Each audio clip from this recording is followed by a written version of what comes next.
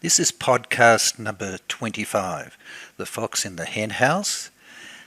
In this podcast, I'm going to put a chronology of evidence together that supports the legal evidence of Inslaw Inc.'s investigation of the theft of their PROMIS software involving Dr. Earl Bryan's companies, Hadron Inc., Simcom Inc.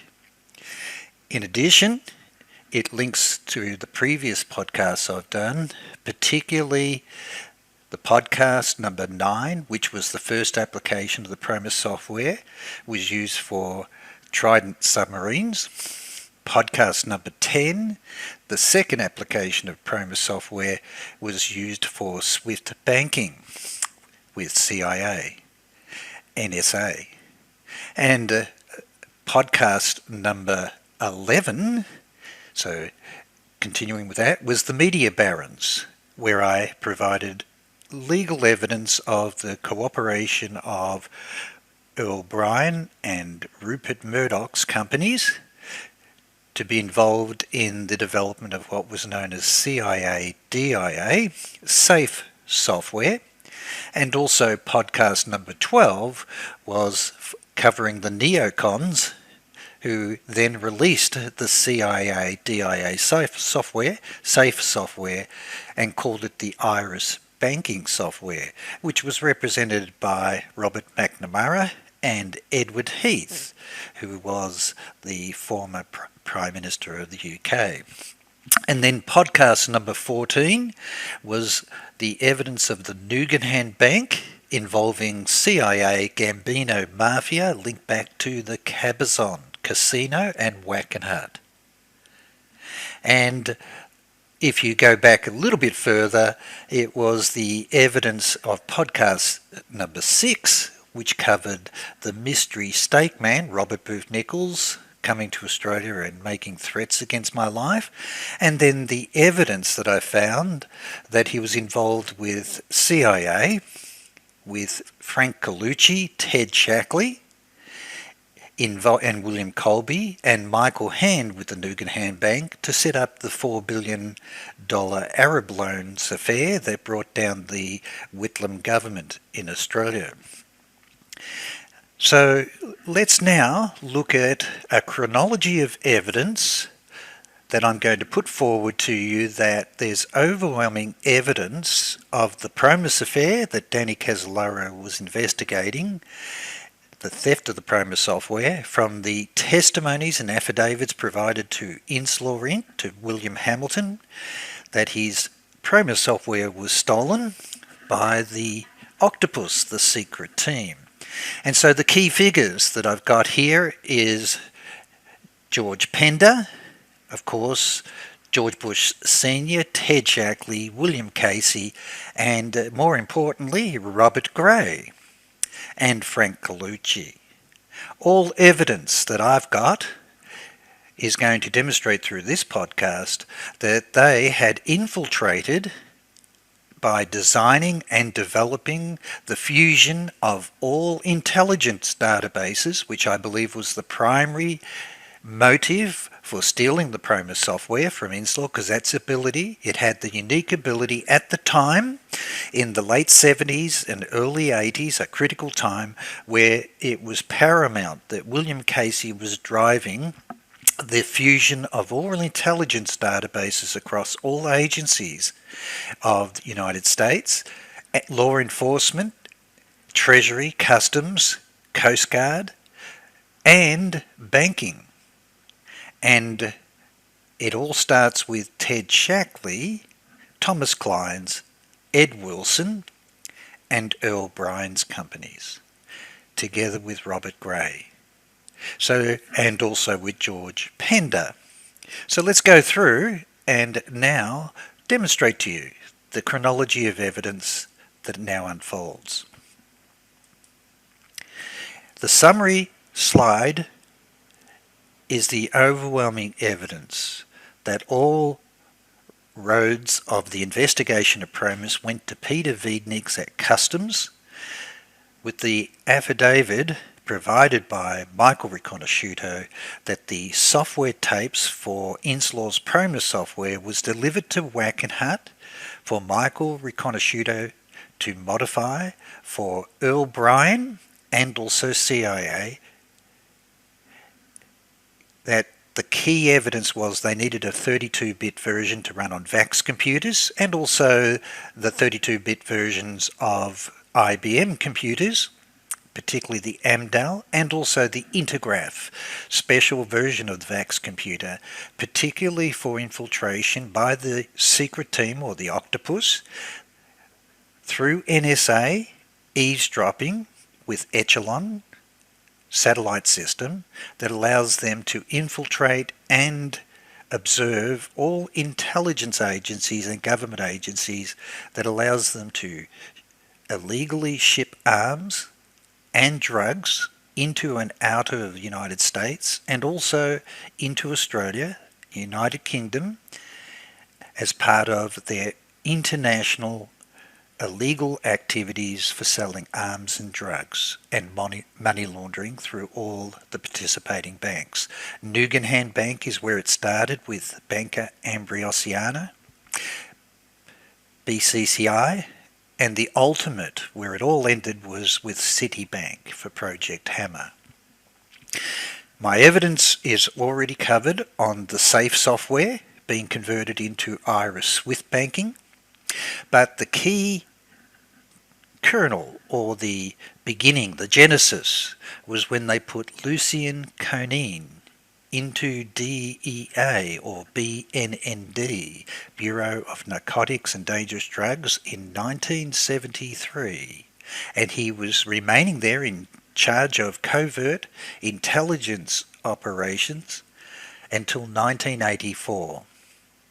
So he's throughout the 70s and mid-80s as the key link back to drugs, infiltration of drug intelligence, and also the whole infrastructure that was set up for Vice President George Bush for his war on drugs. So this is the fox in charge of the henhouse. You have got the integration of all systems under William Casey, Edward Meese, together with Vice President George Bush, and the octopus is in charge of the development of all software used by intelligence, the fusion and integration processes that are required for them to infiltrate and observe all of the intelligence on who are the drug suppliers, deliverers, how are they delivering the drugs, what ships and planes and airlines, and also who are the informers that DEA is using and Justice Department are using in order to be able to undermine their investigations. Not only that, the full integration of defence with Frank Colucci positioned conveniently on eventually the Wackenhut board, but in the meantime, Department of Defence, where the whole Office of the Secretary of Defence, C3I, which stands for Command, Control, Communications and Intelligence System, was installed across DEA, Justice, Customs and the Coast Guard by DEA, and particularly the El Paso Intelligence Center and Task Force that had been set up under the control of George Bush Sr. And it controls the interdiction program, which Wackenhut was on the board of, and everyone involved. And that's why Peter Wiedniks delivered the PROMIS tapes from Inslaw to Wackenhut, because he was in charge of the contracts being awarded to Westinghouse and Airships Industries, owned by Australian media baron Alan Bond, who received a $6 million cheque from Hadron Inc., delivered by Richard Babian. And not only that, it's the complete radar detection system for and tracking with aerostats over the horizon, radar systems for monitoring planes delivering drugs and arms, and ships. So now you have the fox in charge of the henhouse. The key players down here are the companies Gray & Co, JJ, that's Joseph, Capucci and Associates. It was set up and financed by Ed Wilson, and when Ed Wilson was arrested, it also owned a company called Operational Systems Inc., which we're now going to look at. It involves Wackenhut Fidco, Eastco, and CIA Counter-Terrorism Centre set up with Dwayne Claridge. And conveniently, this is the common address, 777, it should be 4 sevens by the way, Leesburg Pike, Virginia. And they had developed the safe software. So let's go through and have a look at what evidence is there. During the investigations of Eastco, it was quite evident that Ted Shackley was running the show. It involved Richard Secord and Erich Fritz von Marburg, who conveniently had left government and then was now working for Frank Colucci at Sears World Trade. That part is critical because I've already demonstrated the role that Frank Colucci played with Ted Shackley and Nugenham Bank, and his role with Wackenhut and also the investigations. He was a key target of Danny Casolaro. At the time of the investigations, and particularly building up to the Iran-Contra, these are the key players that were identified in the newspapers and reports and investigations, and it's the key people who are now, I'm going to demonstrate, were involved with Hadron's companies and with Operational Systems Inc., which I'm going to introduce you to for the development of everything with Rupert Murdoch's company, Computer Power Group. Richard Secord, Albert Haycom, Eric Marbud, Thomas Kleins, Theodore Shackley, Ed Wilson, Frank Colucci, and Michael Ledeen. Let me mention Michael Ledeen again. In previous podcasts you'll learn, particularly the mysterious stake man that came to threat me. When he made the threats the same day, the journalists who were covering Wackenhut and PROMIS telephoned me to tell me that Michael Ledeen was in Melbourne, Australia, the same day that Robert Booth Nichols arrives, makes threats against me, and advises me that all my problems lead to Alexander Haig. And Michael Ledeen is an advisor to Ted Shackley and Alexander Haig. That part I've covered in previous, and I'll be doing a full podcast in the future on the role of Michael Ledeen with P2 Lodge and Bank of Ambrosiana, and the role that they played in this octopus affair. Also, we've got, of course, ticks in all boxes as you go down through the characters, right across, but I'm going to introduce a couple more to you. First of all, Erich von Marburg. I found this when I went through the CIA archives. A request was being made by the media. They couldn't find a picture or a photograph of him. But apparently they'd identified there was one. It was taken in the office of President Gerald Ford.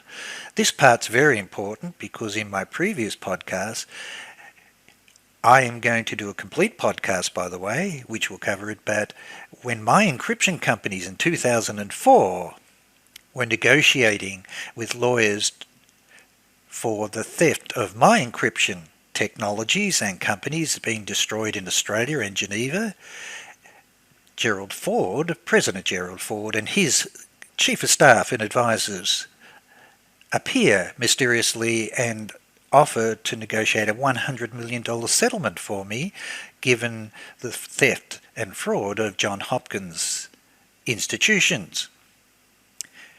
I'll go through why that part's important in a complete podcast, because this is the photograph of Gerald Ford, Kissinger, and this is the only photograph we can find of Erich von Marbod.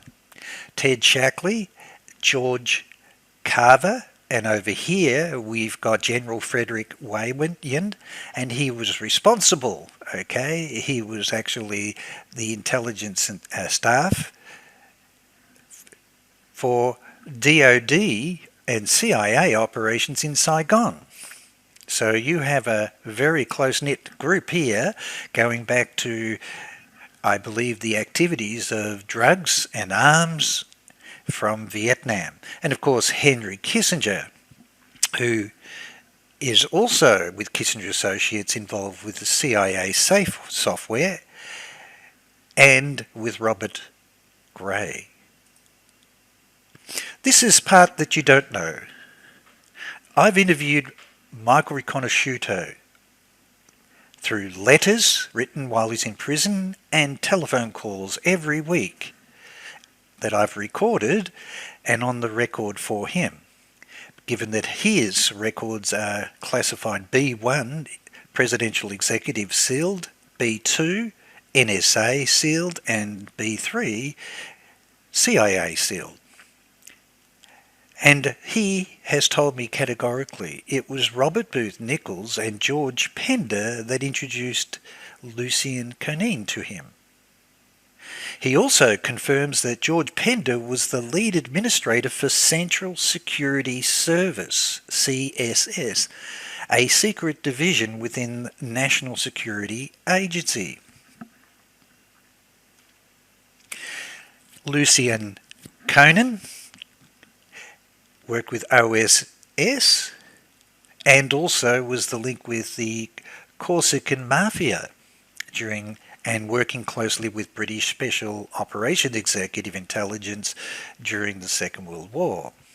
He then became close friends and worked closely with Ted Shackley in Germany and also with William King Harvey in Berlin. So the relationship is that they're very close friends, and he really is Shackley's man into DEA.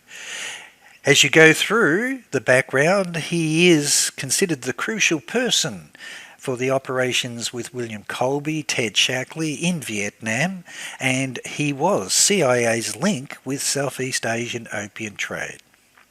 And in 1972, this part's important, President Nixon appointed Conein as the Chief of Covert Operations for the Drug Enforcement Administration, DEA, or BNDD, and he was there until retiring in 1984. So from 1972 all the way through the 70s and right into the middle of 1980s, he's Shackley's man, who's in charge of all covert operations of DEA. So you actually now have this that I found in the newspapers. In 1976, during, of course, we've got the Church Committee uncovering that CIA is using covert operators in government agencies, in the media, in universities, being employed and used as front organisations for them. But also there was a major investigation of serious allegations that 50 former CIA agents were working for DEA and BND, it should be BNDD, and it turns out that they were involved in shutting down major investigations of drug shipments and trafficking into the USA that were involving CIA agents. And this is the part that's important. The newspapers show that CIA investigation was being blocked. The US Department of Justice was being blocked by George Bush himself, whilst he was the director of CIA. And it says quite clearly here that there is overwhelming concerns to the Department of Justice by Thornburg, who was seeking over 500 CIA documents that were considered vital evidence for their investigations, as well as testimony of CIA personnel. And so it comes down to that George Bush Sr. is obviously trying to protect Lucien Conein within BNDD, who was appointed and recommended by E. Howard Hunt to become, with President Nixon's nomination, for BNDD.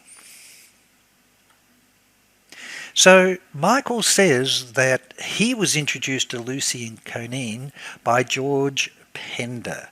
This is the official obituary of George Pender in 1999.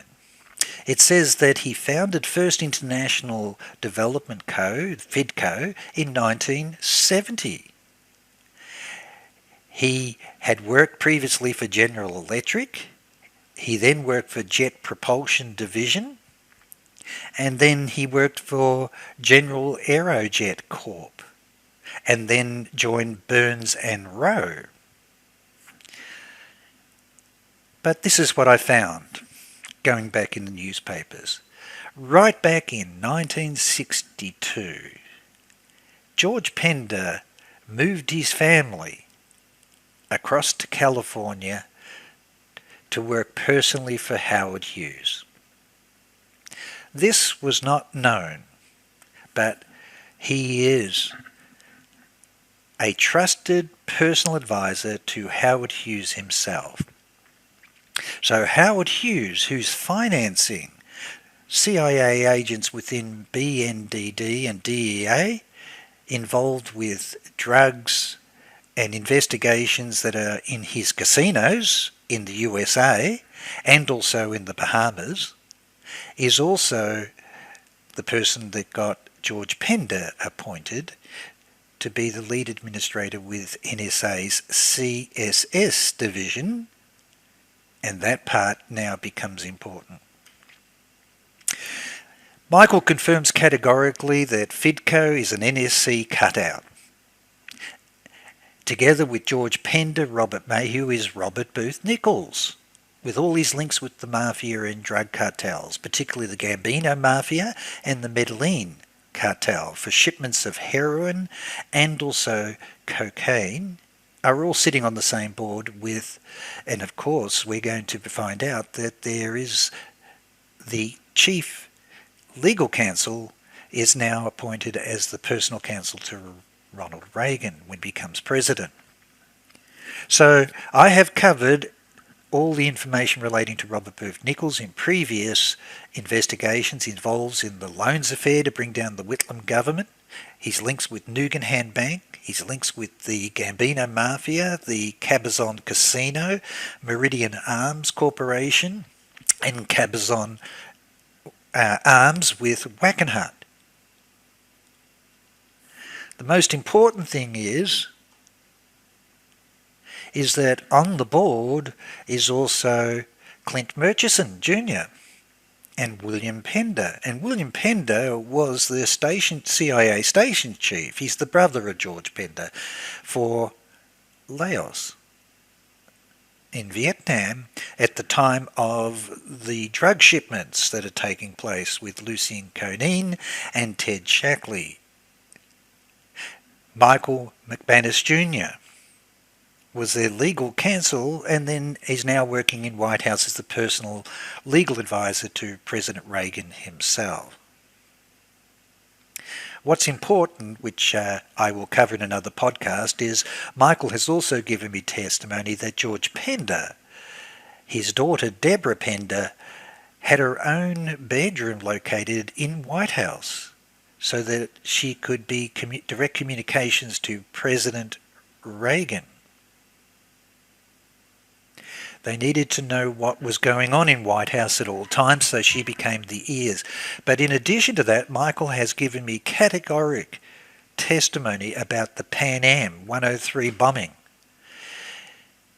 That Robert Booth Nichols was the leak, and that George Pender's daughter, Deborah Pender, had changed all of the flights of the McKee team that were returning from Lebanon with the overwhelming damaging evidence that rogue CIA agents of the secret team were involved in heroin shipments with all the major drug cartels, and that she had changed their flights so that against policy they're all on the same flight returning back with their evidence, and that was Pan Am 103.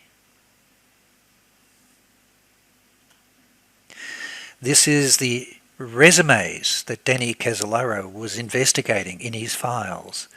Robert Mayhew, of course, direct link to Howard Hughes. George Pender was the chairman of FITCO, and he was personally appointed by Howard Hughes to work with Howard Hughes. So we're going to be looking at the DEA, the beginnings of the DEA, the infiltration by CIA and the FIDCO board for drugs, and also setting up an assassination team to take out the competitors to Noriega so that they can deal with just one supplier. There was also Kenneth Rowe, Francis T. Fox. Interesting that he's in charge of security at Los Angeles International Airport. Clint Murchison, with his key roles with the Kennedy assassination. Robert Nichols, Booth Nichols. Why would you have someone that the FBI is investigating with links with the Gambino Mafia, the Medellin cartels for drugs and arms, illegal money laundering for Marcos government with gold bullion in Switzerland, be on the same board of these people involved in the highest levels of security, together with William Pender and Michael McManus, who has the direct communications on all legal matters to President Reagan himself. And another person, Glenn Shockley. Michael has confirmed that Glenn Shockley was involved with the Medellin cartel for the shipment of drugs into the USA with Robert Booth Nichols. My previous podcasts have completely presented overwhelming evidence that Ted Shackley, Thomas Clines, were all involved with the CIA scandals in the 1970s and 80s, including the Nugan Bank, Eastco, Iraqgate, and Iran-Contra. Danny Casolaro had the smoking gun, the evidence. He had copies of the Monte Carlo BCCI checks and bank letters signed by Adnan Khashoggi and manager Gorbanafar, and it was financed by the Kuwait royal family. And this was the evidence in his briefcase when meeting with Robert Altman and Peter Wiedniks in Martinsburg. According to the affidavit and testimony of William Turner, who had delivered 2 folders of sealed envelopes of evidence that he had been keeping for safekeeping for Danny for this particular meeting taking place in Martinsburg. Danny Casolaro was also investigating the evidence that Ted Shackley, Thomas Clines, William Colby, Frank Colucci, Michael Hand, Robert Booth used the Nugan Bank in Australia to launder drug money and fund arms deals and fund political coup against the Australian Prime Minister Gough Whitlam, and responsible for setting up the $4 billion Arab loans affair with MI6 agents Harry Gillam and Eric Siakals. Podcast covers that. Previous podcast, number 6, the $4 billion Arab loans affair. Overwhelming evidence provided to me by Michael Riconosciuto that Danny Casolaro was investigating. I have confirmed independently from my own research and evidence to substantiate that in Australia. Also, the podcast shows the links of the Nugan Bank direct to the Cabazon Casino with John P. Nichols, Wackenhat Cabazon Arms with Meridian Arms, Recovery Technologies with Paul Maraska and Michael Riconosciuto, moving gold bullion in Australia with the company Hammadine Proprietary Limited, involving a mafia accountant, Donald Lockyer, involving the Knights of Malta with the Gambino Mafia, together with Southern Goldfields with Peter Briggs. We're moving more gold bullion than you could possibly mine through Southern Goldfields minefields in Australia, through the Perth Mint in Australia and Western Australia. And overwhelming evidence of significant arms and drugs were being moved through Nugan Bank, and it involved the Task Force 157 Naval Intelligence with CIA and Office of Naval Intelligence with Ed Wilson, Ted Shackley, Thomas Clines, and the Nugan Bank. So now let's look at the evidence. The evidence of the investigations that William Hamilton was doing with his attorneys, that there was overwhelming evidence that the PROMIS software was stolen by CIA and Hadron Inc. and its subsidiary companies, Simcom Inc. And here it is, overwhelming evidence that in April 1983, Dominic Leahy, chairman of Hadron, it needed the PROMIS software as a result of political contracts with Edwin Meese. They were going to be using the PROMIS software with Simcom Inc. for law enforcement and courts. And this is why they had recently purchased Simcom Inc. police software, and also a company called Acumenics Inc., which provided litigation support software to Congress and senators. Why it was seeking to purchase Inslaw, PROMIS software, and threatening Bill Hamilton that if he didn't sell his company, we have ways of making you sell. This is confirmation that in 1983, Leahy's trip to New York for the funds. They were trying to raise capital to buy the PROMIS software. At the meeting was Paul Wormley, former president of Simcom Inc., a Hadron subsidiary. Also, Simcom and Hadron had told Inslaw that Leahy and Wormley and Bryan met in New York in September the 1983 to raise capital for Hadron. Wormley said their aim was to raise $7 million for Hadron's expansion into criminal justice information systems, and they were going to raise capital to buy the court PROMIS software from Bill Hamilton. Wormley also stated that he and Leahy met during September 19 to visit to New York, and they met with Mark Tesselman, who was the vice president of Allen and Company. Now, in my previous podcasts, particularly looking at the media barons, you will find that Allen and Company are the common investors in Rupert Murdoch's company, News Limited, that owned Computer Power Group, that developed the CIA safe software with Hadron Inc.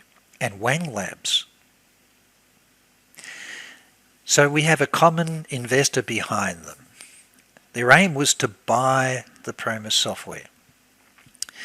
Now, this is going to be the focus for this particular chronology of events. Who is Paul Wormley? Wormley was the vice president in charge of the product development for Simcom. In 1982, Simcom was purchased by Hadron. Dominic Leahy was the president of Hadron at the time, and Wormley remained with Simcom for 2 years after Hadron purchase. Wormley essentially confirmed that what Leahy told us was Wormley said that he accompanied Leahy to the New York City in an effort to raise the money with Allen and Company. Wormley said that he and Leahy went to the office of Earl Bryan, who was a stockbroker and member of the board and directors of Hadron at the time. According to Wormley, it was apparent that this meeting with Bryan, that the appointments had been set up with financial people to discuss funding for Simcom.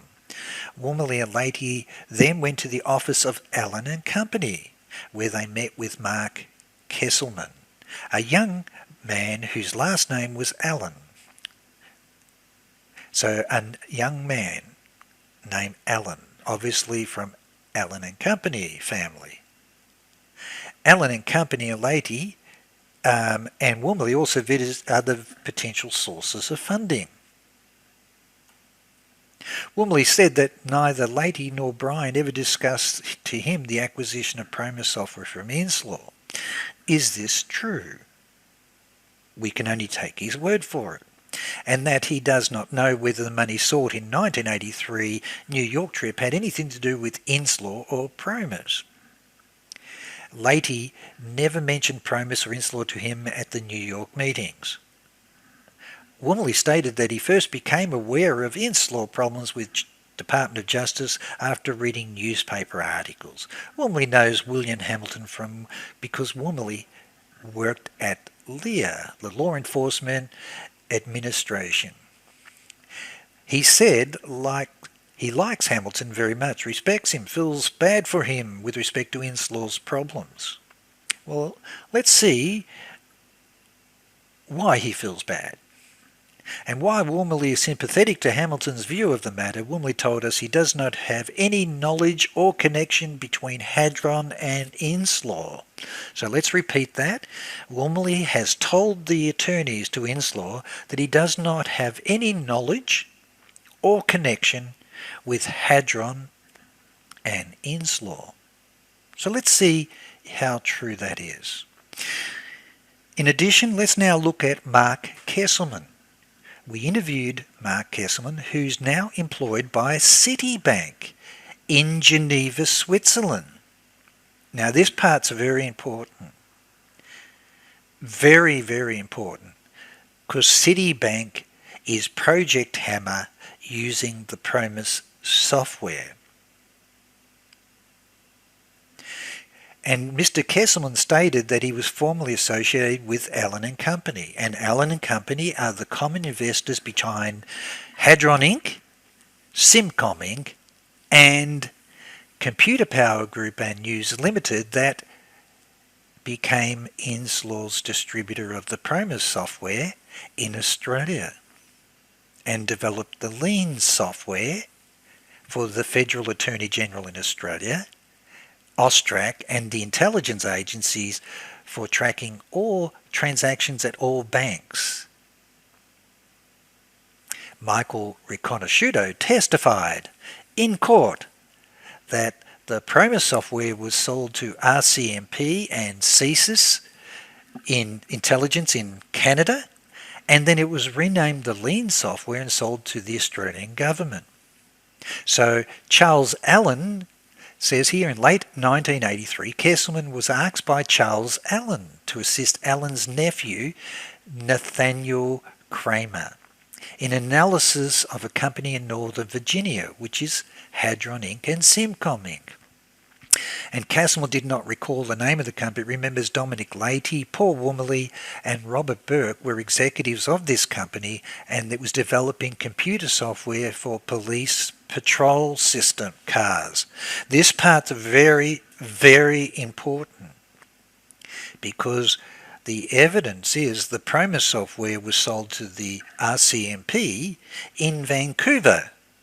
And I also will show you that the same software was sold to the Australian government and the Victorian police in the state that I live in, Australia, and it was called the LEAP software. Now the part that's very important, Leahy travelled to New York to raise money related to Inslaw or PROMIS. Now let's see how true the testimonies are of Paul Wormley and his knowledge of Hadron Inc., Inslaw Inc., and CIA stealing PROMIS software. So we have a common person, Paul Wormley, across Hadron and Simcom and involving Inslaw's PROMIS software. So now let's go to the affidavit of Michael Riconosciuto. Michael Riconosciuto confirms categorically that he was working as a director of research for joint venture between Wackenhut Corporation and the Cabazon Band of Indians in Indigo, California. The Wackenhut Cabazon joint venture sought to develop or manufacture certain materials that are used in military and national security operations, including night vision goggles, machine guns, fuel air explosives, and biological and chemical weapons. Next, Wackenhut Cabazon joint venture was intended to support the needs of a number of foreign governments and forces, including forces and governments in Central America and the Middle East. The Contras in Nicaragua represented one of the most important priorities for this joint venture. So now we've got the link with Iran-Contra, with Ted Shackley and Secord. Wackenhut Cabazon joint venture maintained close liaisons with certain elements of United States government, including representatives of the intelligence, military, and law enforcement agencies. And among the frequent visitors to Wackenhut Cabazon joint venture were Peter Wiednieks from the U.S. Department of Justice in Washington, and a close associate of Wiednieks by the name of Earl W. Bryan. And Bryan is a private businessman who lives in Maryland and who has maintained close business ties with the US intelligence community for many years. His testimony says that in connection with my work with Wackenhut, I was engaged in software development and the modification work in 1983 and 1984 on the proprietary PROMIS computer software product. The copy of the PROMIS on which I work came from the Department of Justice. Earl Bryan made it available to me through Wackenhut after acquiring it from Peter Wiednieks, who was then the Department of Justice contracting official with responsibilities for the PROMIS software. I performed the modifications to the PROMIS software in Indio, California, Silver Spring, Maryland, and Miami, Florida. And that part's very important, particularly for the evidence I'm going to show you. The purpose of PROMIS's software modifications I made in 1983 and 1984 was to support the plan for the implementation of PROMIS in law enforcement and intelligence agencies worldwide. Earl W. Bryan was spearheading the plan for the worldwide use of the PROMIS computer software. And some of the modifications that I made were specifically designed to facilitate the implementation of the PROMIS software within two agencies of the Government of Canada, the Royal Canadian Mounted Police, RCMP, and the Canadian Security and Intelligence Service, CSIS. Earl W. Bryan would check with me from time to make certain that the work would be completed in time to satisfy the schedule for the RCMP and CSIS for their implementation of the PROMIS software. And finally, the proprietary version of PROMIS, as modified by me, was in fact implemented in both the RCMP and CSIS in Canada. It was the understanding that Earl Bryan had sold this version of the PROMIS to the Government of Canada. Now, we're now going to be looking at the affidavit provided to Bill Hamilton by Ari Ben-Menashe. I have interviewed Ari Ben-Menashe, and I have my recorded interviews with him. I was particularly interested in his testimony that Richard Babian had delivered a check for $6 million to Alan Bond in Australia for their support for the PROMIS software and for the movement of the tow missiles through the Navy bases in Western Australia. Now, I had that independent evidence because I was involved with the attorneys and have interviewed the attorneys involved in what was called the Royal Commission WA Inc., which involved Alan Bond and the Western Australian government in major illegal investment fraud and banks. And this part's very important. He had interviewed Ari Ben-Menashe, and Ari Ben-Menashe had provided folders of evidence for the Royal Commission's investigations. What is not known, only known by myself, is that the folder with all the evidence was several inches high, and over the weekend it was stored in the safe of the Royal Commissioner, the QC for the WA Inc. investigation.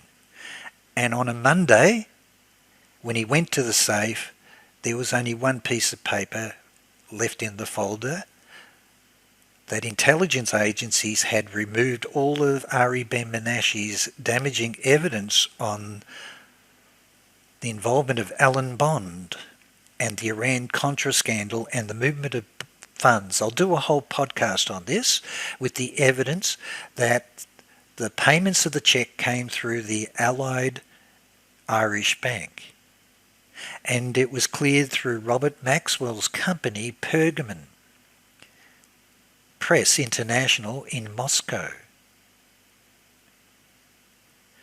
This is the $6 million payment from Hadron Inc. delivered by Ari Ben-Menashe. So let's now have a look at Ari Ben-Menashe's testimony.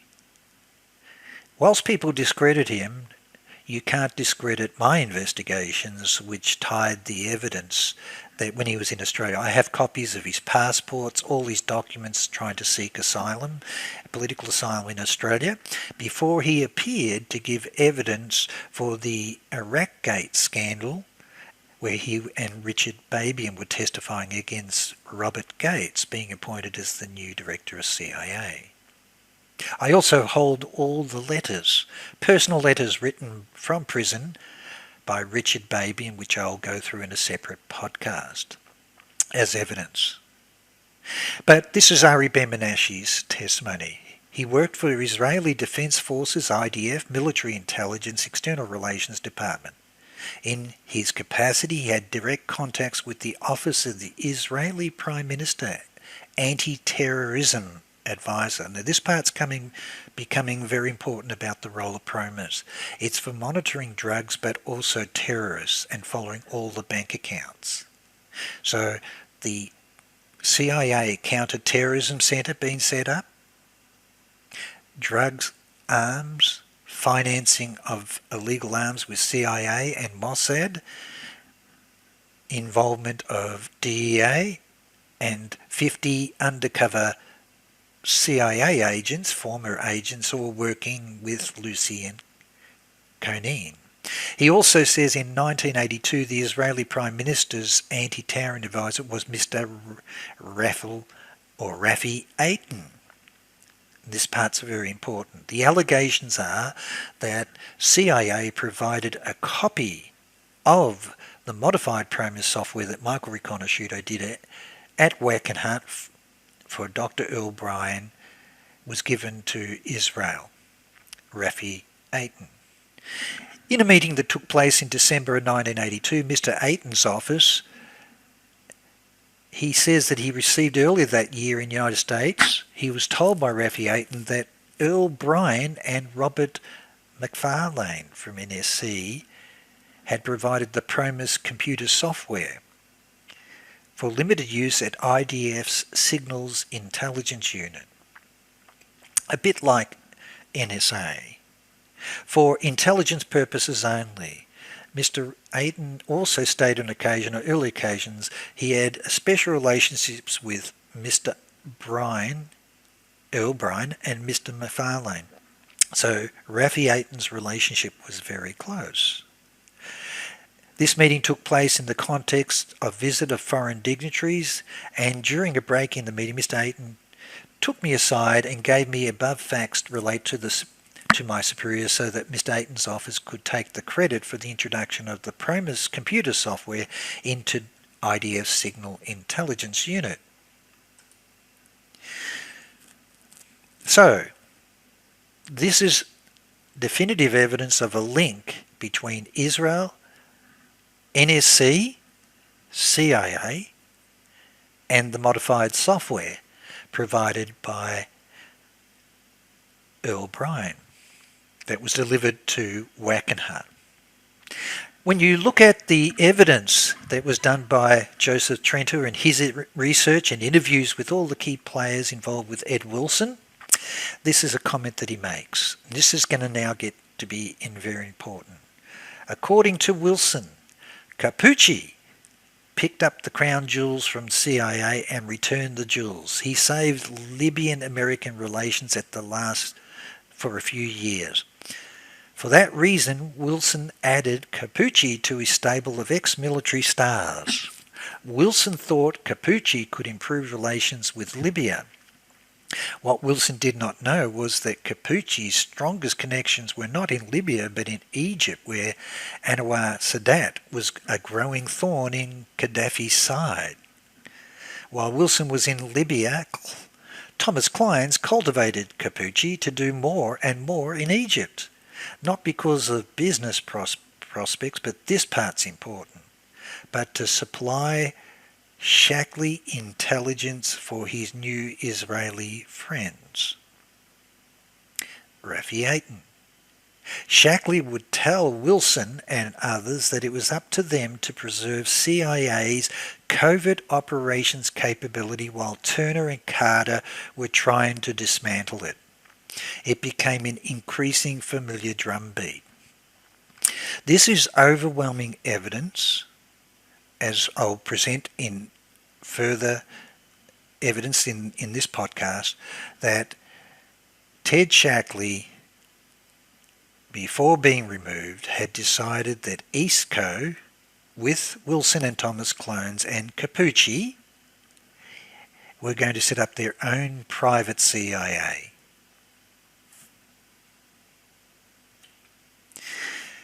So who is Joseph Capucci? Well, Operational Systems Inc. He owned a company called Operational Systems Inc. It was a joint venture with Mossad. Isn't that nice? They were monitoring and working to protect the Kuwait oil ministers.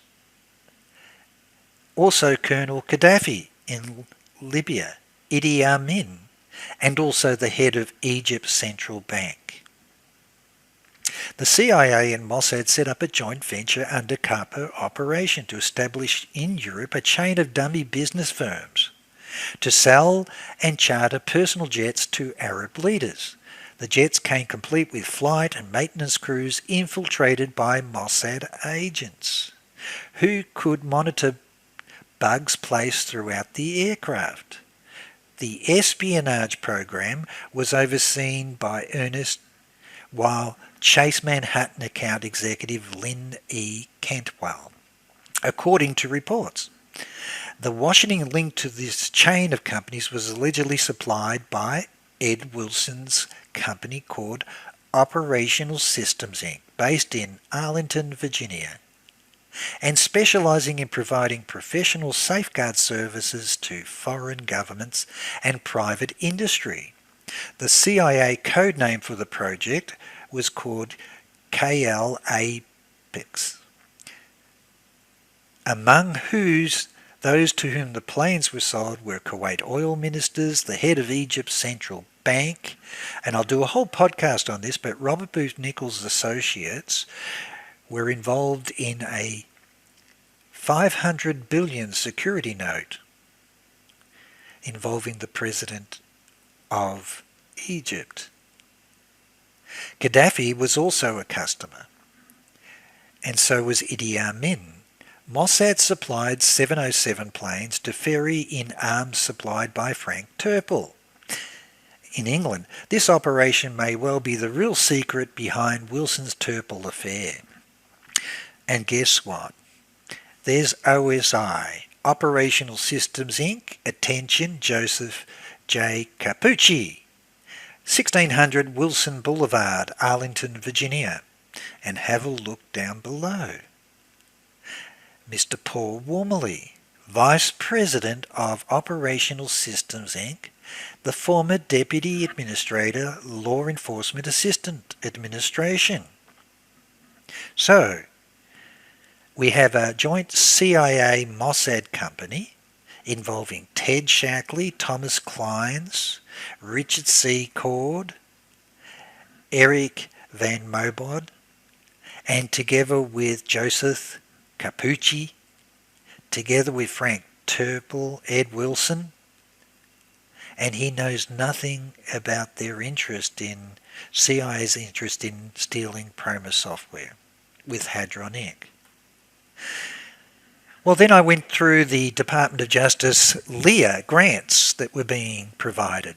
And here I found that the LEA approved a second year of funding discretionary grants for that period, December 1977, December 1978 grants, the amount of $157,000, plus 141 federal and 15 non-federal, subject to LEA approval, and contracted to conduct independent evaluation of a project.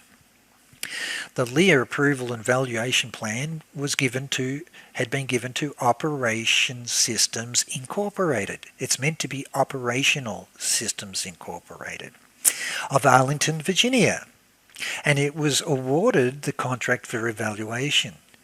Now, it says here that during negotiations between the firm continued until June 27, 1978, when LEA approved as a modified by LEA that the evaluation plan submitted by OSI, that during the course of the grants being reallocated to Operational Systems, Inc., there was a reorganization of OSI. And what you're going to learn is that it wasn't a reorganization. It had been exposed in illegal domestic covert espionage against American citizens who were demonstrating against the nuclear plants in California. And it was replaced, the whole grants was replaced and given to Simcom Inc.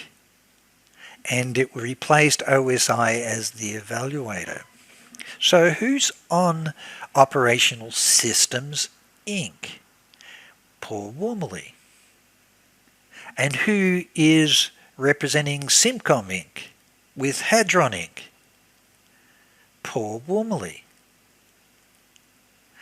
So this is overwhelming evidence that the testimony that Paul Wormley knows nothing about,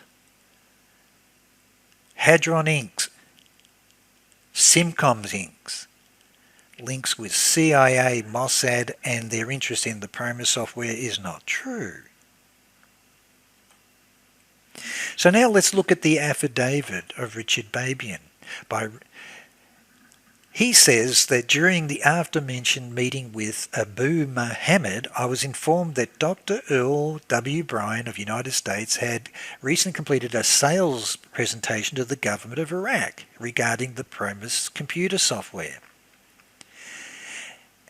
And it was his understanding that others present where Dr. Bryan's PROMIS sales presentation were General Richard Secord and Mr. Abu Muhammad, who was present at that meeting. This one's interesting because Daniel CASOLARO was trying to meet with a Mr. Muhammad and was in contact with a Mr. Muhammad. I found that in his correspondence and notes.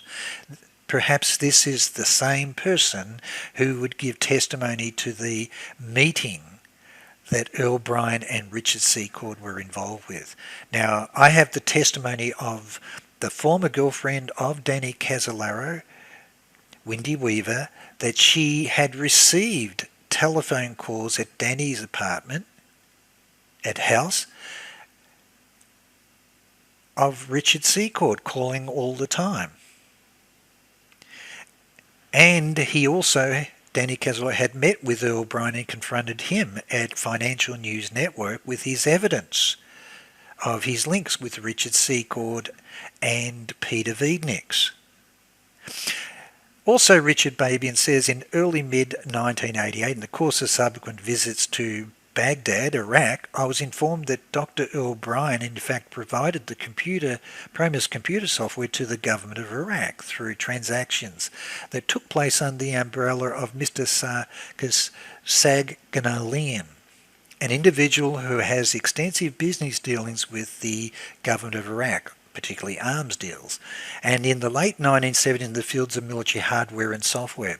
I was also in the late 70s in the fields of I was also informed the government of Iraq acquired the PROMIS software for its use primarily in intelligence services and secondary in police law enforcement agencies. He says also, during the course of the visits described above, I also learned that from Mr. Abu Mohammed that the government of Libya had acquired the PROMIS computer software prior to the acquisition by the government of Iraq, and that the government of Libya had by then made extensive use of the PROMIS software, and that the government of Libya was highly recommending the PROMIS software to other countries. I was informed that the high quality of the reference for the PROMIS software from the government of Libya was the use of the principal reasons for the decision of the government of Iraq to acquire the PROMIS software. This part's very important because that is the definitive link of Ed Wilson, Ted Shackley, Thomas Kleins, Richard Secord, and Joseph Carpuccia with Operational Systems Inc., EastCo, interest in law enforcement software. That is categoric, and particularly with the links to Libya, that they had provided the PROMIS, modified PROMIS software, the original PROMIS software, to Libya. It says here, also in addition, in the capacity describing in paragraph number 1, I attended a meeting in 1988 in Singapore with Mr. Y.H. Nam of the Korean Development Corporation. The Korea Development Corporation is known to be a cutout for the Korean Central Intelligence Agency, KCIA.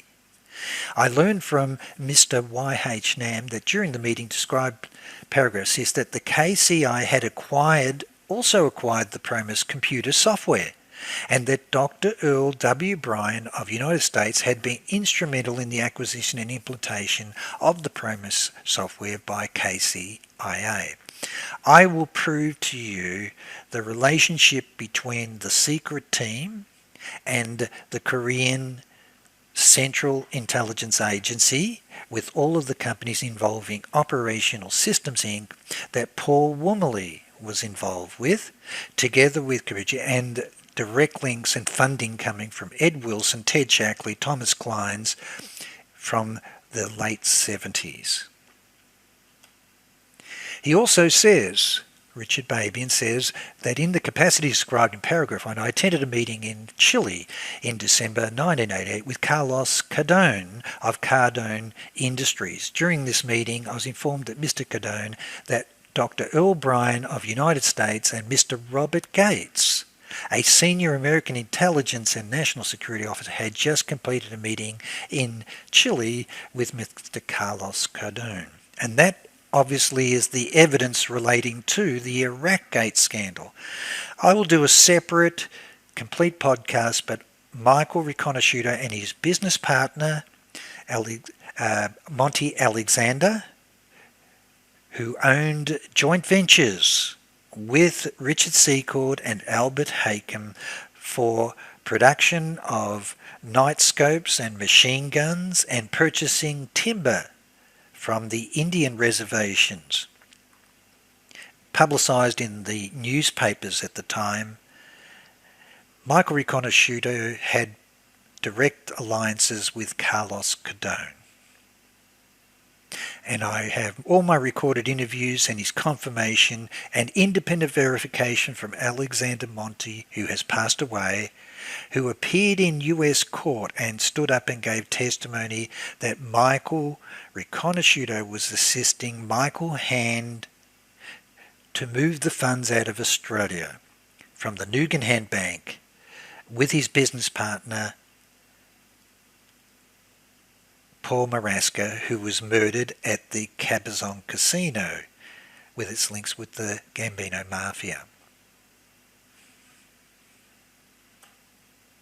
So, I'm providing this slide a summary of the context and a narration of events that I'm going to reveal to you in addition to this so far. Operation Systems Inc. was exposed in illegal domestic spying activities by Daniel Sheehan in 1978. And Daniel Sheehan was later in the 80s exposing the secret team was involved in arms and drugs with Iran-Contra with Ted SHACKLEY, Thomas Clines and Richard Secord and Albert Haycom in the 80s, mid-80s, with his legal cases. So this is independent verification and hook back to the very beginning. EastCo and Operation Systems Inc. was founded by Edwin P. Wilson. He financed them. Ted SHACKLEY, Thomas Clines and Joseph Capucci. And Paul Wormley and another employee, software developer with him by the name of Thomas Castor, worked for this company with its links to Mossad and CIA in the late 70s. And Operation Systems Inc. established intelligence joint ventures with Mossad. Operation Systems Inc. was a subsidiary of Tracker Inc. that developed missile fire control and command systems for the Trident submarines. It also developed banking software for the Federal Reserve and also law enforcement software, covert intelligence surveillance services and electronic spying devices worldwide to foreign governments. So it is the perfect vehicle for Ted SHACKLEY, Thomas Clines, Richard Secord, together with Ed Wilson and Earl Bryan, to deliver the PROMIS software being modified for military and law enforcement and intelligence and banking operations worldwide. This is the genesis. I'm going to present to you definitive evidence that Paul Wormley and Thomas Castor formed Simcom Inc. when Operational Systems Inc. was exposed in illegal domestic espionage activities in Australia that was exposed by Daniel Sheehan. They shut down the company and then formed Simcom Inc. And it was acquired by Dr. Earl Bryan, Hadron Inc. in 1980. I think it's 1982. Simcom Inc. and Hadron Inc. developed the CIA DIA safe operation software, which became Iris Swift banking software sold worldwide to the World Bank, IMF and the Club of Rome banks by Kissinger and Associates and Robert Gray. And they developed it with Wang Labs and Computer Power Group, owned by Rupert Murdoch, and TRW, and it was part of the Echelon satellite infiltration network, eavesdropping network, and the modifications that Michael Riconosciuto did was to trip the listening and eavesdropping technology for Echelon. So, let's have a look at the latest resume that I can find on the internet. Paul Wormley. Yes, he founded the Integrated Justice Information Systems Institute. He does advise that he did run Project Search, now the Search Group. He does confirm that he was the Deputy Administrator of the Law Enforcement Assistance Administration. He does confirm that he was the President and CEO of Vision Technology. He does say he was the President and CEO of Viking Technology. And he does confirm that he was the Vice President of Public Systems Inc. But what's missing? Where's Hadron Inc.? Where's Simcom Inc.? Where's Operational Systems Inc. linked to Ed Wilson, Ted SHACKLEY, Thomas Clines and the secret team? Where is the links to CIA, developing software for CIA and Mossad? What about his developments of the links to the law enforcement intelligence unit that was the domestic spying operations against citizens of America that were illegal? Where's the link to Interstate Organised Crime Index that he developed and modernised and digitised all of the paper-based card system so it was available as a database for computer systems? Where's the link to the PROMIS software case? And where's the link to GTE government? And that I will explain why that part's important as we progress. This is the overwhelming evidence that I have. The secret team was involved in the design of the CIA, DIA, NSA safe software, which was the fusion center of all intelligence bases of NSA, CIA, DIA, and DOD that allowed the secret team to have access to everything. Their companies developed it.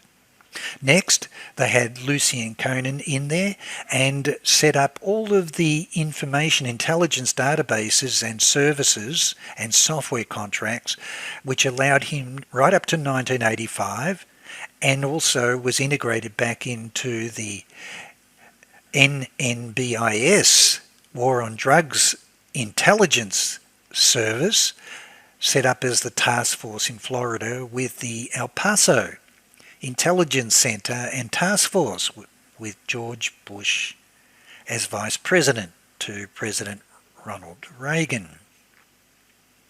They also developed all of the radar systems and also intelligence systems integrations for the aerostats, the contracts and the AWACS for customs and defence to intercept ships and planes that were delivering drugs and arms. It also, on the board, was the director of Wackenhut Applied Research Centre, Danny Casolaro, was investigating Dr. Joseph Navarro,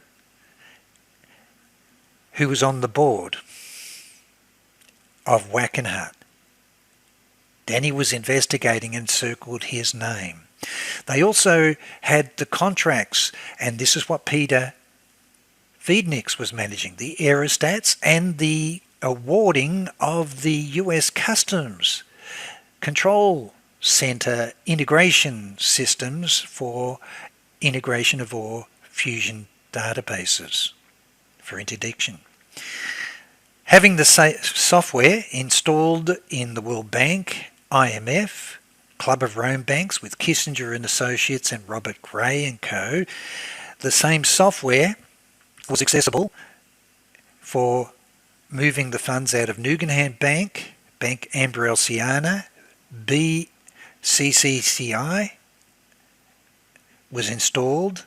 In fact, BCCI installed all the banking services for United Press International, UPI, owned by Earl Bryan, so that they could use their banking services and distribution of UPI centres worldwide, together with Citibank. It was installed at Citibank. So the brains behind this octopus for the infiltration of all intelligence relating to investigations of drugs, arms and money laundering was George Pender, George Bush Sr., Ted Shackley, William Casey, Robert Gray and Frank Colucci. And I now will go forward with further evidence for that. I'm going to highlight the links of Gray and Co., Capucci and Associates, Operational Systems, Simcom, Hadron Inc., Wang Labs, Computer Power Group, with Eastco and the Vigory Company, and all located, it should be 47s by the way, 47s, I'll redo that later, but Leesburg Pike was the address for Ted Shackley's private CIA, and he was now setting up NSC to become the vehicle for the private intelligence services needed worldwide with Mossad. Shackley considered himself now as the bridge with Israel, and that's the alliance that they set up and the need for PROMIS software. And Earl Bryan was the vehicle for providing this to police and intelligence, and they also obtained the expertise of Computer Power Group from News Limited with Rupert Murdoch, whose expertise was artificial intelligence and the development of COBOL compilers, particularly for IBM and VAX computers. They had the tapes, definitively developed the lean software that Michael Riconosciuto said the PROMIS software was renamed the lean software and sold to the Australian government, and they're all involved with the development of all integrated intelligence fusion systems for CIA, NSA, DIA, and Computer Power Group won the contract for the Fusion Center for White House, for US State, Department of State, and also US Treasury for James Baker. The two names that I'm going to bring up that you haven't probably heard so far, or three names I should say, will be Neil Livingston. He was the vice president of J.J. Capucci and Associates, financed by Ed Wilson, and they owned Operational Systems, Inc. with Paul Wormley. In addition, he became the head of Gray & Co. for Robert Co. with Robert Owen, and these two have formed another company together, Livingston and Owen was the link to Oliver North for the whole Iran-Contra contacts.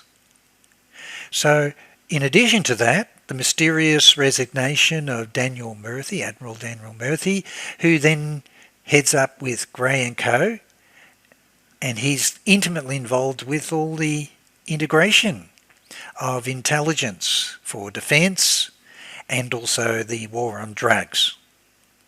And then I'll show you the important link of Richard Viguerie for the Dirty Tricks program. He controlled the database for over 3 million American citizens, politicians, heads of government, and agencies, and also companies, in terms of raising funds for keeping the Republicans in power. And of course the links of Richard Secord, Eric von Mabud, and Michael Ledeen. Now Michael Ledeen is the key link back with Ted Shackley. He's an advisor to Ted Shackley and Alexander Haig. And I'll show you that Alexander Haig intervened and shut down the US Customs investigation into Peter Wiednick's purging himself during Michael Riconosciuto's testimony and court trial, denying that he knew Earl Bryan and denying that he knew Michael Riconosciuto, which was not true. Alexander Haig shut down that investigation into Peter Wiednick's, and this is going to become very important for the whole link. So let's now go, how does this octopus control banks, intelligence, defence, and have a monopoly on all defence contracts internationally, because they know through Eric von Mabud all the key people in foreign governments, together with Capucci and Richard Secord. Defence is taken care of, and political is Robert Gray. The Dirty Tricks program with Richard Viguerie running the database, Robert Gray, together with the PROMIS. They've infiltrated banks, all intelligence, and Robert Gray represents the Kuwait royal family, BCCI, and also the Iran-Contra. So you can't get any better than that. And now let's show the story. I've already covered in previous podcasts that the common investor was Allen & Co., Stanley Schumann. He was on the board of News Limited and also an investor behind Earl Bryan. They arranged that Roger Allen, Ted Prince and Rupert Murdoch got their hands on the Inslaw PROMIS software tapes. That's how they got it. In addition to the modification, investigations and scandals building up for Hadron Inc., they had a clear path to have it for banking. And it was put into the banking systems and the monitoring of AUSTRAC in Australia and integration of all intelligence and fusion of police and intelligence with artificial intelligence. And then they developed the software for James Baker called STARS, which went into the State Department and also the Treasury Department. The key people for this was Charlie Cross and Anne Wang, and they sold their company for finance direct to Earl Bryan personally, and I've covered that in a previous podcast. So, keep moving through. We now know that Paul Woomley is in Operation Systems Inc. with another gentleman by the name of Thomas Castor, and they then form Simcom, and it's acquired by Hadron Inc. So how do we go in further from there? Well, let's look at the history of Edwin Wilson. Danny Casolaro says categorically that he was going to go to Australia to speak to the Queen's counsellors into what was known as the Cossey Inquiry into Nuganhan Bank, drugs and arms with Robert Booth Nichols and Michael Hann. Also the Loans Affair, and also their involvement with Edwin Wilson in the sales of arms and drugs through the Nuganhan Bank.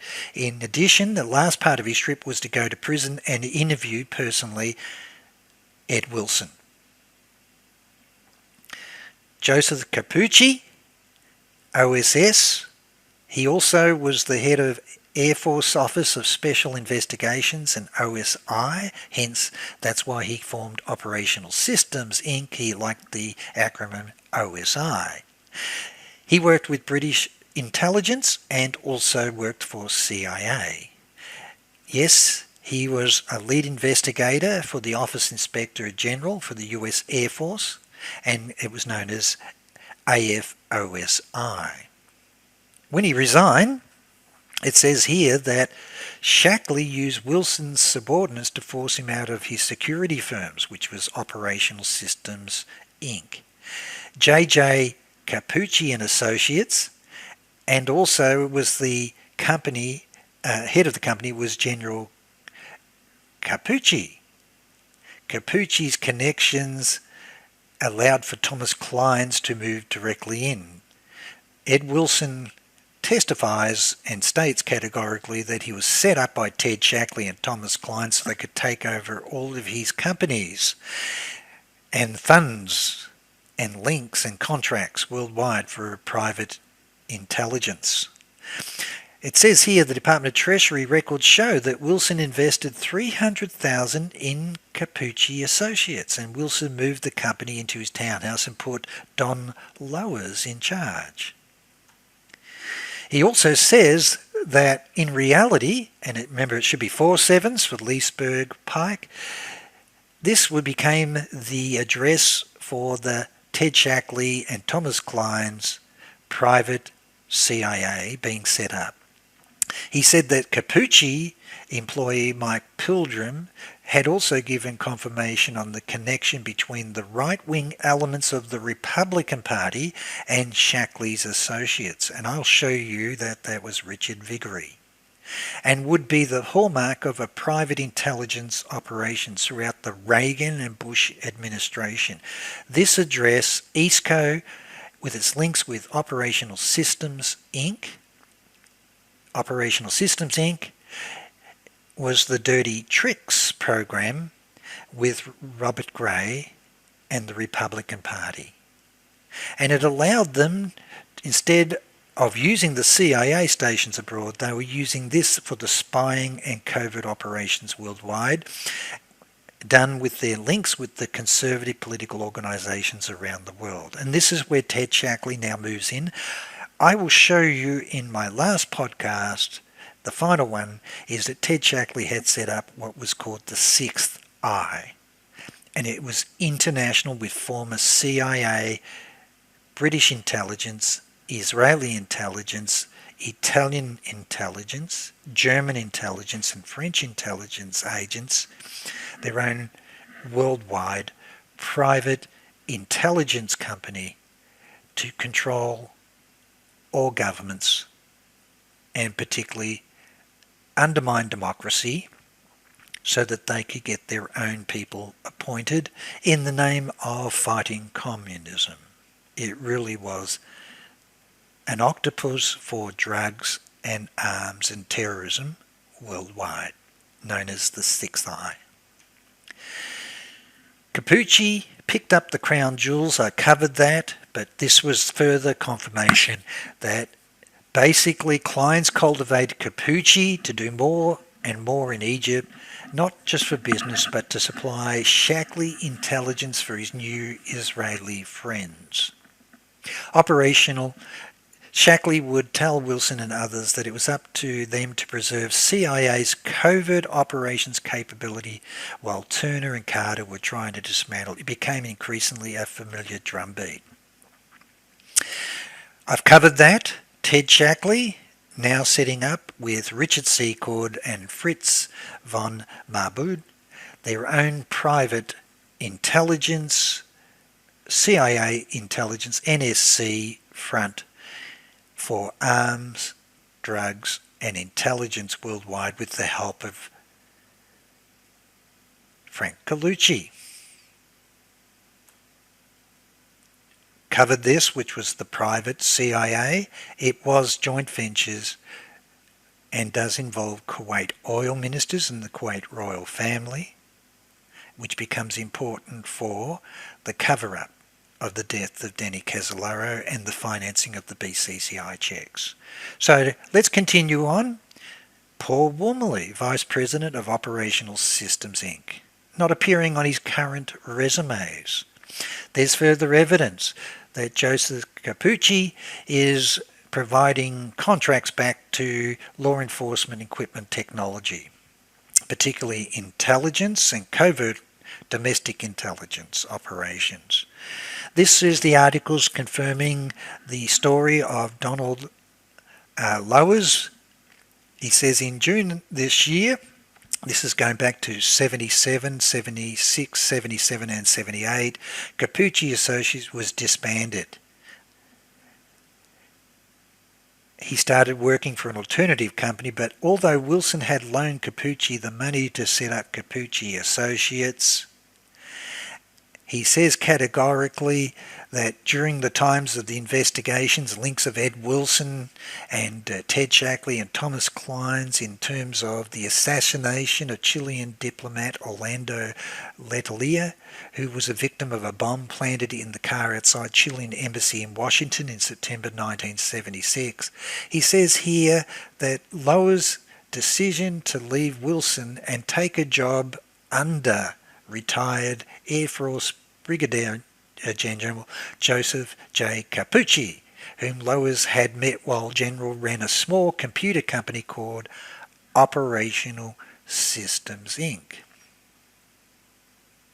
So we have the definitive evidence that Paul Wormley is working with a CIA Mossad front company who's providing worldwide intelligence software, computer software for law enforcement and intelligence, hence linking back to Earl Bryan, Ted SHACKLEY, Thomas Clines, Richard Secord for the PROMIS software. And it says here, another article I found, a former spy is now setting up a Christian radio station, as one does. He says he transferred to Kansas City, which is considered his best military assignment. He decided to retire and join his commander, General Joseph Capucci, who was opening a Washington, D.C. business called Operational Systems Inc. He says that the operation develops security programs and trains nationals from friendly nations in espionage work. So Paul Wormley and software programmer Thomas Castor are developing law enforcement software for Operational Systems Inc. that actually is really a Mossad and CIA front company for espionage.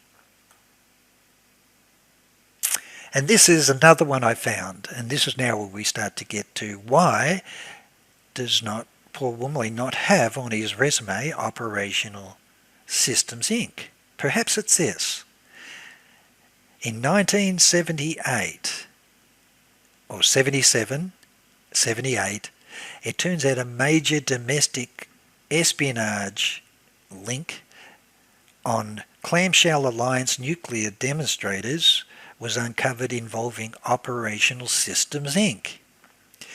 Kathy Wolf, an alliance leader, said one of the representatives met with William Shook, the investigator, Friday in Portsmouth. Ms. Wolf said the alliance gave Shook documents relating to a private security firm the anti-nuclear group believes is working for Public Service Co.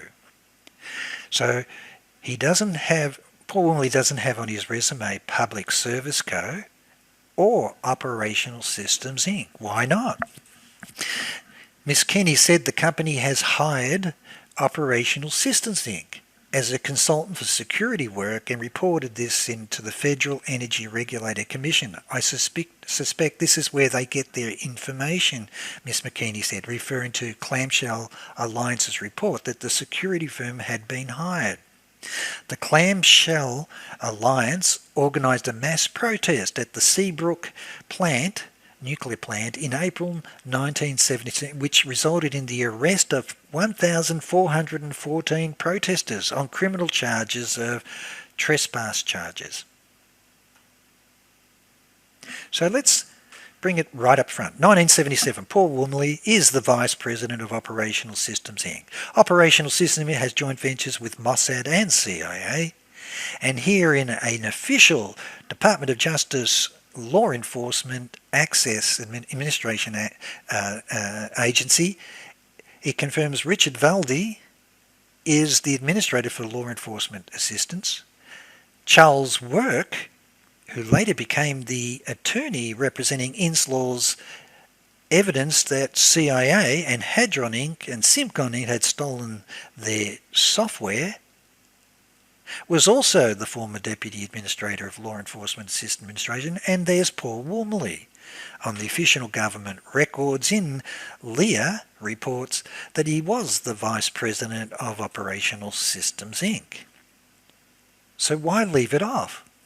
Well, perhaps it may be what I'm now going to show you. Paul Wormley, Operational Systems Inc. Silkwood lawyer Dan Sheeman claimed that the National Spy Ring was involved in illegal surveillance of anti-nuke activists like Silkwood and mentioned links between FBI, CIA and the Federal Law Enforcement Assistance Administration, LEA, and the quasi-private law enforcement intelligence unit known as LEIU. The charges weren't far-fetched. Since 1974, surveillance, harassment, infiltration of nuclear power opponents had been deemed necessary to prevent terrorist incidences.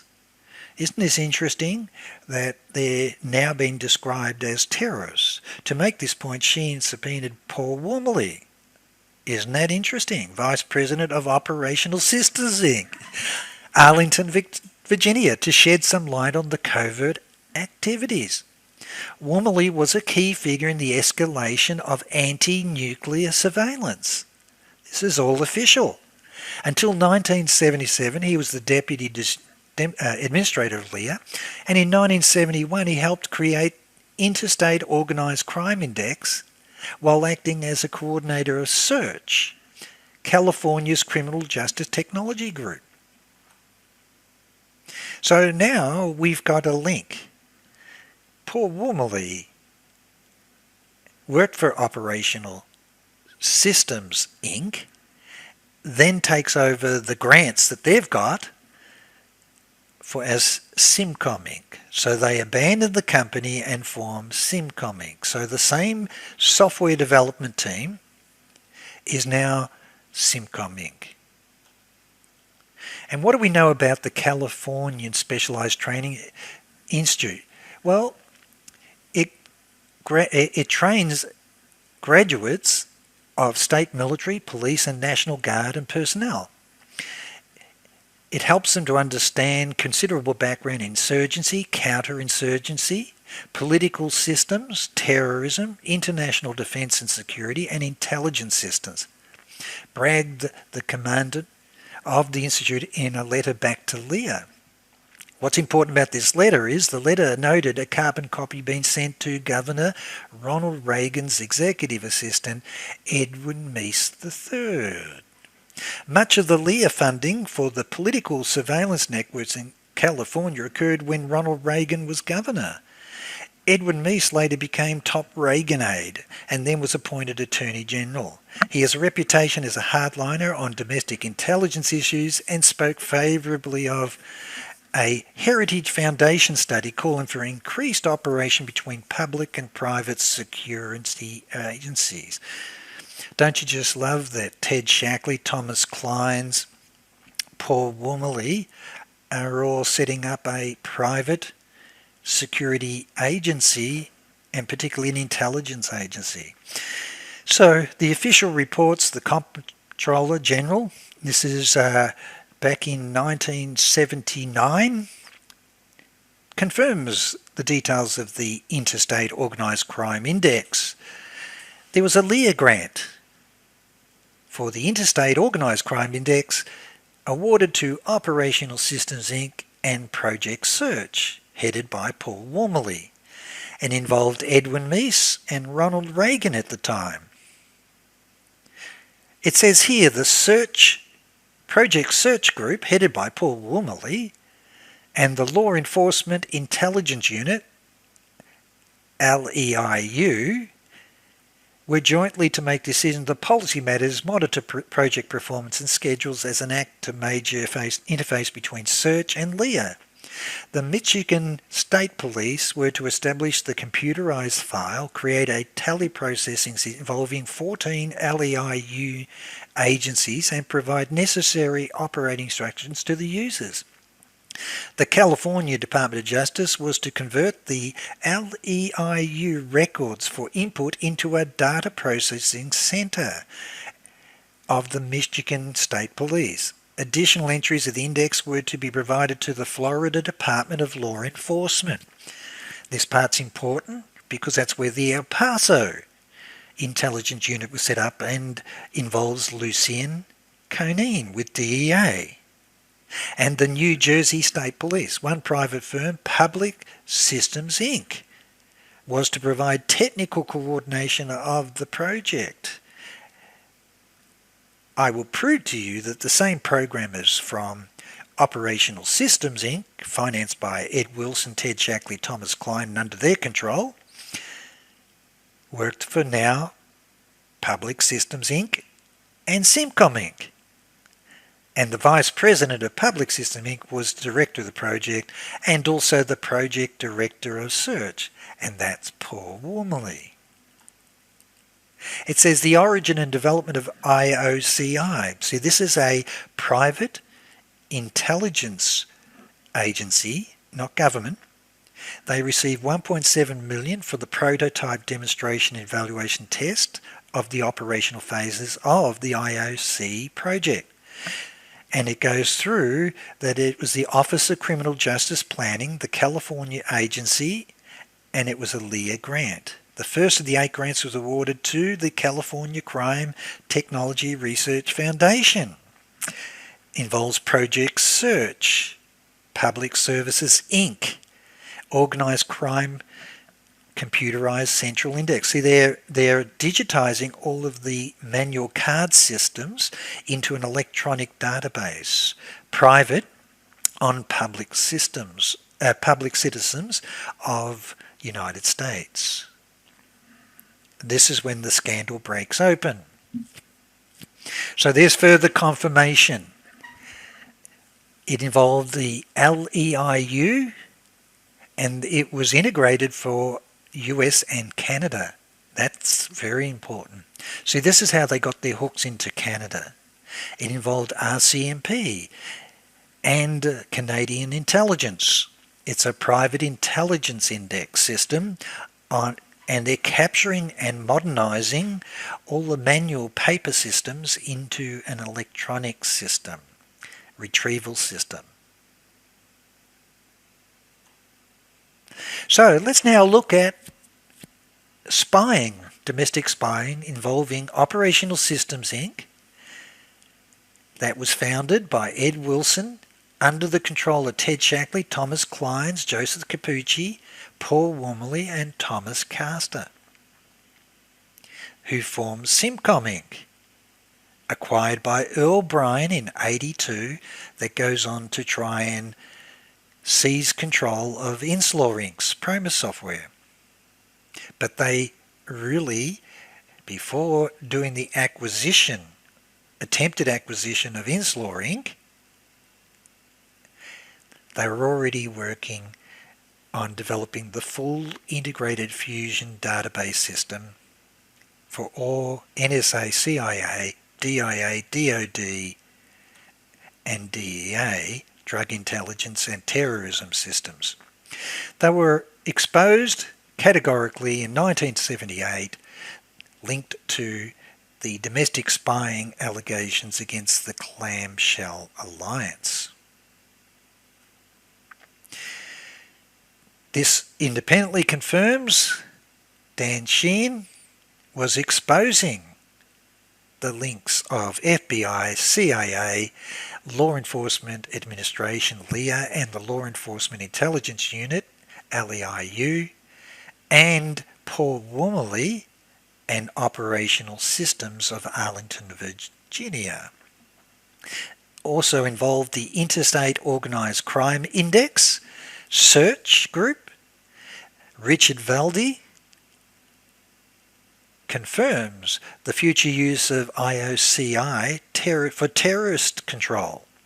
This is the genesis of international database being formed needing PROMIS software for the fusion of drugs, arms, terrorism, organised crime databases needing the PROMIS software.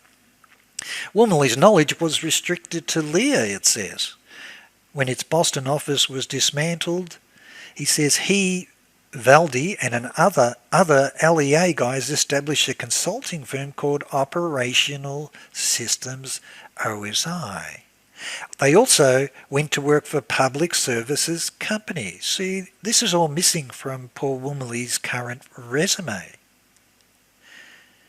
That were intimately exposed, involved in domestic espionage activities against the Clamshell Alliance group.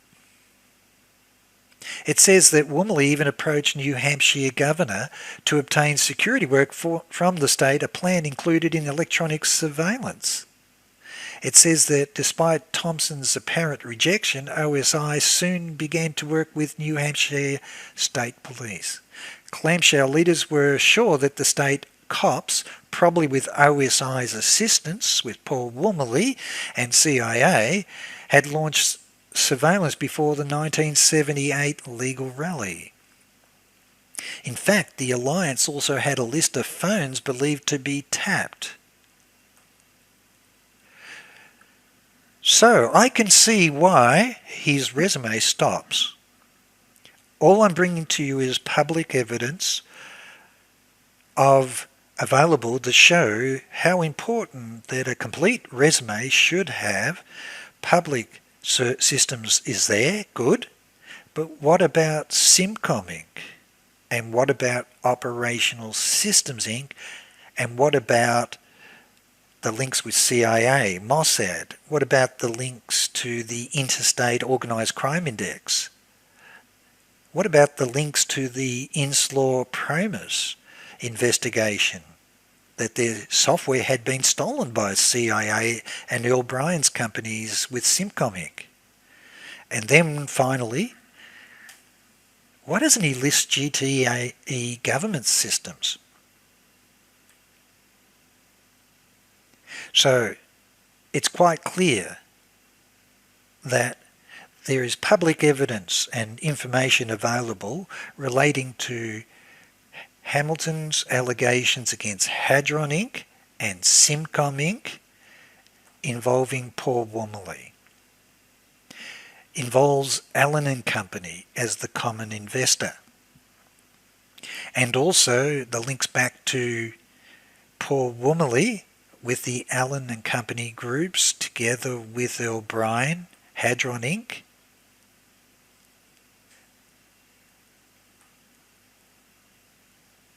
And then Allen and Company's link to Citibank.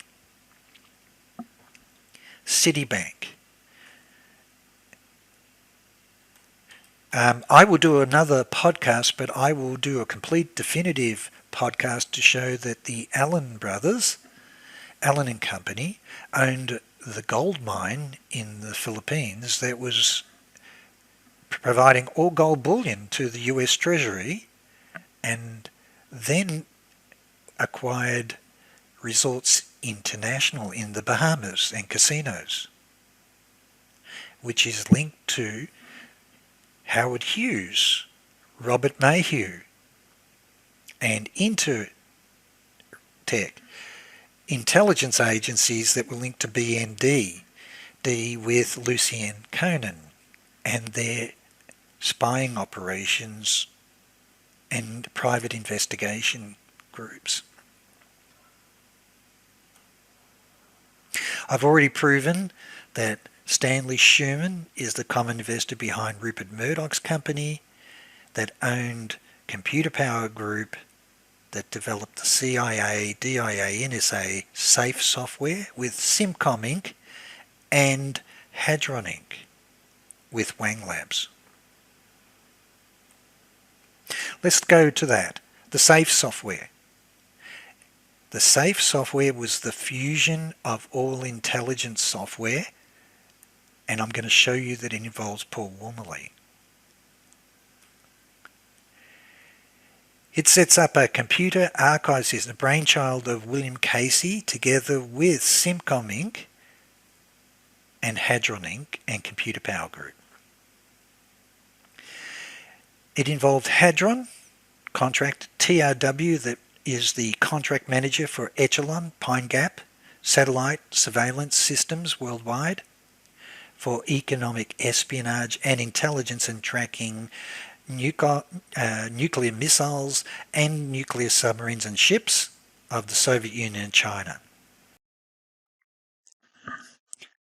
Now, for Paul Wormley to confirm to Bill Hamilton during a Inslaw investigation of the theft of the PROMIS software involving Hadron Inc. and Simcom Inc. and Michael Riconosciuto, confirming that the PROMIS software had been delivered across to Wackenhut, Cabzon, by Peter Wiedniks, is unbelievable claim to make given the following evidence. This is documents that I've retrieved from CIA archives, declassified now after many years, and it confirms categorically that Simcom Inc., a subdivision of Hadron Inc., was actually contracted as the exclusive training and software development and support for all CIA analysts, DIA analysts, and or staff of the US Department of State, to train them on using the CIA safe software using the Wang Alliance applications, which is Wang Labs partnership with Computer Power Group, owned by Rupert Murdoch's News Limited, with the common director as an investor in Hadron Inc. and Simcom Inc., which was Stanley Schumann and Allen and Company.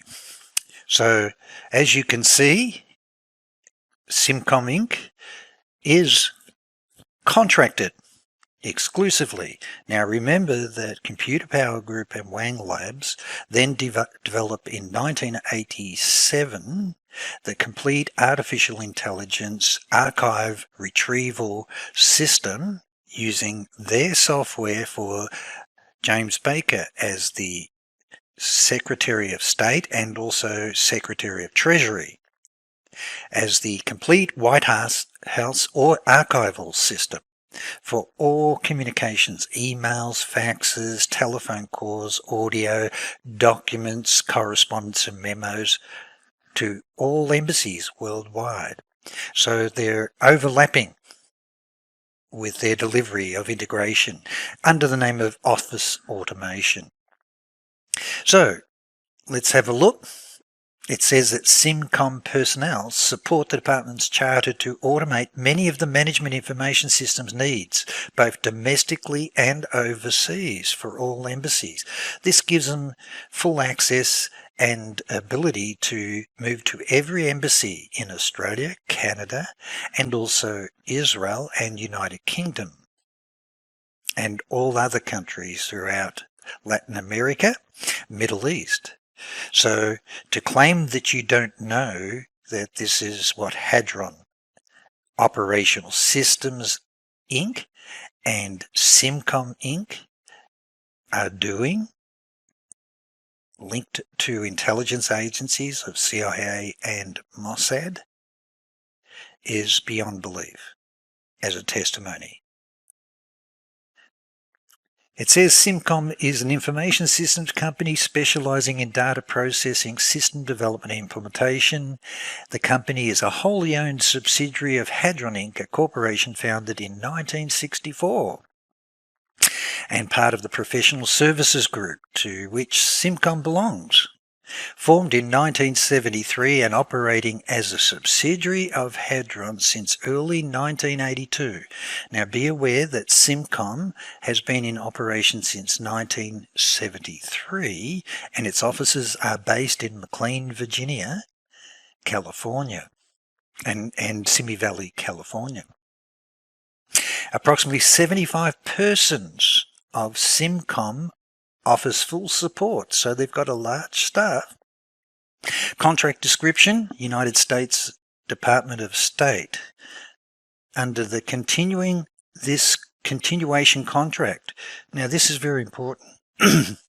It's continuing. It's been going for many years. SIMCOM personnel support the department's charter to automate many of the management information system needs, both domestically and overseas. Using the Wang VS systems, SIMCOM on-site analysts and programmers provide systems support, systems maintenance, program development, systems analysis and systems improvements as required in close coordination with State Department, ISO,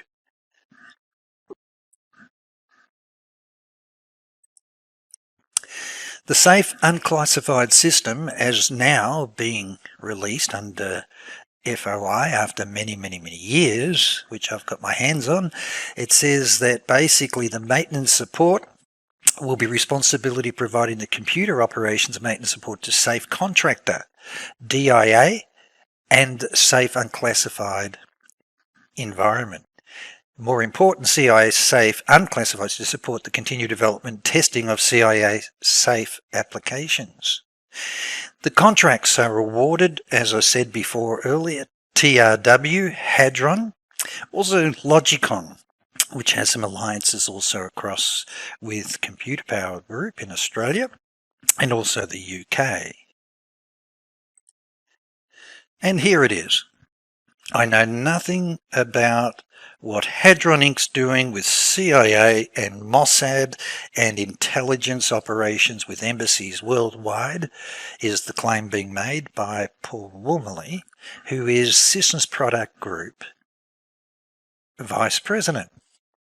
And it turns out that underneath we now have the other members, Paul Wormley for Commercial Systems Division, Law Enforcement Sales, and Customer Support is T. Castor, who is Thomas Castor. So there's no denying that all of these people are fully involved with CIA, DIA, NSA, State Department, Treasury, and DEA, and Department of Defense. So this is very important because Stromberg is actually interviewed as part of the investigation by the attorneys and investigators into the theft of PROMIS's software, claiming he knew nothing about PROMIS. And guess what? I recover the resume of Thomas J. Castor. And he worked for GT Government Information Systems in 1984, Director of Product Management. 79 to 84, there you go. From 79 to 84, the same programmer working with Paul Wormley, Simcom Inc., is working on not only the POSSE law enforcement system, but their company is contracted with CIA and DIA and NSA for Echelon integration, the Fusion Center for all intelligence databases. Top priority for William Casey. But in 1977 to 78, he was the Director of Systems Development for Operational Systems Inc. And so there you can see it. It goes right back to his time with Paul Wormley. He has left Operational Systems Inc. when it's exposed in domestic spying by Daniel Sheehan. And then they formed Simcom. And Simcom is providing all the software integration and development for CIA, and then acquired by Hadron Inc. in 1982 to continue that development right through the bankruptcy of Inslaw Inc. and the investigations where Paul Wormley denies any knowledge of what Hadron's doing or Simcom's doing, or more important, what Operational Systems Inc. does in joint ventures with Mossad and CIA with Ted Shackley, Thomas Clines, and Ed Wilson, and Joseph Capucci. Let's go back further. In 1973 to 1976, Thomas Castor was also a consultant with the Public Systems Inc., which is the company that Paul Wormley was working with Thomas, that was exposed as being the company that contracted Operational Systems Inc. for the surveillance of the Clamshell Alliance demonstrators. And again, receiving large grants for developing intelligence and law enforcement systems. Of course, they were also contracted with the Search Group, because it turns out that Paul Wormley was a director of Public Systems Inc. and director of the Project Search, which was contracted under Edwin Meese and Ronald Reagan for development of the IOCI index system with the Law Enforcement Intelligence Unit, domestic spying operations of police on domestic citizens in USA and Canada. But let's go back further. From 1967 to 1973, this part's important, he was the Senior Data Processing Analyst at Lockheed Missile Space Company. Now this part's important. One, that was one of the partners with John Hopkins with my company. And the chairman was on the board of trustees of John Hopkins Institute, who my company had been writing to. But more important, it's Missiles and Space Company. So we're talking about missiles, and particularly nuclear missiles. Have a look.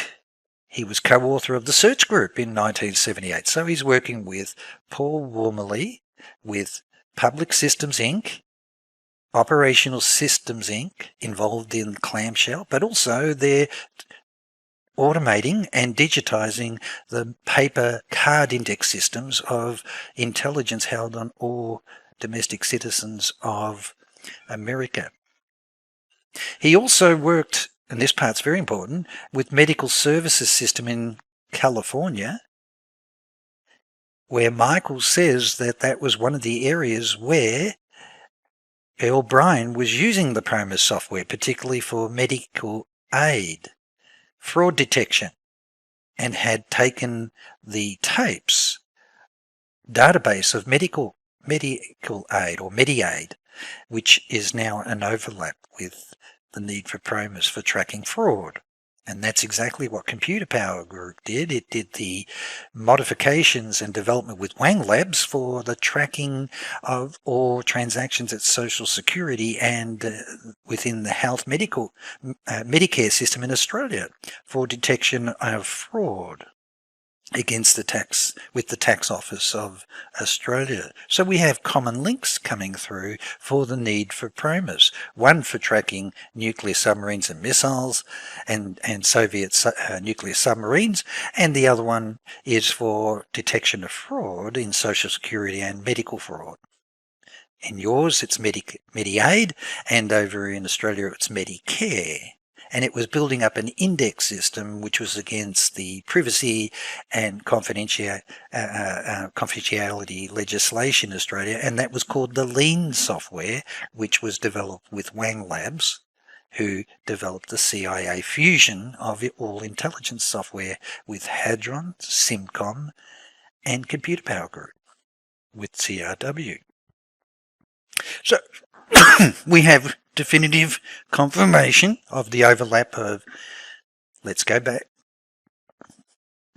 the directors within Simcom with Paul Wormley and Thomas Caster. So we don't have Simcom on his current resume. We don't have Operational Systems Inc. on his latest resume.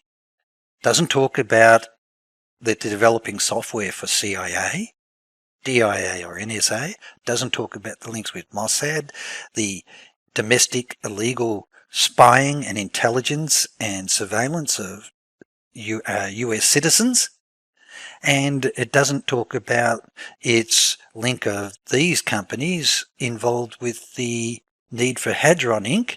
to deliver the PROMIS software with Peter Wiedniks across to Wackenhut Cabazon for Michael Riconosciuto to monitor, to make modifications to. And it doesn't talk about the link of GTE government systems, which I'm going to prove to you. Paul Wormley then sold the law enforcement software to the Victorian Police in Australia in 1991. And it was called the LEAP software, and it was integrated with Intergraph, which was a royal commission in Australia, which relates to my investigations and exposure of fraud, particularly R&D syndication fraud involving Rupert Murdoch's company Computer Power Group, and my testimony showed that the director of Computer Power Research Centre was actually the person that had awarded the Intergraph contract to the Victorian government for integrating CAD with the LEAP software developed by Paul Wormley. And there was a royal commission because of the problems involved with that and the importance of exposing her links, which I will show in another podcast. So let's go further. So let's go back. Michael Riconosciuto says that he had the software, was working at Wackenhut Corporation, Wackenhut Cabazon. He then was providing development of night vision goggles, machine guns, with the Iran-Contras in Nicaragua. And also Wackenhut Cabazon was developing links, had developed all their links with intelligence, military and law enforcement agencies. He confirms that Peter Wiedniks had delivered the tapes for Earl Bryan for the request for him to modify. So we're now looking at a definitive link of a testimony of Michael Riconosciuto, Wackenhut, Earl Bryan. We've got a definitive link of Earl Bryan with Peter Vietnix in Simcom Inc. and their links in developing software for CIA. So let's go further and see if the testimony that was given and that that Paul Wormley had no knowledge of Hadron and their involvement with INSLAW, PROMIS software. So let's go one step further. The most important thing is that Earl Bryan was authorized to sell the modified PROMIS software for all law enforcement and intelligence agencies worldwide. And so law enforcement is Simcom Inc. Intelligence agencies worldwide are CIA, Mossad, CSIS in Canada, MI6 and MI5 over in the UK, and in Australia it's ASIO and ASIS as the intelligence agencies. And we're getting definitive links that it's law enforcement and intelligence integration of PROMIS computer software. So Michael has confirmed categorically that it was sold to the Royal Canadian Mounted Police. I've interviewed Michael many times, and on the record and recorded, he's confirmed that he was modifying the software and putting an audit system in Vancouver for the Royal Canadian Mounted Police and also Canadian Security and Intelligence Services, CSIS. And so we have that he's confirming that he did it at Wackenhut Cabazon for Hadron and also had to travel to Canada in order to do that. Michael also had to travel to Australia, and I've verified that. I've interviewed QC, Queen's Counsellor for the Costigan Royal Commission, and he confirmed that he knew the name Michael Riconosciuto and Robert Booth Nichols and their links with groups that were undermining the government of Australia. So let's now go to what other evidence is there that links Paul Wormley to Hadron, to CIA and Israel. We know that Operational Systems Inc. is a joint venture with Mossad and CIA with Ted Shackley, Thomas Clines, Richard Secord, Eric Van Mabod, and also Joseph Capucci and Earl Bryan. Here is a 1999 press release that I saved. I have saved everything that's possible to locate over the last 21 years. So in my archives, you can always capture what disappears, and from the internet and also from history. It turns out that they founded Viking Technology and a vision to conquer public safety market worldwide. And here's a picture of Paul Wormley with Martha Hill. And this is going to be very interesting. The question is, does Paul Wormley have links with CIA and with Mossad and in Israel? So let's have a look. And he's contracted across to support the development of all office automation software involving CIA safe software and banking, integration and fusion of all intelligence databases for the US State Department.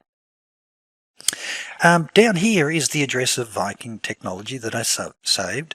It's 9990 Lee Highway, Fairfax. There's the contact details for Martha Hill. So my next question is, who is Martha Hill? And I found her resume. And isn't this an interesting resume? She has studied business studies. She originally studied College of Chicago Computer Information Systems in 1976 and 1977. You follow her progress. She jumps from computing to do an interesting degree, and we'll have a look at it. It's in Tel Aviv University in Israel. It turns out that she was the co-founder of Viking Technology Inc. with Paul Wormley, a software development and integration firm for police and fire. So you develop computer systems, you go to Israel to do archaeology, and then you come back and you just happen to then join Paul Wormley, who had a company, Operational Systems Inc., with Mossad and CIA, with Ted Shackley, Thomas Clines, Richard Secord, and Joseph Capucci, all financed by Ed Wilson. And it says here that she previously worked with American Express International Banking Corporation, Frankfurt, Germany, where she served as the manager of public affairs and product promotion for Germany, Holland, Greece, United Kingdom. Prior to that, she was a community liaison officer with the Department of State in Damascus, Syria, and served in various positions with the US Embassy in Israel and Zambia. So, is this where Paul Wormley and Earl Bryan met her? It's highly likely, given that if she's working the embassy, they've got exclusivity for training all personnel. Now remember, this is going back in time, so we'll have to look at the dates and confirm that. But to come back from overseas, it's interesting. So let's go further. This is a reminder that Paul Wormley was the Vice President of Operational Systems Inc. in Virginia with Joseph Capucci, and it was a CIA and Mossad joint venture for espionage, for protecting the ministers, Kuwait ministers of oil, the central bank executives of Egypt, for Colonel Gaddafi, Idi Amin, and working also with Mossad with Frank Turple. So let's have a look at her journey. In 2008, she's working at Integrated Justice Information Systems Institute with Paul Wormley, but I found this. It says that she developed the Institute's first funding development initiative to support long-term sustainability, supported the U.S. Department of Justice, Bureau of Justice Assistance National Exchange Program. She founded Viking Technology Inc., worked with that from 2000 to 2002 with Paul Wormley. She worked again in 1999 to August when it was acquired by PEC Solutions, called Viking. So let's keep going back. This is a law enforcement software company. Later, I found in her resume that she then works for GTE Government Informations, which acquired all the software from Paul Wormley and her company to sell to the Australian government, to the police in my state. It didn't go to any other state except Victoria, where Computer Power Group and Intergraph contracts were integrated with Computer Power Group's research company, with the Victorian government where I was working, and therefore had become a problem because of my knowledge on certain things. But this is the part. In 1987, she comes back from American Express. She's been working in the US Embassy in Israel to join Vision Technology, after American Express, which was acquired by GTE. Now, Vision Technology, and remember the address of Vision Technology and Viking Technology, let's go back, is, let me go back, the press release, there it is. It's at 99, so Viking Technology is at that address. So let's have a look at the importance of that address. So in a summary, we're going to do a couple of things. She's the key person on the ground with embassies, particularly in Israel. At the time when it's most likely the time when the PROMIS software was transferred across to Rafi Aiton by Earl Bryan. She would have been working in the US State Department, at the embassy. It says here that she won an award, Vision of Excellence and Award from the US Department of State. So these are the summaries. Paul Wormley has worked with that, Operational Systems Inc., joint venture with CIA and Mossad, then started a company called Simcom Inc., and it's acquired by Earl Bryan, and it's run by Earl Bryan together with Paul Wormley. It's contracted to do all integration, office automation, integration, software development for CIA, SAFE, and also for US Department of State. And it's installed at the US Embassy, and also it's in Israel. And Paul Wormley then employs Martha Hill. So now let's look at the importance of this date.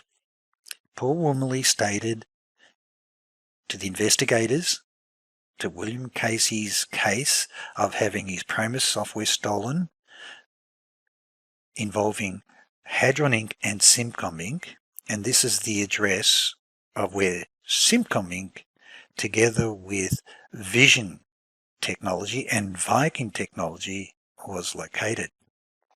Here is the affidavit of the Secretary, Margaret Wienick, to Earl Bryan. This is the affidavit that she provided to Bill Hamilton's attorneys and to the customs investigators. And this part's very important. The US Customs had a complete independent investigation going years later, that there was overwhelming evidence that Peter Wienick had purged himself during 1991 during Michael Riconosciuto's US court trial, where he testified and stated categorically that he didn't know Earl Bryan and he didn't know Michael Riconosciuto, and denied that he ever delivered the Inslaw's PROMIS software tapes for Earl Bryan to Michael Riconosciuto to modify. So let's have a look at the overwhelming evidence of the Secretary to Earl Bryan. In 1987 to January 87, right through to October 1990, I was employed by Financial News Network. And also to Steve Boland, who was the Chief Financial Officer. During the period of time, Earl Bryan was the Chief Executive, CEO, and Chairman of the Board of Financial News Network. Incidentally, Danny Casolaro's best friend, Anne Klink, worked for Earl Bryan at Financial News Network. So did Jack Anderson. And then Danny Casolaro went to Financial News Network, arranged by Anne Klink, to meet directly with Earl Bryan, and Danny Casolaro confronted him with his overwhelming evidence of Earl Bryan's links with Peter Wienick and involvement in the Iran-Contra and PROMIS scandals in the Indochina report from Customs in New York. and I'll do a complete podcast on the links of Peter Wiedniks, Earl Bryan, together with the Gambino Mafia and with CIA in illegal arms and heroin shipments coming from Kuwait.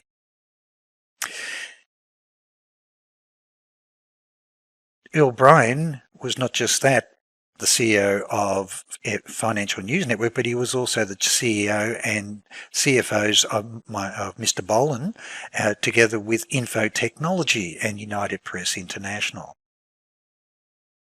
So this is the secretary confirming who she is and who she represents. She then says, categorically, Peter Wiedniks and Michael Riconosciuto, both of them, were individuals who made several phone calls to Financial News during the first quarter of 1987, asking for Mr. Boland and Dr. Earl Bryan, and leaving messages for Mr. Boland and Earl Bryan, asking them to return calls. I took several phone messages for Mr. Boland, and all messages were kept by way of phone message logs and were maintained and logged by persons taking the calls. So they had an audit system and recorded system of registering all calls. I have never met with these individuals, Wiedniks or Riconosciuto. I only have knowledge of these individuals through phone call messages were to Mr. Boland and Earl Bryan. Now this part's very important. Peter Wiedniks, the investigation into Peter Wiedniks was in 2000. This is 1987. He testified in 2000 and also in 91 that he didn't know Michael Riconosciuto or Earl Bryan. Yet he was handling and managing the Insular PROMIS software contracts with Justice and also the US Customs contracts for the War on Drugs Interdiction program for the aerostats and command control systems with Customs that integrated DEA, Customs, and also Defence that involved hadronics companies. She then goes on to say that I became aware of a file in Mr. Boland's office marked MIS, PROMIS computer software product. Dominic Leahy, then the CEO of Hadron Inc., a company controlled by Dr. Earl Bryan, through the company Info Technology Inc., was either the author or recipient of letters in questions in this file.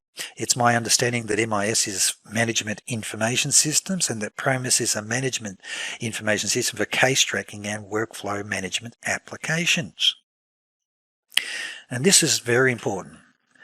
She categorically confirms that there are phone records and documentations that pertain to the calls from Wiedniks and Michael Riconosciuto to Earl Bryan and also Mr. Boland at Financial News Infotechnology companies, which involve Hadron. She also says that all documentation involving Earl Bryan's companies were packed away relating to Dr. Earl Bryan's specific company. She says ACS and also Hadron Inc. And all these items were then shipped the same day as the dismissals were made. So when they were sacked, everything was boxed, transferred across, and they were shipped via aeroplane to, there you go, 9990 Lee Highway, Fairfax, Virginia, in care of Atlantic Contract Services and Jim Arnold's law firm, corporate attorney to FNN, Infotech, and Hadron Inc. So she has put into affidavit that there is definitive legal evidence. She's a witness to it. It's documented and audited, and those files exist that confirm that Peter Wiedniks did know Earl Bryan and did know Michael Riconosciuto. Obviously, they both know Earl Bryan, which is consistent to the testimony that Michael Riconosciuto has confirmed that Peter Wiednieks delivered the PROMIS software tapes for Earl Bryan, delivered to Wackenhut Cabazon for Michael Riconosciuto to modify. I was requested, she then says, I was requested to write this affidavit at the request of, and you're going to love this, Special Agent Scott Lawrence, United States Customs Service, who had a full investigation into the knowledge of Peter Wiednieks and Michael Riconosciuto as they relate to Dr. Earl Bryan. Because recall, Peter Wiednieks appeared as a witness in Michael's US court trial in 1991, during Danny Casolaro's investigations, while he was still alive, denying that he knew Michael Riconosciuto or Earl Bryan. So let's see why that's important. One, it's confirmed that the same address for Paul Wormley, because Simcom Inc. was a subsidiary of Hadron. Not only that, he then runs Vision Technology from the same address and Viking Technology from the same address as Hadron. So I have interviewed Jimmy Rothstein, and this part's very important. He was a private investigator and former New York detective. He arrested CIA assassin Frank Sturgis during the Watergate scandal, but he confirms categorically on the record in, I think I've got close to 30 taped interviews with him over 21 years. He investigated the US Customs evidence with Scott Lawrence involving Peter Wiednieks and Michael Riconosciuto. He actually went to prison and interviewed Michael Riconosciuto. He was assisting Scott Lawrence to investigate the evidence that Peter Wiednieks had perjured himself, that everything Michael Riconosciuto was stating in his testimonies, he says is true. He investigated the CIA Operation Human Compromise involving Roy Cohen and Edwin P. Wilson, who's financing all the companies that Paul Wormley works for, with Hadron, with Simcom Inc., Operational Systems Inc., and also Ted Shackley, Richard Secord, Iran-Contra involving Oliver North, and the Iran-Contra scandals. Jimmy has confirmed categorically that Ed Wilson and Roy Cohen were running CIA Operation Human Compromise dirty tricks. They had a private intelligence company that had all the dirt on politicians and government officials to have them compromised. He says he received a telephone call from Pope Paul I 2 weeks before his mysterious death, personally requesting Rothstein to investigate the evidence of pedophiles in the Catholic Church, but more important, also the investigation of the money laundering operations through Banca Ambrosiana. So I interviewed him, and this is what he says. Chuck Hayes and myself were assisting Scott Lawrence with the US Customs investigation into the evidence that Peter Wiednieks had perjured himself during Michael Riconosciuto's trial. Wiednieks had testified in court that he did not know Dr. Earl Bryan or Michael Riconosciuto. And this is it. Suddenly, during our investigation, Scott Lawrence received a mysterious telephone call from Alexander Haig, and the entire investigation into Peter Wiednieks was immediately shut down. So let's go back.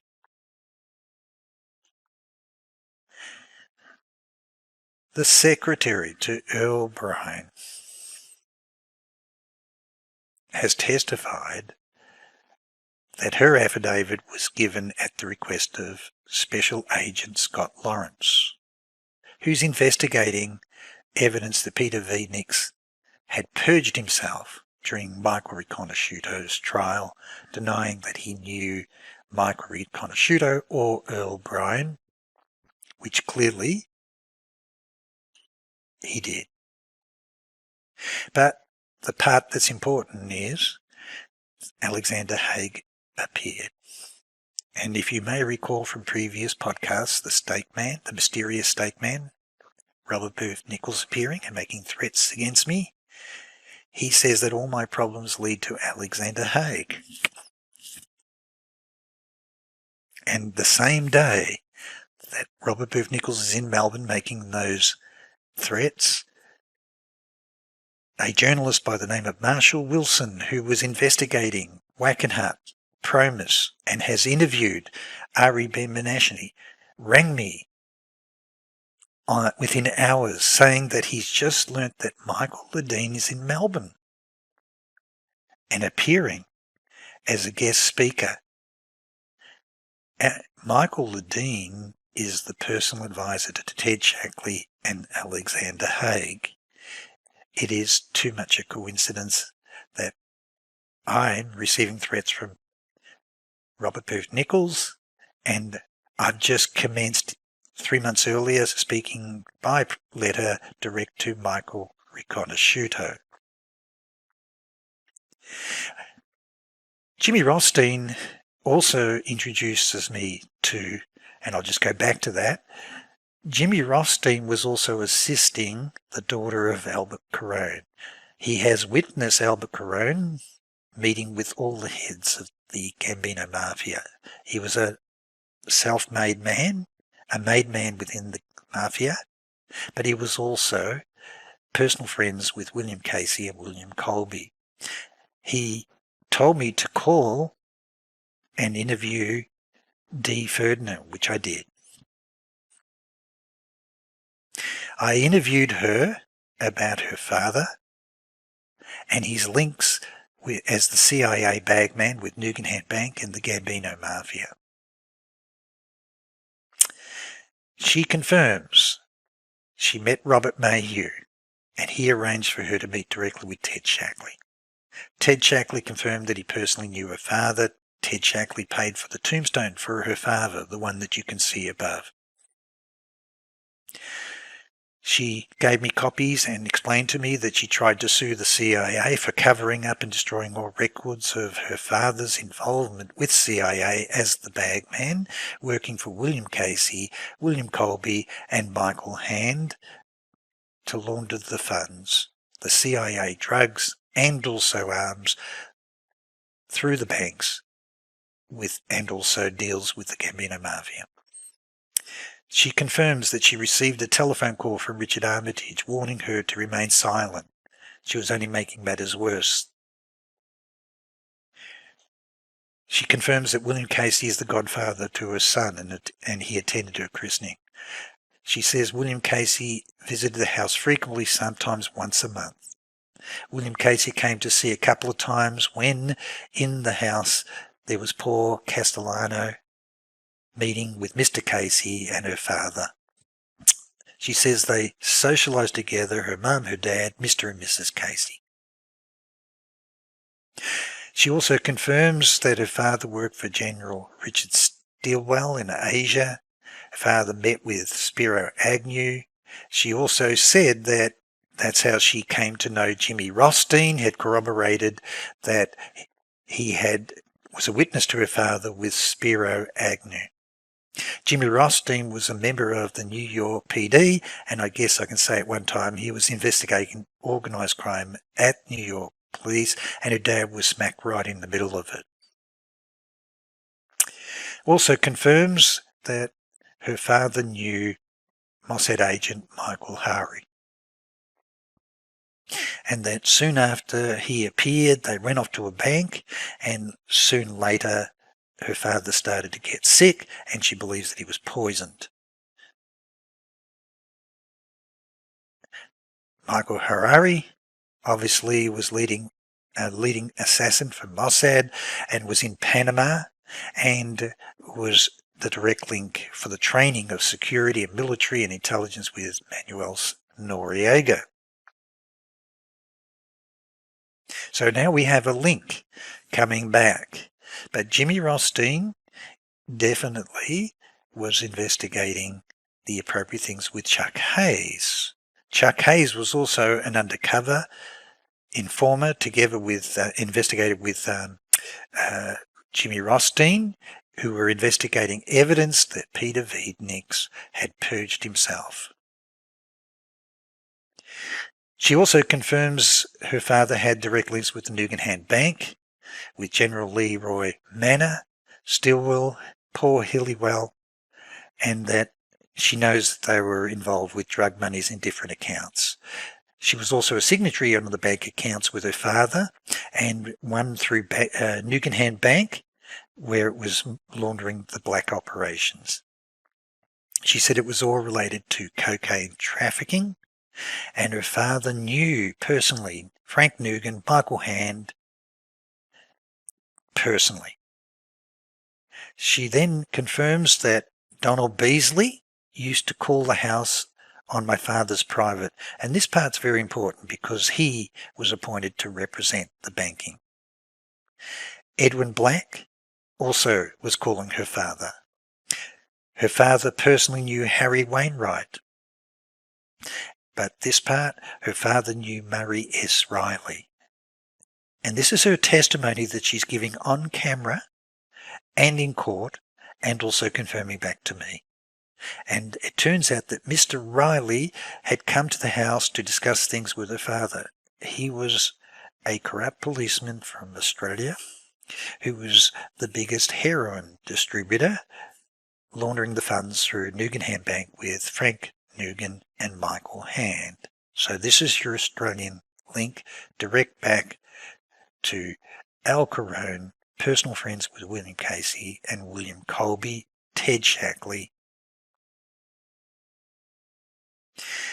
Confirms that following, also known as the Howard Hughes of the mob, was Constantino Paul Castellano Gambino, Carlo Gambino, John Gotti, Teamsters Union. There's your link. William Casey, William Colby, direct with Al Carone, Nugan Bank, Gambino Mafia. She also confirmed her father would go away with Robert Vesco, and Robert Vesco would either come to the house of her father or they'd meet at Kennedy International Airport. And a couple of times her father went to England with Robert Vesco. And now we start to look at the role that Peter Wiedniks, Hadron Inc., the CIA safe software, the secret team with Ted Shackley, Richard Secord, Thomas Clines, and Oliver North. She says this case comes before the court. The plaintiffs she's actually suing, CIA, the United States Army, Robert Funetz, Oliver North, James Robert Strauss, is her lawsuit that they're covering up the personal links and the business links they had with her father. And as you go through all of this, there is definitive evidence in her testimonies, recorded with me, and also in court, that this is the link for the Nugan Bank, for the drugs, the arms, and the laundering with the secret team, endorsed by CIA directors William Casey and William Colby. And remember, William Casey, at the time that Nugan had taken place, he's actually the chief counsel to Wackenhut. Hence the link of Nugan Bank with Wackenhut, together with Michael Riconosciuto and Paul Maraska, who was murdered, given his knowledge of laundering the funds with Michael Hand through their company, the gold bullion through their company with the Cabazon. So, I also, just to finish it off, I also interviewed James Robert Strauss, who was the business partner of Albert Carone and running insurance companies. And I've interviewed him. I've recorded my interviews with him. And this is how I found him. He was an author, a Vietnam veteran, won awards, and he says categorically he worked as CIA team leader in the fields of 122 countries, where he remains welcome to most of them today. He is credentialed in areas of deep sea diving, fixed wing and rotary piloting, and hot air ballooning. Albert V. Carone worked with his CIA team. This is on the record. He told me categorically that Albert V. Carone did work with his CIA team.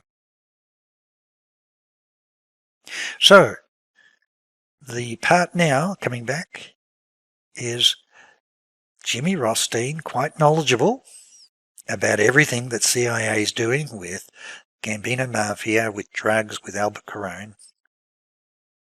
Nugan Bank was appointed to work with Scott Lawrence to investigate evidence of what Michael Riconosciuto is talking about in court, that he has links with Nugan Bank, CIA, and that Peter Wiedniks delivered the Inslaw PROMIS software tapes to Wackenhut Cabazon for Dr. Earl Bryan.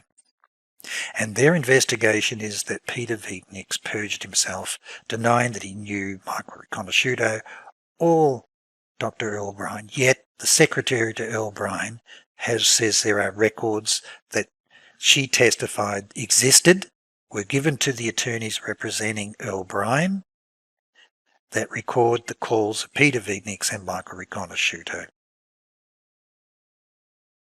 So, this is what is critically important.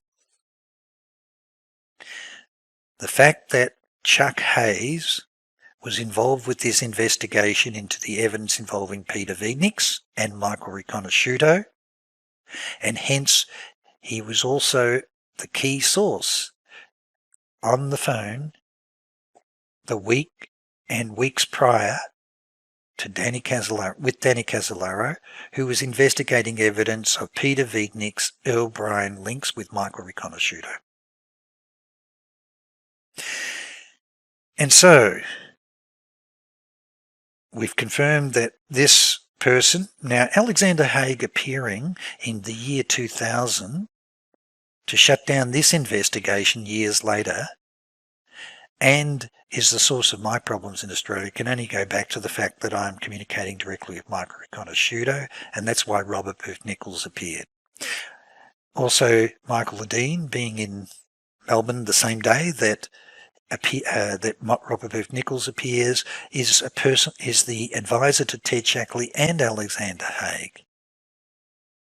Is too much of a coincidence.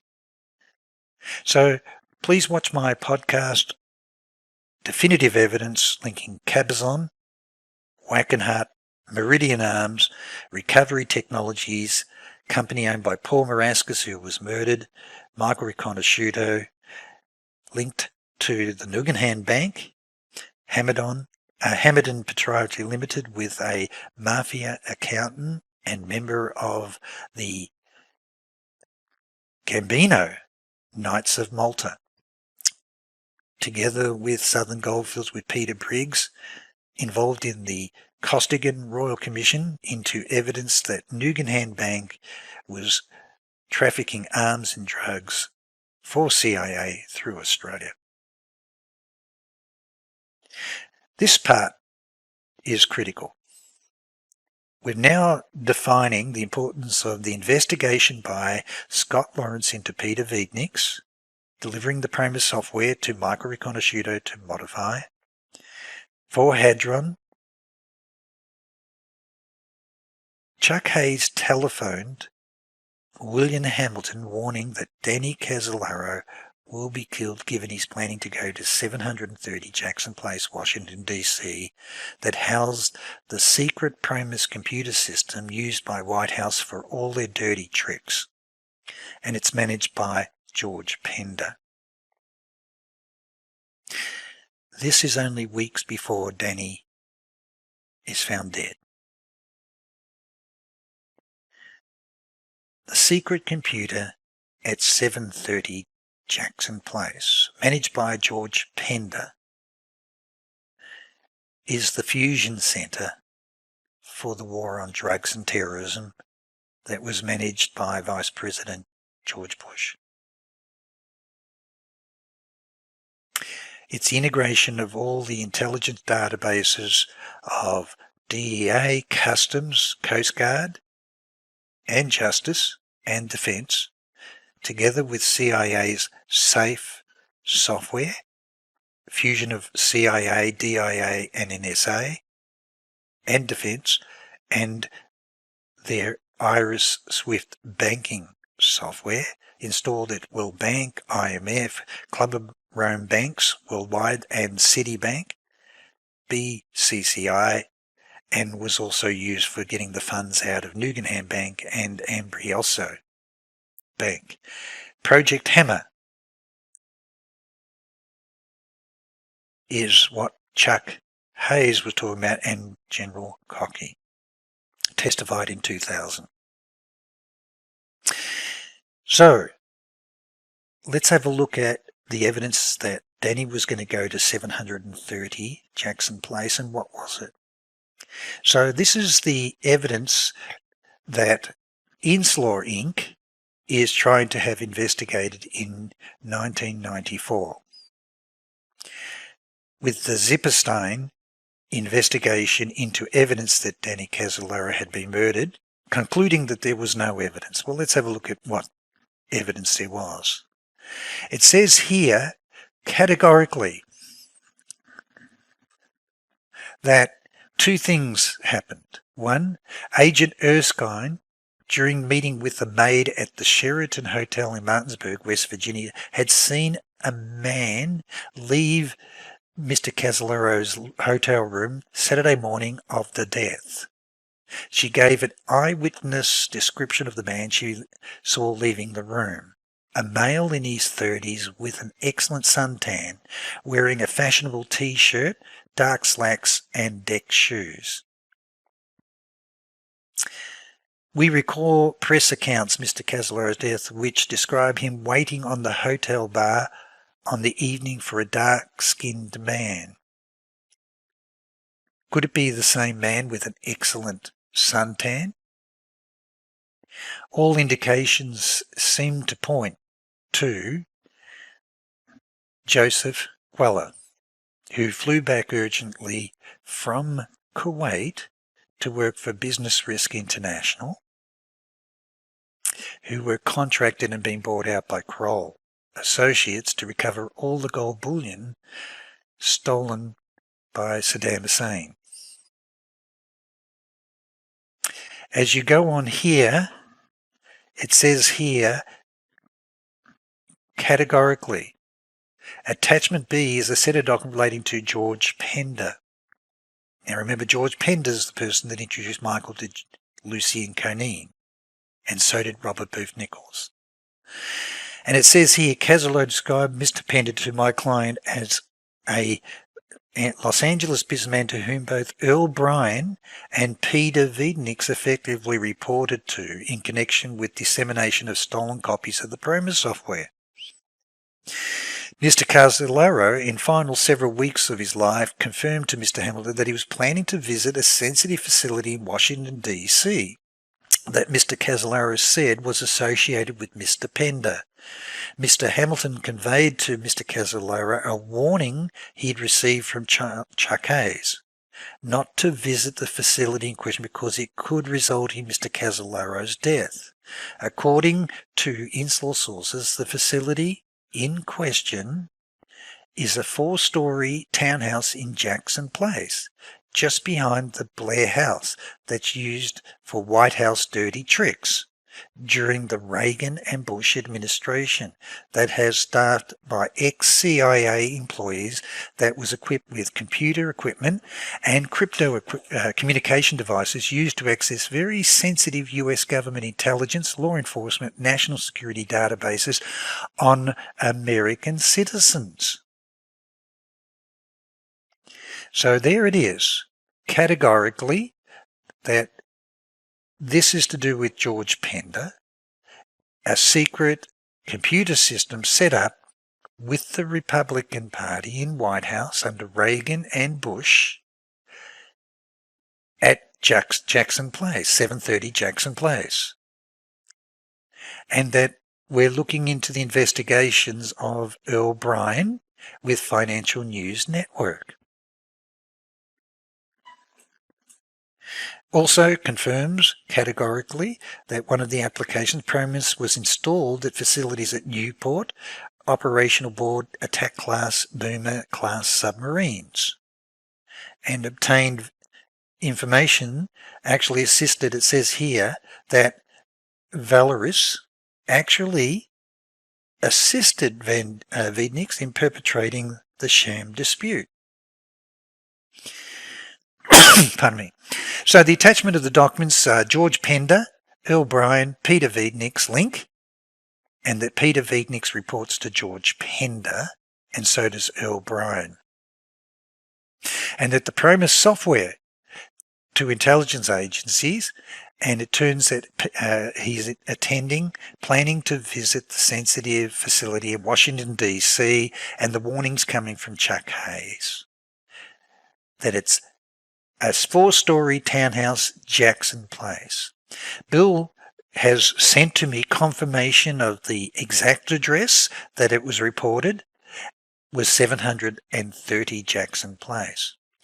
I managed after many years to go through the archives of documents now being released by CIA, and I found that in 31st of July 1985, the Office of Vice President George Bush Sr., a memorandum for Director of Central Intelligence, Task Force on Combating Terrorism, Presidential Directive, Task Force authorized by the Executive Director to task the various departments of agencies contribute to work efforts as appropriate.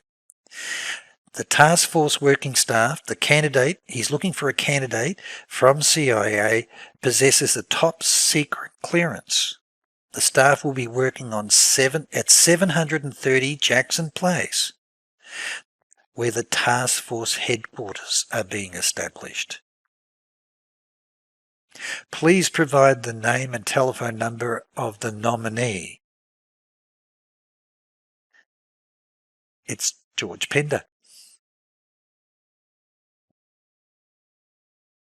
So, let's come back to now the round robin of Hadron Inc., Simcom Inc., Earl Bryan, Paul Wormley, and all the programmers working with Operational Systems Inc., Simcom Inc., and Hadron Inc., with their links to CIA, Mossad, and also domestic spying. This is the dirty tricks area, where PROMIS, Ted Shackley, Ed Wilson needed to have a dirty tricks database established where they had all the dirt on politicians, business leaders, government officials, in order to compromise them, in order to run their illegal activities for drugs, arms, and money laundering with banks worldwide. So we've covered the link of Wang Labs, Simcom link, Hadron Inc., Computer Power Group, Swift Banking. The vehicle's been set up. We've reconfirmed that Paul Wormley is directly involved with Thomas Castor. I've confirmed categorically Martha Hill is linked to this, and she worked in the U.S. Embassy in Israel at the time. The State Department with Simcom Inc. and Hadron Inc. are installing all of the CIA safe software for CIA analysts and embassy staff to use. We've now gone through the chain of events leading through to Simcom Hadron, development of the Swift software, and I've also done a whole podcast on the relationship between Wang Labs, Computer Power Group, and TRW to put the lean software into Australia. As Michael testified in court, PROMIS software was renamed the Lean software and sold to the Australian government. These podcasts and evidence are independent and independently verified from Australia. The complete testimony of Michael Riconosciuto in court and his affidavits provided to Inslaw Inc. We are now looking at the relationships between these key people. Michael Ledeen, Eric von Marbod, Richard Secord, Ted Shackley, Thomas Kleins, who took over all the companies owned by Ed Wilson that linked direct to Operational Systems Inc., Simcom Inc., into Hadron Inc., Wang Labs Computer Power Group. And now let's focus a little bit more on who are the programmers behind Operational Systems Inc. A couple more I'll give you to show that it's all intelligence. It's all related to Simcom Inc., and it's also, they all work for all the companies of Paul Wormley after he departs from Hadron Inc. They continue right through. The CIA safe programmers start here, go there, and then join all the companies with Paul Wormley. To claim no knowledge and still use the same programmers is beyond belief. So here's another resume I found. It turns out when I investigated all of the documents, I had over 40 classified documents that were released under FOI and released after all the years, 21 years, going back to the 1970s, which is now the time period where I can get access to them. And this is when I decided, let's have a look at who else was involved with CIA Safe, and I found the resume of James Threat. And this is the key programmer. He's all intelligence, right up at 2007 to 2012. He's a project manager for intelligence community agencies. In 2005, yes, he's now working with the Integrated Justice Institute founded by Paul Wormley. He's employed by them, and he's doing the fusion of intelligence databases. He worked for SAKE 2003 to 2005, and what did he build? He did the maintenance of the FBI's law enforcement online program, the National Instant Check Systems. He worked for IBM. Now this part's important. All of CIA software, and first of all DEA, and also Richard Vigory at 7777 Lee's in Virginia, the dirty tricks political computer had a database of 3 million American citizens that Ted Shackley, Ed Wilson, Thomas Kleins, and CIA had access to. Were all running on IBM. The same with DEA and BND. It was all on IBM computers. And all throughout the 70s, CIA safe software started on IBM, migrated to Burroughs computers, and then upgraded to IBM 32-bit systems in 1982. And VAX Intergraph computers, which Michael was modifying the software for IBM and VAX. And here we go. He's working with IBM and he's developing the federal government unified debt collection system. At SAKE, as we had, he was doing the FBI National Criminal History Interstate Identification Index. Pinnacle, 1993 to 95. GTE. Now, I'm going to come back to this. If you go back to the 70s, we're going to find all the programmers in Operational Systems, Simcom Inc., and CIA all end up at GTE, where Paul Wormley's software for law enforcement was sold and then sold to the Victorian Police in Australia. He then worked for NCR, counts on a variety of justice, public safety and office automation topics. But here it is. In 1985, he worked for Vision Technology with Martha Hill and Paul Wormley in Herndon. He ran his own private company in 83 to 85 at the same time, and he's developing law enforcement records, software to track, report, avoid overexposure, radiation to nuclear power plants. He then worked for Planning Research Corporation, Computer Assisted Dispatching Solutions, Emergency Operation Communication Centres from 1981 through to 1983. And here it is. In 1979 and 1981, while Hadron and Operational Systems Inc. and Hadron are developing the CIA software, he developed and implemented the micrographics database storage and retrieval system for intelligence community at CIA. He was a specialist for the US Army from 73 to 1976 before going across to work with CIA. His area and education was in public safety law and also enforcement and computer-assisted dispatching systems. Hence, he's now doing a massive archival database storage retrieval system for CIA, and it turns out it's CIA safe. Let me show you. He's working for Reagan Information Systems, and Reagan Information Systems is developing the LEA Inquiry Information System, which is used by Paul Wormley and the grant systems. So he's across there, and they're working in law enforcement.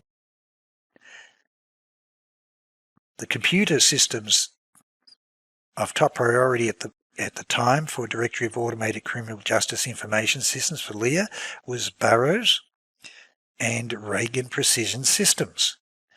You'll notice that IBM is here, and so is Digital Equipment Corporation, but it's predominantly Burroughs is the computers that CIA Safe is running in 1970, IBM during time, but 1978, 79 and 81, they had modernized everything on Burroughs computers when their 16-bit system was identified as a serious problem for the CIA Safe software.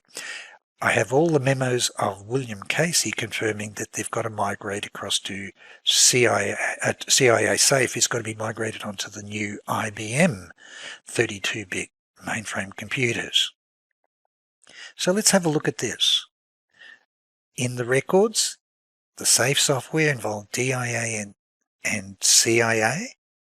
The Safe software had Hadron, TRW, for the integration of the CIA Safe software, but the storage and retrieval system was won by James Threat, Information Management Systems.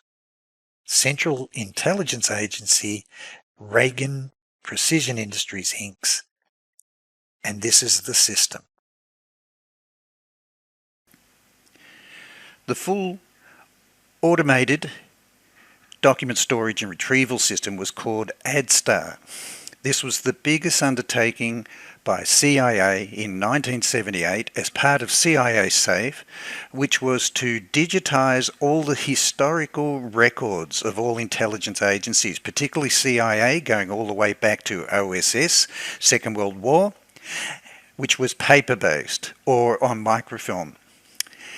A system was required to actually allow for them to do digital retrieval, real-time, 24 hours a day, 7 days a week, from any location worldwide, within the US Department of State, across to NSC, and to all embassies worldwide, particularly for CIA analysts to have instant access to all records, including searching for background material from the CIA library documents and integrated media inputs that were coming in, particularly the scanning of old papers, newspapers, and old articles in paper form. So a program was put together which was for the biggest mass storage fusion of data intelligence across all agencies, which not only included CIA but DIA, NSA, and also Department of Defense, and of course it was to be instantly retrievable to all positions within State Department, Secretary of Defense, and also Secretary of Treasury, and also Department of Justice, and FBI, and DEA, the full integration of all fusion of intelligence. And so a tender was put out, but a pilot trial was started for ADSTAR. And we'll just go back to the resume of the person that I found that ended up working for Paul Wormley's company, Vision Technology, and also Viking Technology. So just to reconfirm, there he is, James 3. I found his resume, and also I went back through the archives of the newspapers, and I found in Computer World on the 18th of October 1982 that a $6 million contract was awarded to his company that he started with, called Reagan Precision Industries Inc., to put in one of the biggest archival systems, automation system for scanning, capturing paper documents. It's a paperless office time. We're moving into office automation and the vision of becoming a paperless office for all US government departments and agencies. I'll just go back again just to reconfirm that it was part of SAFE, but if you have a look here, there it is. It was Reagan Information Systems. He was the leading software engineer that designed and developed and implemented a micrographics, database storage and retrieval system for intelligence community client. And it turns out it was CIA. I'll prove that to you with another resume of a person that worked with him at Reagan Precision. It turns out, just to confirm, he worked for Vision Technology with Paul Wormley and also Martha Hill back from the US Embassy in Israel.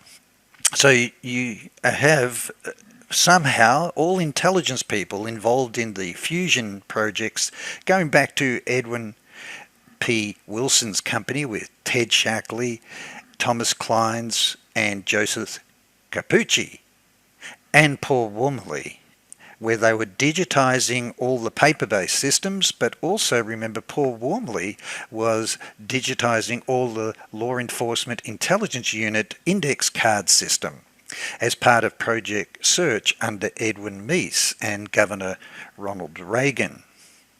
So it's going back to those early days, and it's continuing with those areas. Couple of things that we'll look at just to reconfirm. This is part of the CIA DIA SAFE system, which allows for all CIA analysts worldwide to have instant access and retrieval of all intelligence available, paper form and media, audio, video. It's a multimedia integration project. But first of all, you have to scan all the old records. It was paper-based. It'll be on cards, it'll be on paper reports, and these all have to be scanned. So let's have a look at ADSTAR, which involves this programmer who designed and developed it. So it was called the Automated Document Storage and Retrieval System. It was being piloted in 1977 and 78, and I recovered from CIA archives the beginnings of this, and during this particular time it was awarded to Reagan Precision Instruments. So they did a pilot study, they got a basic system going, and then it's updated. And just to confirm the date, 1982 is the time when they're going to now include an upgrade of 6 million at the time that Hadron and Simcom are contracted across the State Department with the CIA DIA safe system. Let's have a look. So here's the official report back in 79. It's going to capture everything that's accessible, anything to do with any historical paper-based systems. And remember, you've got the CIA administrators and librarians that have to recover any background material for analysts to do their analyst reports. It turns out that it's going to have a search capacity, and it's going to be, as a part of a big project, CIA option was to make it the recon system. And I'm going to go through the recon system on why this is now the fusion of all databases. So step one, they want to be able to digitize all paper-based systems and also microfilm archives. And you may be old enough to remember going to your libraries and having to get the microfilms and scan through to find an appropriate scan of a newspaper or an article or a book, and you could then print the page out from the newspaper. So all newspapers going back to Second World War under OSS were part of the archival of intelligence, particularly anything to do with intelligence for foreign affairs. Okay, so you are looking at Secretary of State, and you're looking at National Security Council, CIA, DIA, NSA, and the Department of Defense. Here is the program that they're going to automate with Reagan, Precision, and it turns out it's going to be all state cables, all NSA translations, all NSA summaries and reports, all Department of Defense intelligence reports, military service reports, Allied liaison intelligence reports, foreign newspapers and books, domestic newspapers, books. So as you can see, they're going to move away from a paper system to a paperless office. It's the biggest office automation project awarded across to the archival system and retrieval system being developed by this programmer with Reagan Precision or Reagan Information Systems, together with Hadron Inc., Simcom Inc., Wang Labs, and of course the artificial intelligence and the text retrieval capacity of being able to search for the text. They were also integrating the optical character recognition algorithms that once you scan it, you can then search and identify characters, and that's done today for you, like with Adobe. But it turns out that the company with the expertise was Computer Power Group, with a research establishment joint venture with Stanford Research Institute, which could do artificial intelligence and rapid text retrieval. So that's why they won the ultimate project with Wang as an alliance for the artificial mass storage for the Department of State and also US Treasury under James Baker, called STARS. So you can see here that it's an integration across all agencies: CIA, DIA, DOD, NSA, State, Army, Air Force, Navy, and NPIC. So this is the fusion archival. So this system is being designed that it can scan all agencies and digitize all their previous records. And if you may recall, Project Search in California was doing a similar project with Paul Wormley at the time, where they were digitizing all of the card index system for the IOCI index system with the Law Enforcement Intelligence Unit, which was a private group carrying out private intelligence and covert surveillance of American citizens, demonstrators, union officials, politicians, company executives, anyone that they wanted to be able to keep a profile on. And particularly if you're going to have a dirty tricks program, you'll know all their secrets, which makes it useful if you know who to compromise. So this is the official report.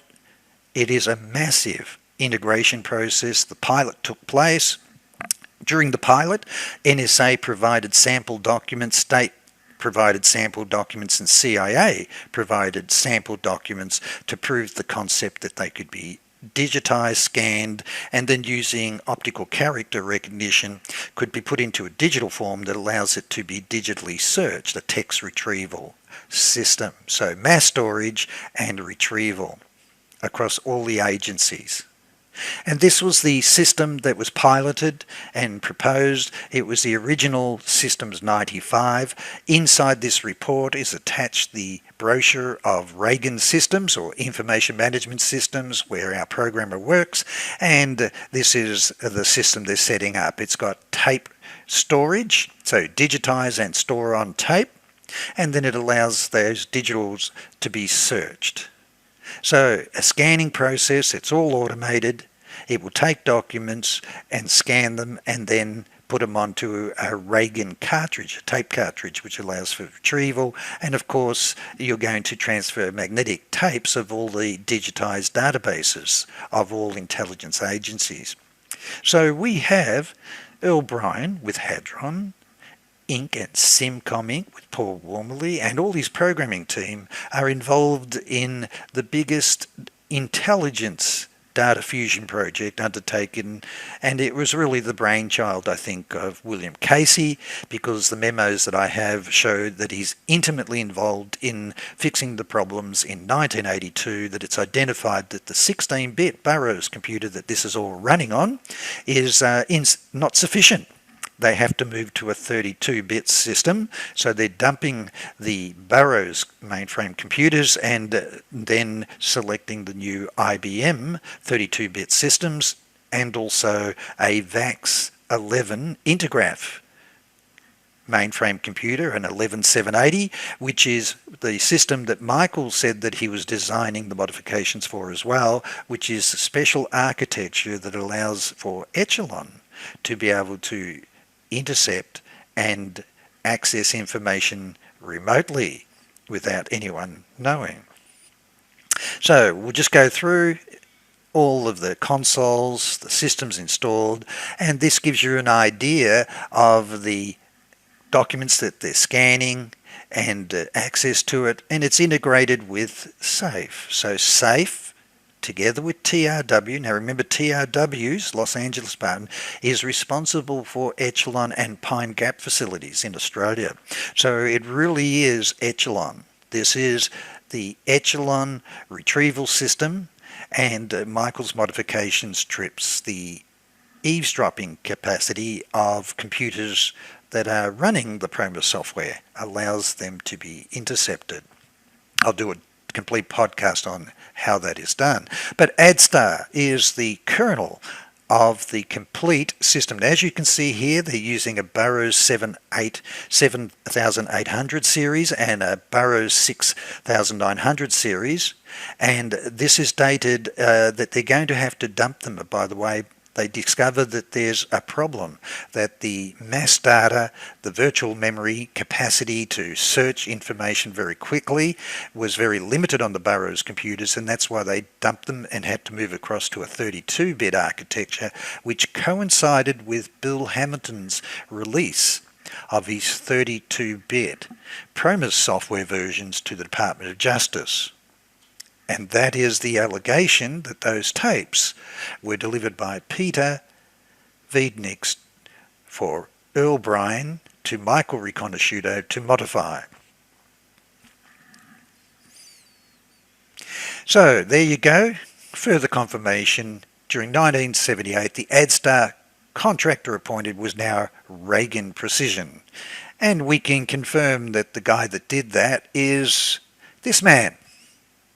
So in 1978, he's working as a employee of Reagan Information up to 1981. So he's there the whole time.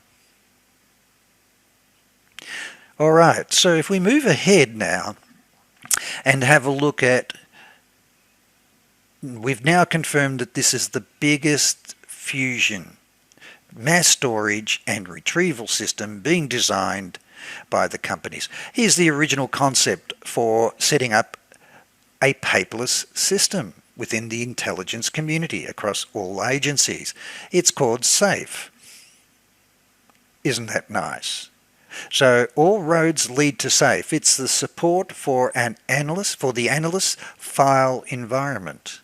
So it's for all CIA, DIA, NSA, and military intelligence analysts.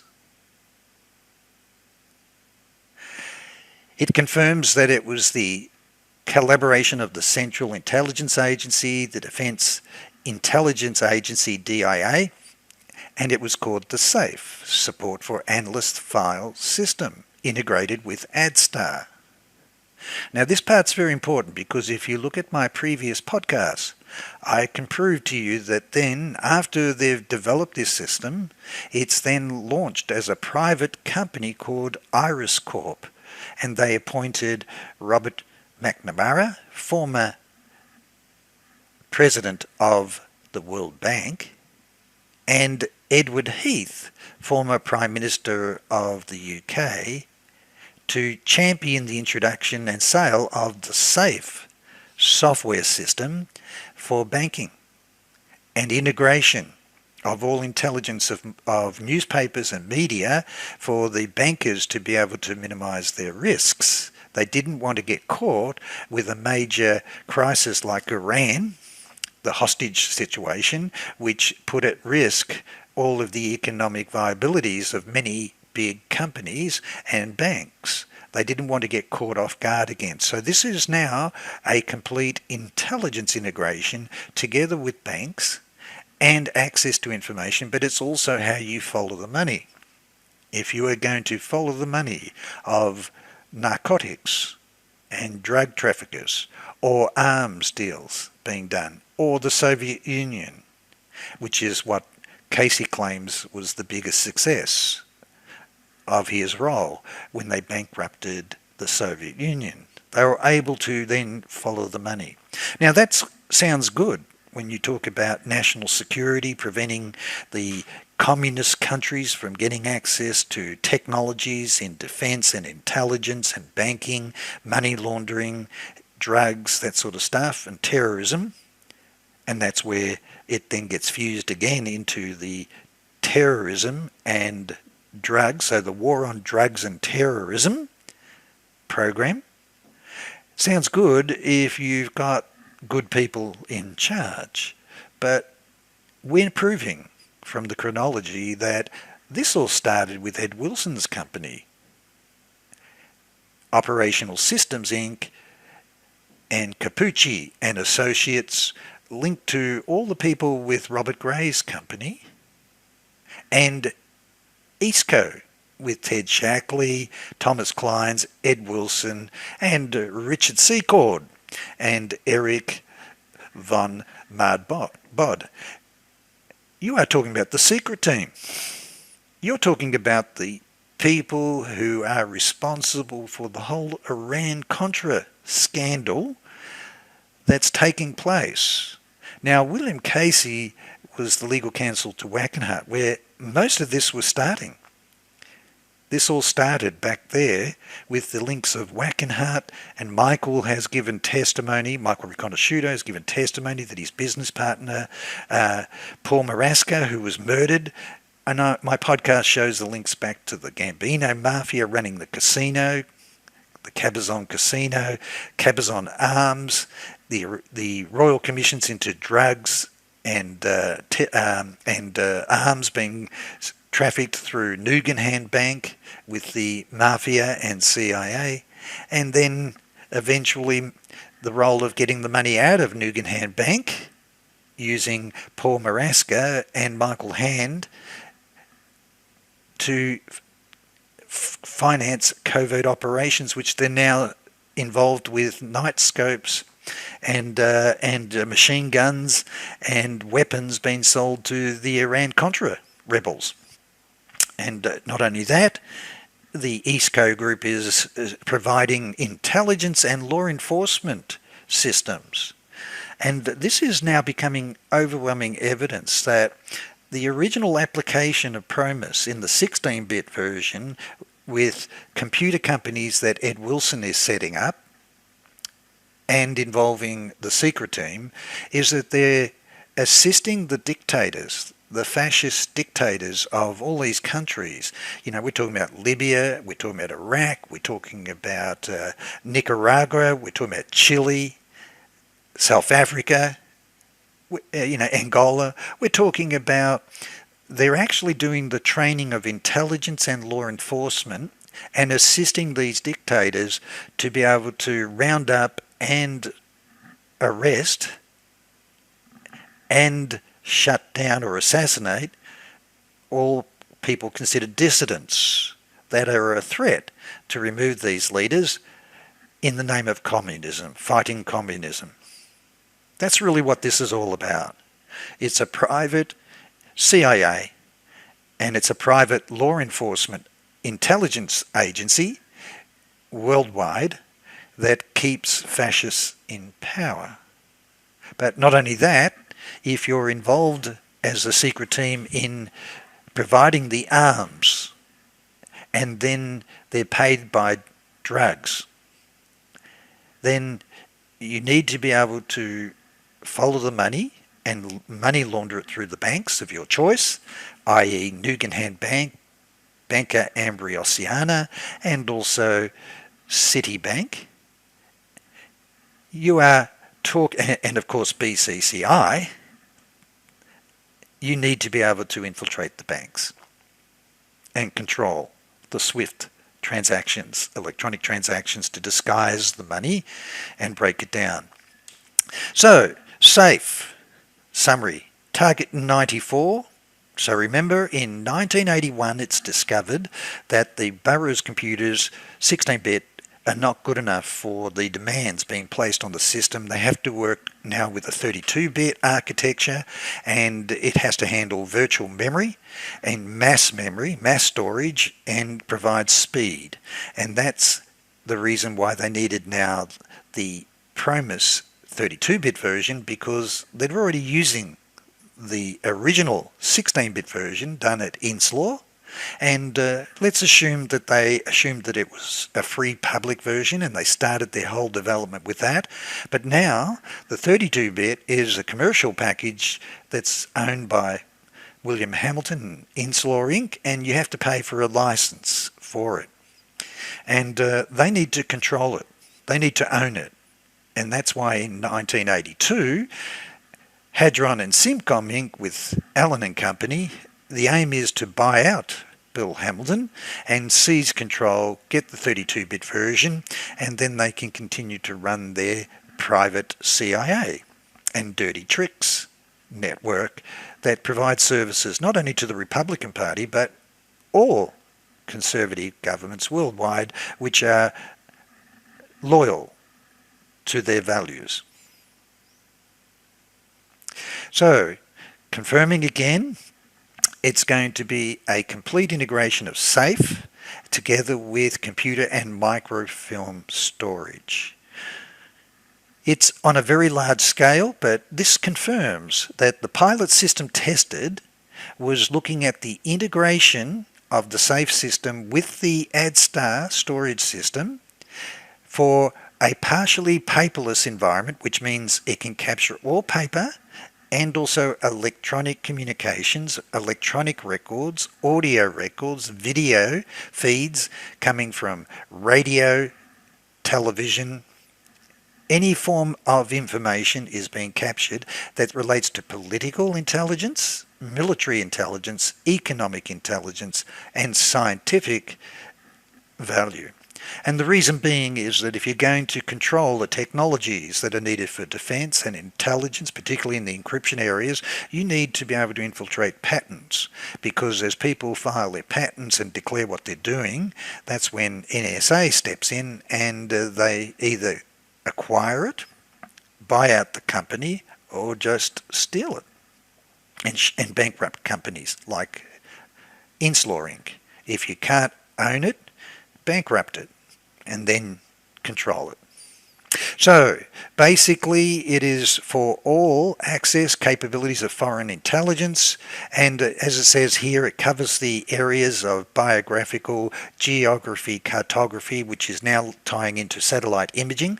The imaging side isn't good enough on the IBM architecture, and that's why they had also put into CIA a Intergraph VAX 11780 mainframe computers, which was tied into DIA, okay, and also NROL, particularly for the satellite imagery side, which needed CAD, computer-aided imaging, and integration for geographical information, tracking submarines, tracking nuclear ships, tracking anything geographically, and also interpreting images. So photo interpretation and of course weaponry. So we are talking that we're now proving that all the programmers who are involved in the biggest intelligence data fusion project ever launched end up working for Paul Wormley. And he knows nothing about what's happened to Inslaw Inc. with Michael Riconosciuto modifying the Inslaw software for his employer, Earl Bryan. How do you be a vice president of a company working in the intelligence areas with law enforcement and CIA, DIA, NSA, and the secret team, more important, with its links with Mossad, and you know nothing? So, as you can see, the safe is integrated with what they call the multi-million record central index file, RECON, and you're going to find that it's integrating now all the media inputs. And so I was always curious, why was PROMIS being distributed by media barons? Earl Bryan owns UPI. Robert Maxwell with the Mirror Group. And then Rupert Murdoch with News Limited. There has to be a reason that the three distributors of the PROMIS software are media barons, and that is that they've made an alliance with CIA, that they're going to give them full access to all news feed.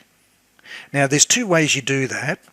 You're providing access to their archives that are digitized to go back through all the previous newspapers, which is what you would want to do if you're going to have an intelligence database going back to, let's say, the Second World War, where there's news stories of links of certain politicians or people that brings the history and intelligence of their backgrounds to light.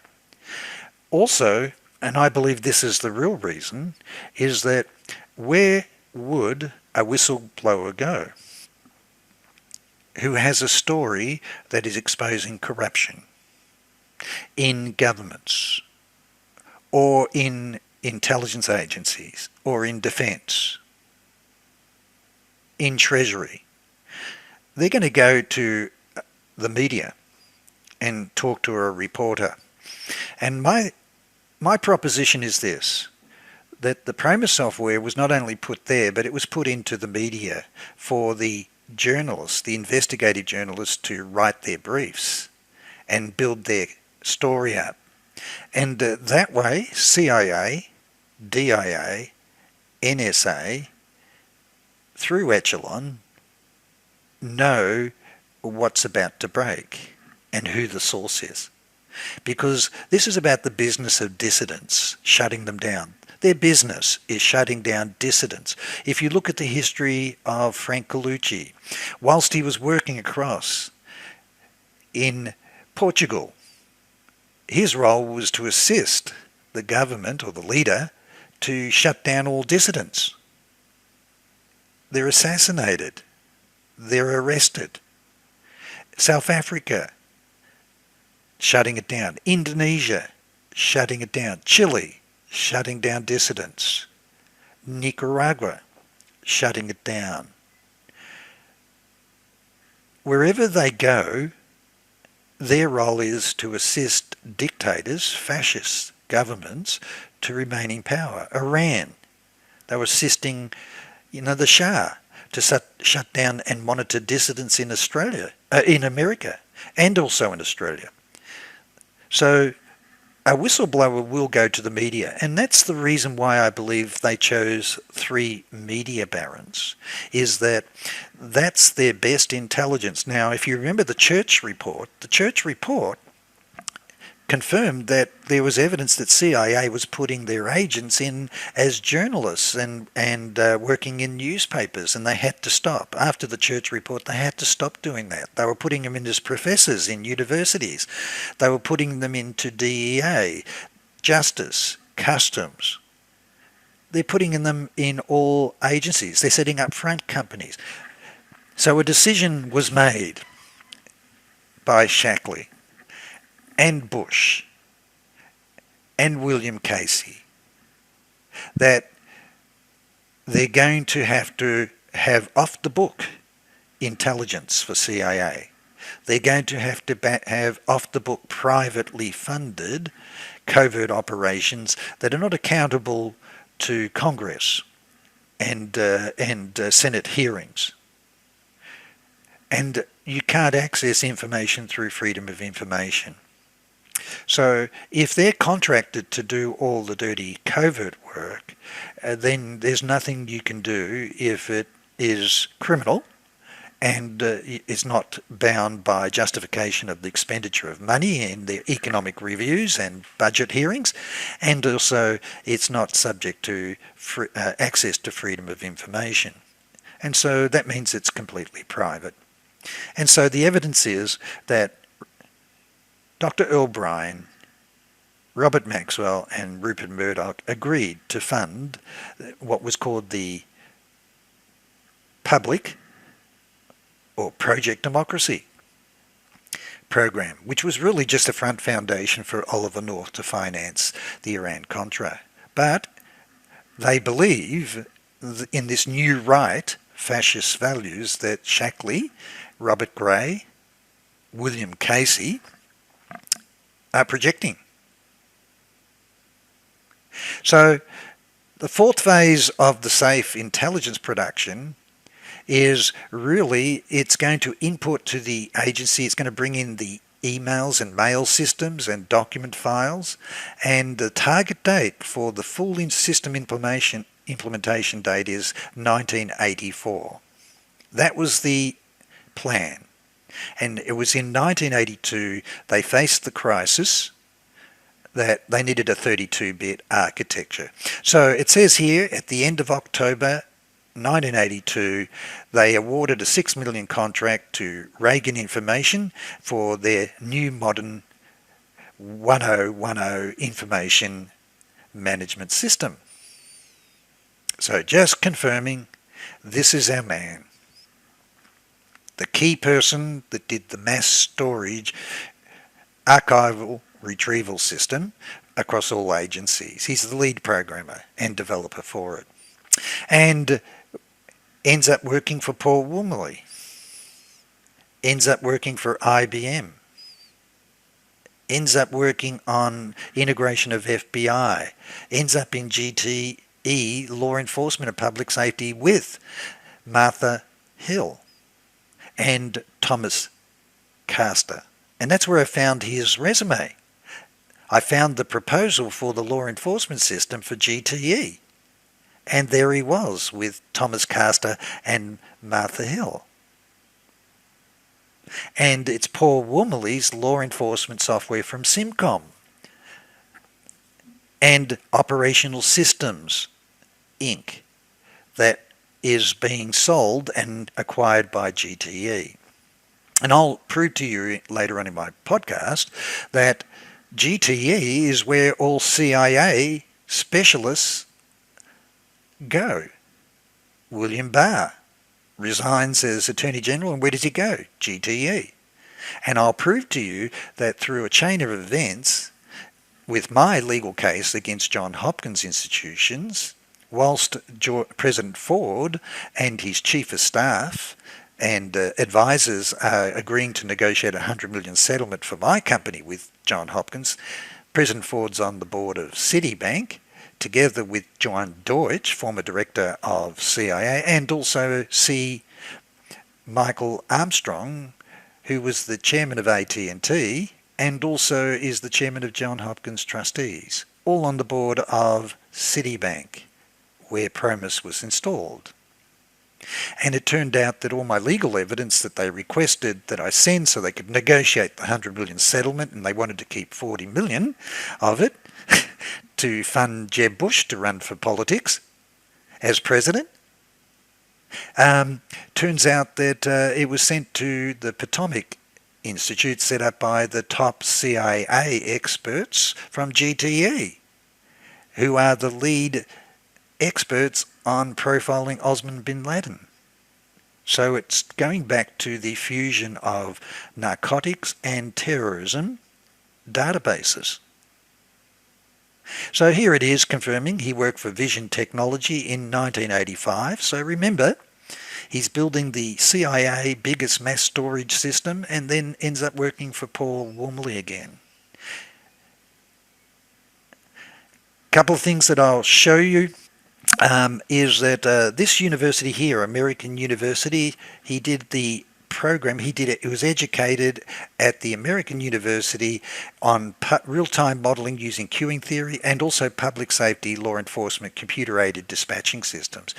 I'm going to do another podcast on this particular area because the person who was appointed as a director of Computer Power Group's research centre, who set up and installed Paul Wormley's software under Department of Justice, had done her degree here, then worked for American Satellite Corporation, owned by Chuck Emmerich, and Chuck Emmerich was the person that arranged for Michael Riconosciuto to work at Wackenhut to modify the PROMIS software. She returns from the US and works for the Victorian Attorney General, Department of Justice, to automate all their law enforcement systems, and then she's the person that organised the contract for Intergraph, which triggered a full royal commission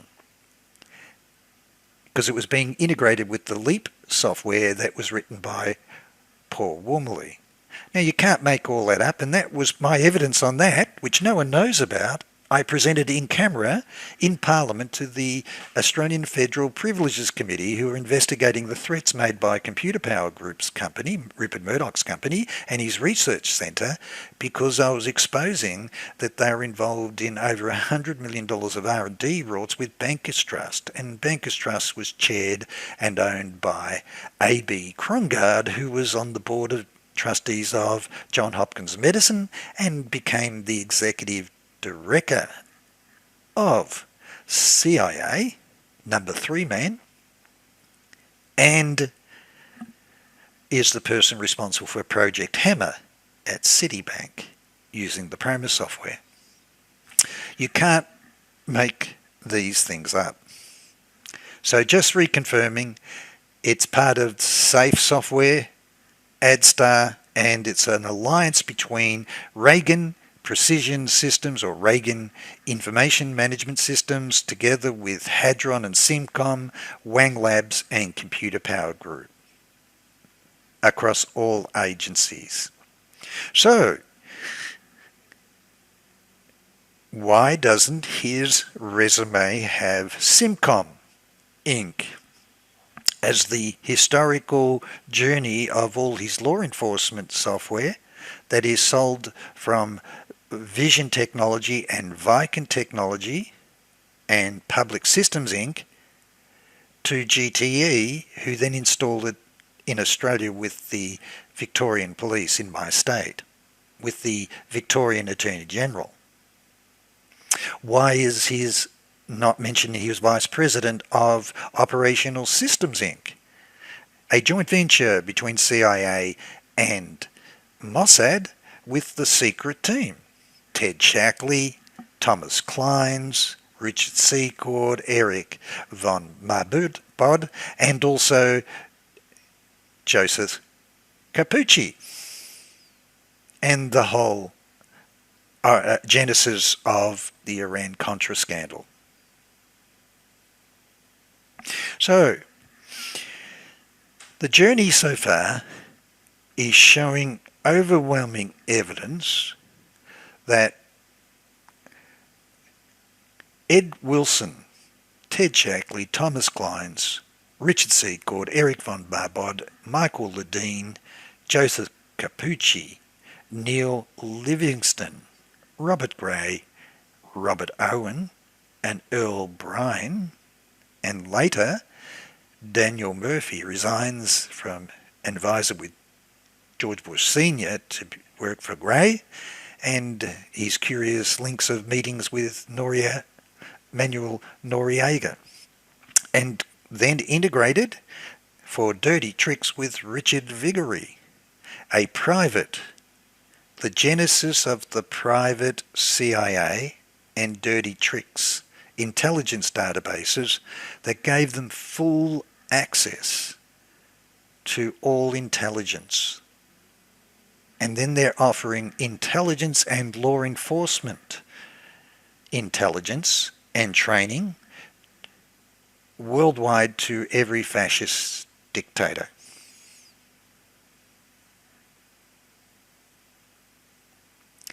That's the secret team. I will show you that Danny Casolaro was investigating Dr. Joseph Navarro. He circled his name, highlighted. I've then found these reports. He's on the board, overseeing the aerostats and AWAC War on Drugs and Terrorism program, using the aerostats, which are sold by Alan Bond, who received the $6 million check from Hadron Inc. from Earl Bryan, delivered to Australia by Richard Babian. He circled that. I'll also show you that Danny Casolaro was also investigating Frank Colucci and his role with Wackenhut on the annual reports of Wackenhut, and he was holding a confidential copy which no one else has ever seen that I'll present to you, which is that Wackenhut was setting up with Dwayne Claridge its own private counter-terrorism corporation in New York. So in addition to him setting up the CIA's counter-terrorism center, Wackenhut and Dwayne Claridge, because Dwayne Claridge was the one appointed to set this up, was setting up their own private counter-terrorism. And I have the prospectus documents and resumes that confirm that Danny Casolaro was homing in on the secret team's private dirty tricks program at 730 Jackson Place with George Pender, Ted Shackley, William Casey, Robert Gray, and Frank Colucci, and also had homed in on Dwayne Claridge and the links of a private counter-terrorism corporation.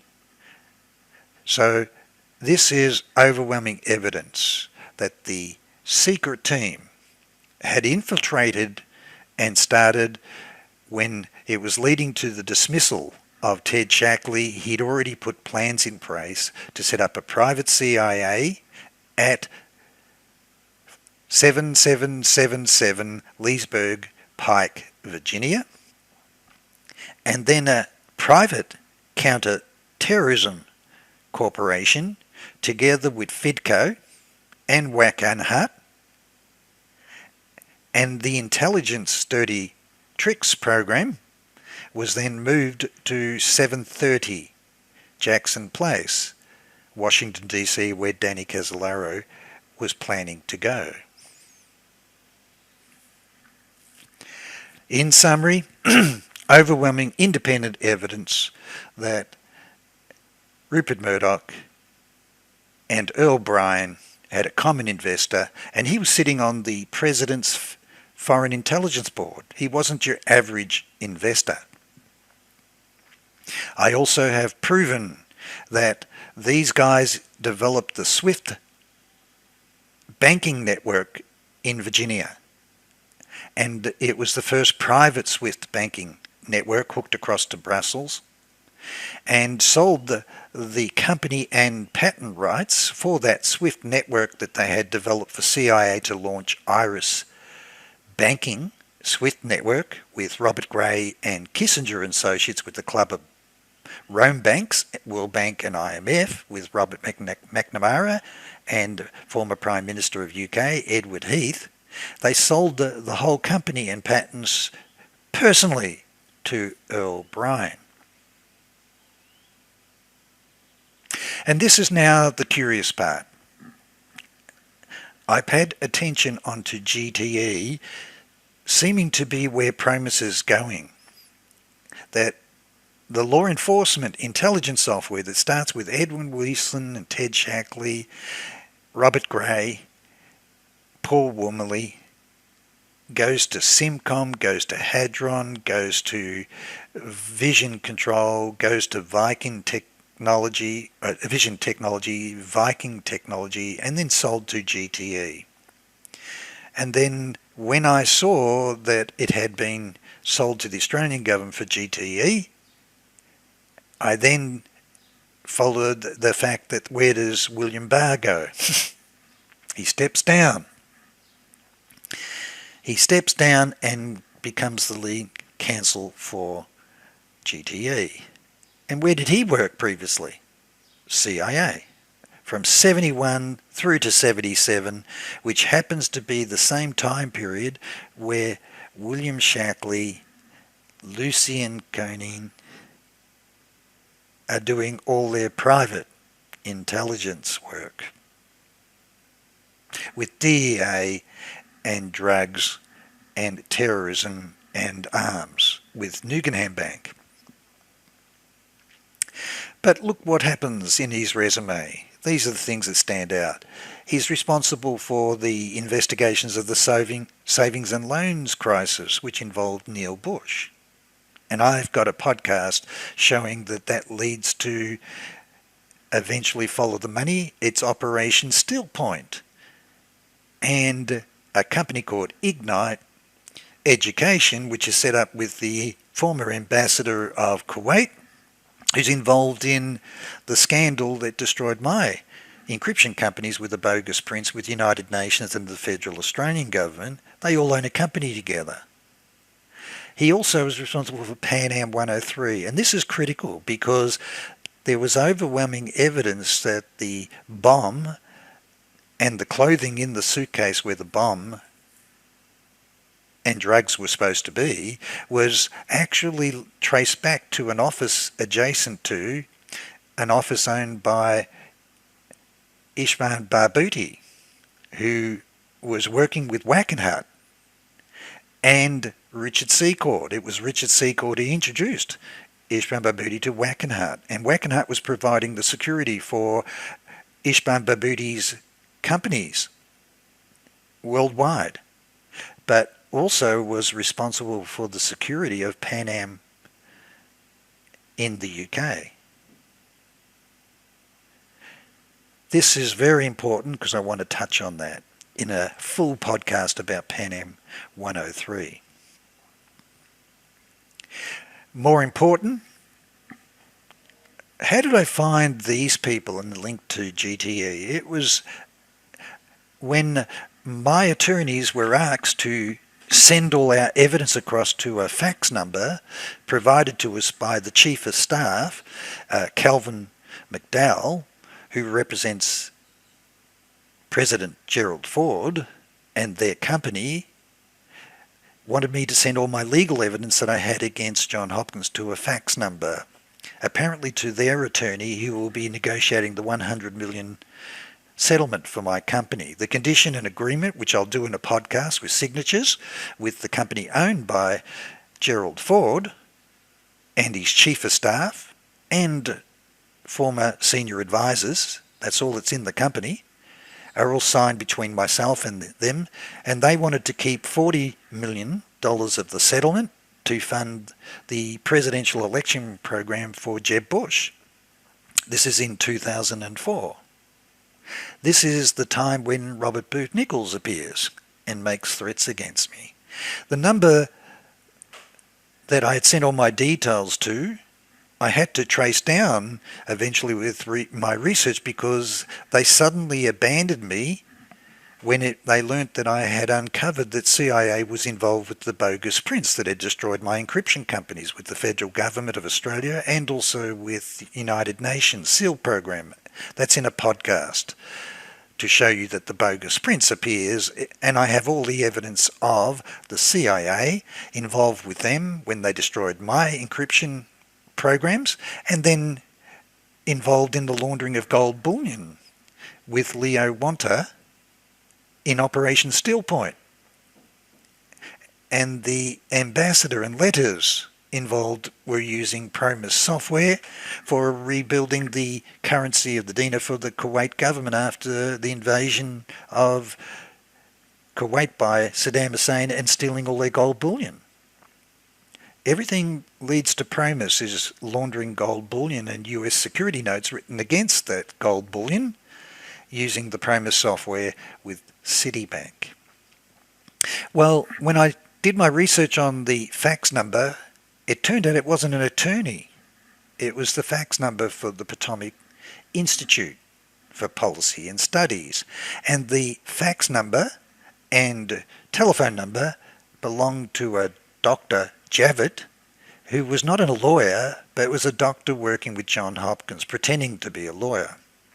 So I will do a full podcast on all that, plus evidence of all my signed agreements for $100 million settlement with the company of Gerald Ford, with all his chief of staff and senior advisors, and Dr. Javitt impersonating an attorney. But the Potomac Institute, I've discovered, was set up and founded by Michael Sweatman. He was a CIA agent from 1986 to 1990. He was directly responsible for profiling Osama bin Laden before September 11. He was instrumental in the formation of terrorism policy formation under President George H.W. Bush and President George W. Bush.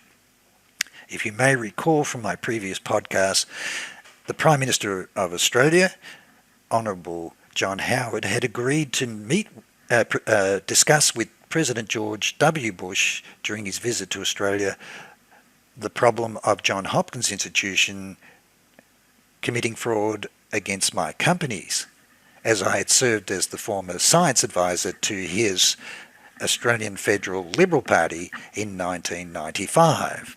And I was highly trusted, and he agreed that he would raise that with him. This Mr. Michael Sweatman also served as a member of the Defence Science Board Task Force on Combating Terrorism. Let me just go back.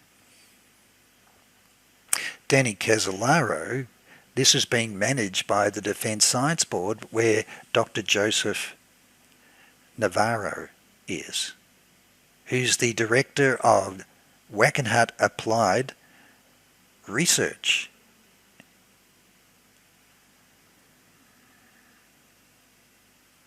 He also was special consultant to President Bush's Foreign Intelligence Advisory Board, and that's where Stanley Schumann is working, who's the common investor of Hadron and also of Rupert Murdoch's company, News Limited. He was also the author for the board's assessment of intelligence community support for Desert Storm and Desert Shield. So, it's coming down to the time of the Kuwait Royal, rescuing the Kuwait royal family, who financed the BCCI checks signed by Khashoggi and Gorbanafar that Danny CASOLARO had as his evidence. He was also assistant to the Vice President of Pacific Sierra Research Inc., but this part's important. He was also one of the founders and directors and managed strategic planning at GTE Government Systems Division that has acquired Paul Wormley's companies for law enforcement software. So GTE is heavily involved in the intelligence community, particularly with satellite communications. I've also uncovered a speech which I will put at the end of this podcast, where Michael Sweatman boasts about the multimedia platform that GTE developed for White House to integrate the fusion of all intelligence reports for the president. I also found the other founder was Timothy R. Sample. He was also the founder with him. And when you look at him, his background is in Intelligence National Security Alliance, General Dynamics, GTE government systems. So it seems like everyone in Central Intelligence is working with GTE government systems, where Paul Wormley has sold his company to, with all of the team of programmers who built CIA Safe, Fusion and AdStore, fusion of all intelligent databases. So it all comes back to imagery. So this is satellite imagery, and that's what GTE does. It provides the spy satellites that CIA, DIA use for their imaging and particularly support for war.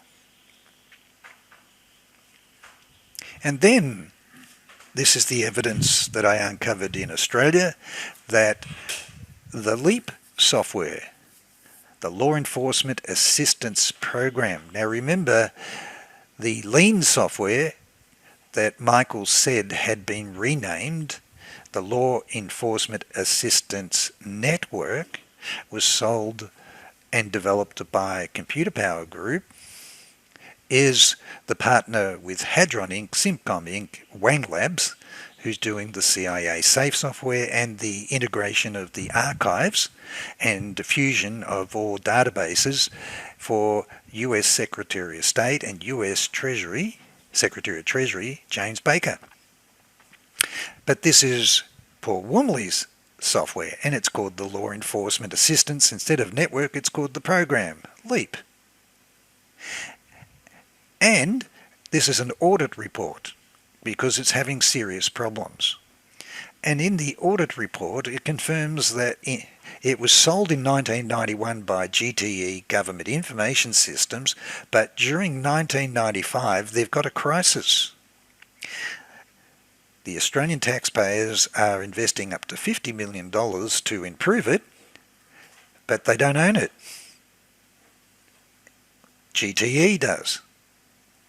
And this is now interesting. There's an intellectual property dispute taking place, and that was the problem for Bill Hamilton, that his intellectual property had been stolen and modified for CIA and justice, and also used in war, in terrorism and drugs, and intelligence agencies and law enforcement worldwide, sold by Earl Bryan, Robert Maxwell, for intelligence and law enforcement.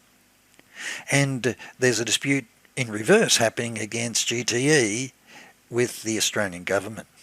And this is a very sensitive, important discussion, because it turns out this is part of a royal commission into the person that authorised this software to be installed, and not only that, authorised the integration with Intergraph's computers for CAD software, that triggered a royal commission, and she is a director of Computer Power Group's research division in Victoria, involved in the R&D syndication program that I had exposed in Parliament during the parliamentary investigation into the threats made against me as a trusted advisor that was being investigated by the Federal Parliamentary Committee of Privileges. This is interesting, is that the LEAP software developed with Paul Wormley's software with GTE is integrated with the Motorola data network for the police cars. And you may find that when you check the records that Hadron was providing the mobile data network systems with and sold it to Motorola. And that was the integration that's taking place with the Royal Canadian Mountie Police and the Vancouver Police. And that's where Michael's testimony is, that he was working on modifications required for PROMIS that was sold to the RCMP and CSIS. And this is now coming back to Hadron.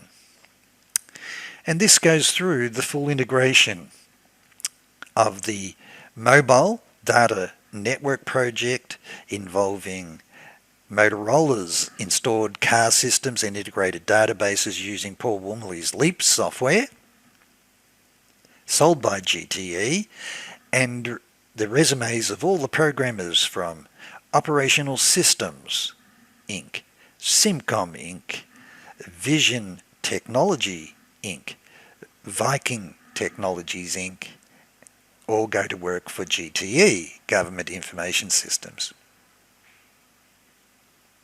And this overview is being presented in Vancouver. Don't you like it? Out of all the world places you can go, and a collaboration and boasting, it's in partnership with the Vancouver RCMP and Vancouver Police. The beginnings of the PROMIS software being sold to RCMP, CSIS and the Canadian government. And so this is the biggest project. It's costing $50 million, and it's integrating all of the databases, but it's built on Paul Wormley's LEAP software. Now, what's the chances of Paul Wormley's LEAP software with the software team from the CIA SAFE software selling law enforcement software to the Australian government Victorian Police, involving one of the directors of Computer Power Group, with IBM, who was a partner of Inslaw Inc. and a partner with Computer Power Group in the research centre. But it's been integrated with Intergraph's CAD system, and it was known as the Bureau of Emergency Services Telecommunications Ambulance. And we had a complete Royal Commission taking place for the awarding of the Intergraph contract by the same person that was a director of Computer Power Group's research company in Victoria, who were making the threats against me that were being investigated by the Australian Federal Parliamentary Committee of Privileges.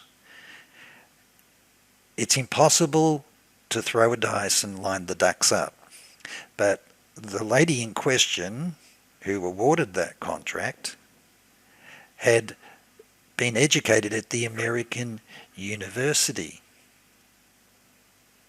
And if we go back to the resume of this man,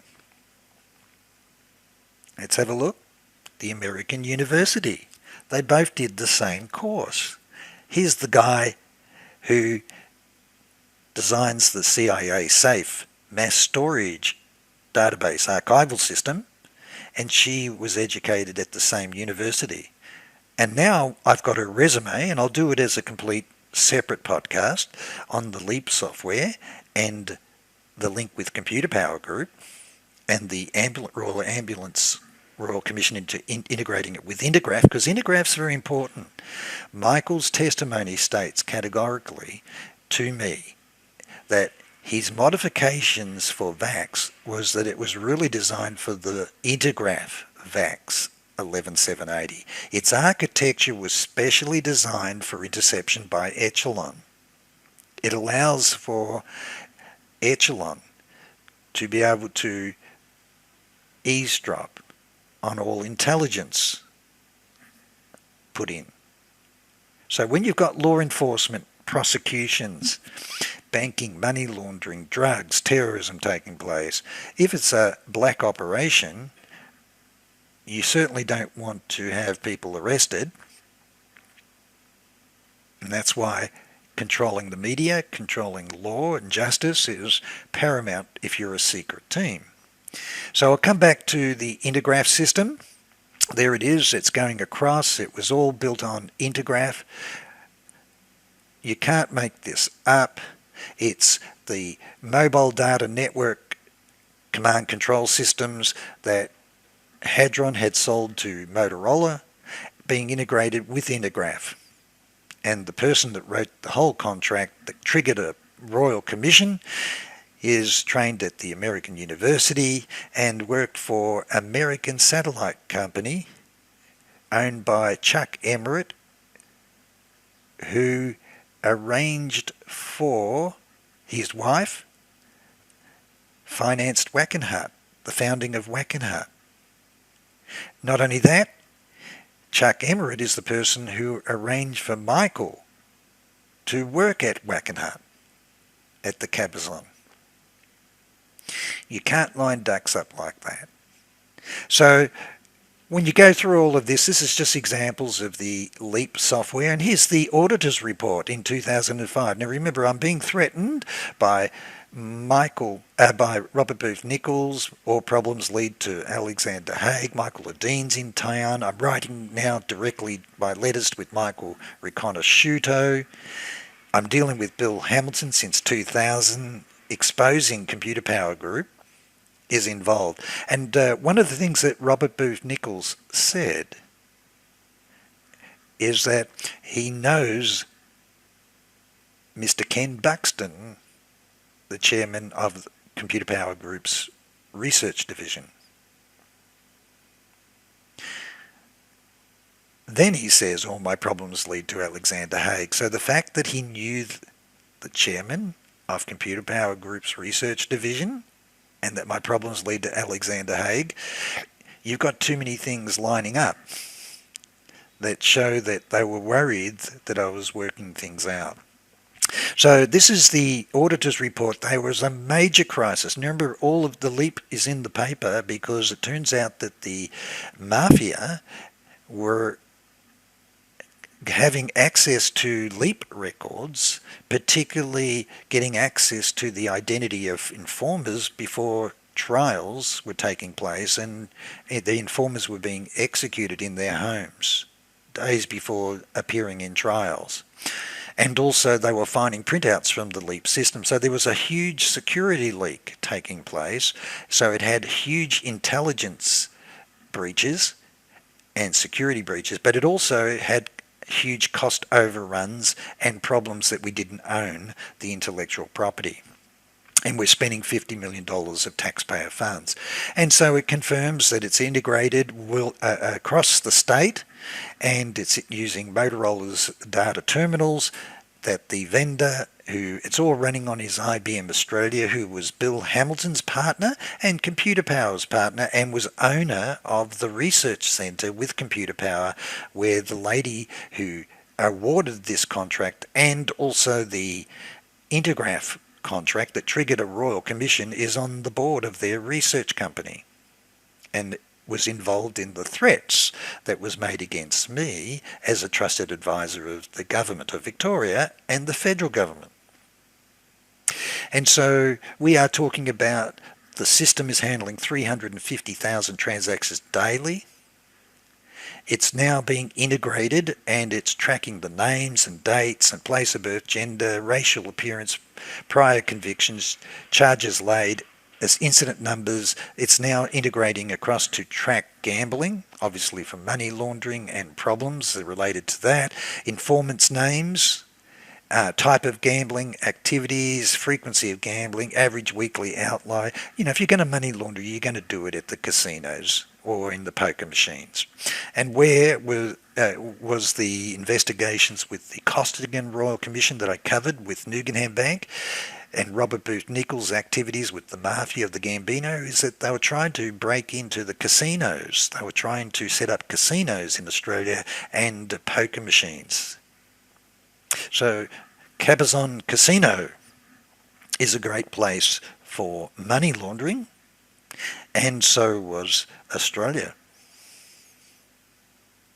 So now let's go across to the second application that Michael confirms. Michael confirms in court. I have all his transcripts, but he's repeated it time and time again. The first application was for tracking Soviet nuclear submarines for NATO. Next, he said, the next application was it was modified for SWIFT banking, and it was installed at Transaction Technologies Inc., a subsidiary of Citibank, for Dr. Earl Bryan, chairman of Hadron Inc., and CIA to move covert funds through international automatic clearinghouses. So Michael has confirmed in 1991 that it's at Citibank. In 2000, during the investigations by Customs into evidence that Peter Wiegnitz had perjured himself during Michael's trial, that he denied he knew Michael Riconosciuto, he knew Earl Bryan, we have General Earl Cockey, former Washington representative of the Guggenheim Bank, former high executives within the World Bank, advisor and consultant to Adnan Khashoggi, testifying in court in a 62-page transaction and testimony that Project Hammer was installed for the movement of gold bullion through Citibank, and that it was a CIA operation, and it started with A.B. Krongard, who was the chairman of, managing director of Alex Brown and Deutsche Bank, Bankers Trust.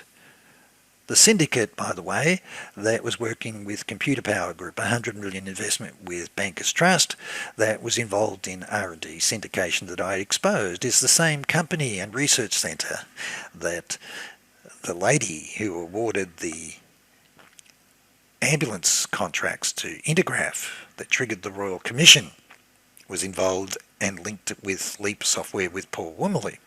But A.B. Krongard is responsible for Project Hammer, and that's what Chuck Hayes was testifying and assisting Danny Casolaro with.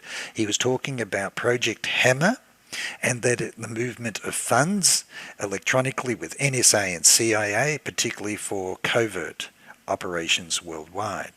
So this is Michael's testimony in court. Transaction Technologies Inc., which is involved in setting up a SWIFT network. Now remember, my evidence shows that the first private SWIFT network was set up by Wang Labs, and they sold the rights to the financial services and transactions for trade to Earl Bryan personally. He owned the company. So let's now go to see the evidence and the linkages. So here's the testimony of Earl Cockey, which occurs after Danny's death.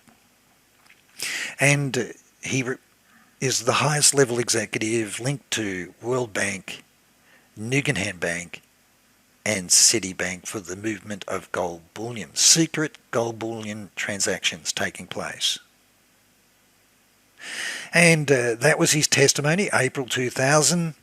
He was a representative of Guggenheim Bank. He was a special consultant to Adnan Khashoggi. Isn't it interesting? He turns up in all these gold transactions. I'll do a separate podcast on Adnan Khashoggi founding Barrick Gold with Peter Monk in Canada, of which George Bush Sr. was an advisor. If you're going to launder gold bullion, you've got to own gold mines. Because how do you prove that the gold that you're processing and moving, and particularly moving into banks, is coming out of the ground, or could it be alternatively gold bullion that has been recovered from the Philippines and Japan and former Nazi gold? Owning gold mines is the best way to move those gold bars, and particularly the US security notes that have been issued against that gold bullion with Marcos. Okay, so this part is very important, and that's the testimony of Earl Cockey, Project Hammer, and that's what Chuck Hayes was updating Danny in 1991 of Project Hammer involving NSA and CIA for the secret transfers of gold bullion through all the banks. He testifies that it was moved through Federal Reserve, Treasury, CIA, FBI, Secret Service, security agencies, arms, gold, bullion, and drugs. He also says that it was to generate funds to pay off the debts that had been issued for US security notes against the gold bullion certificates and metal trusts. And this is really where Michael's company that was processing gold, platinum, and metal trusts, where he overlaps with Nugenham Bank and also with Mark Rich, which I will do in a separate podcast. Earl Cockey confirms that Project Hammer was the continuation of Nugenham Bank. So that's pretty good, isn't it? It's the ongoing removal. That's how they're moving the funds out of Nugenham Bank, Citibank. I also had legal action against A.B. Krongard. He was a director of Johns Hopkins Medicine and involved in the fraud and destruction of my companies in encryption contracts with United Nations, and again attempting to destroy my companies in Geneva, partnerships for encryption. Previous podcasts show that links back to the architects of Echelon themselves. And the owner of Business Risk International, who employed Joseph Queller, who is suspected to be the last person leaving the room of Danny CASOLARO on the morning they found him dead. He confirms that A.B. Krongard is involved in CIA's Project Hammer involving banker Ambrioso overseas. Bankers Trust International, a subsidiary of Bankers Trust, and that's the group that I had exposed is involved in R&D syndication rorts in Australia with Computer Powers Group. And the Bankers Trust, and they were moving, as identified as the way they were moving the money out of St. Peter's banker Ambrioso, together, which was with Lucy Jalley and Michelle Sindona. And I uncovered evidence that three directors, Michelle Sindona, Robert Calvi, and Archbishop Paul Masinkas, owned Banco Ambrosiano overseas, Bahamas, and the attorney of Banco Ambrosiano overseas is a 32-degree Mason that owned a company, Commodore International, with Alexander Haig. I believe that that's the reason that all my problems led to Alexander Haig. I uncovered that, and that's why I think Robert Booth Nichols appeared. He also confirms that Ferdinand Marcos arranged for General Fabian Ver to transfer 50 tons of gold bullion, and it was moved through Bankers Trust in Zurich. He also confirms that A.B. Krongard was the vice chairman of Bankers Trust, director of Johns Hopkins Medicine.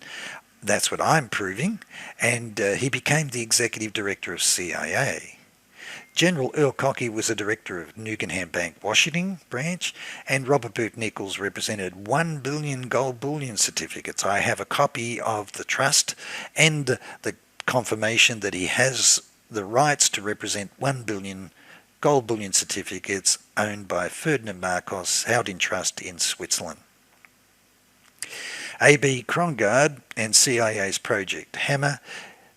General Cockey confirms that a man by the name of Dan Hughes, who somehow is linked to the Howard Hughes fortune, caused 2 site drafts to be issued in favour of Bankers Trust for the collateral commitment of Chase Manhattan and Citibank debenture instruments, an activity which caused General Earl Cockey to believe kicked off what was called Project Hammer at Citibank.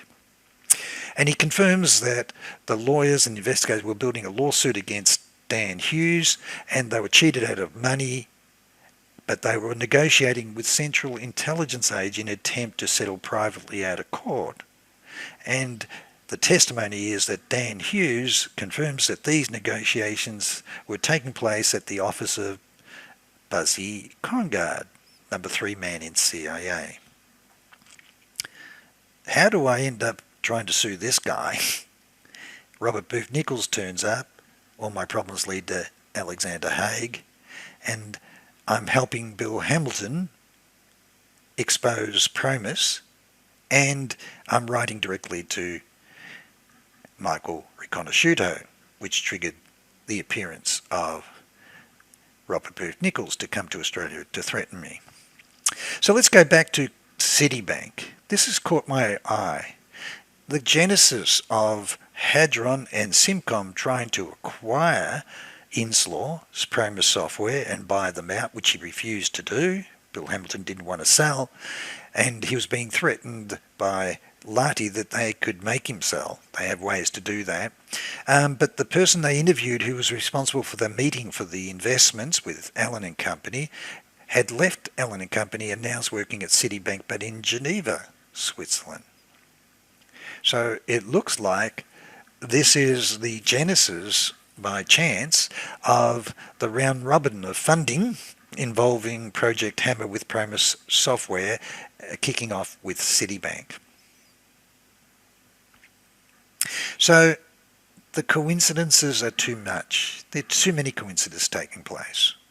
Swiss banking, intellectual property and patent rights. They come to Australia and build the Lean software and the StratPlan software for detecting fraud with computer-powered directors. They have a joint venture in Australia.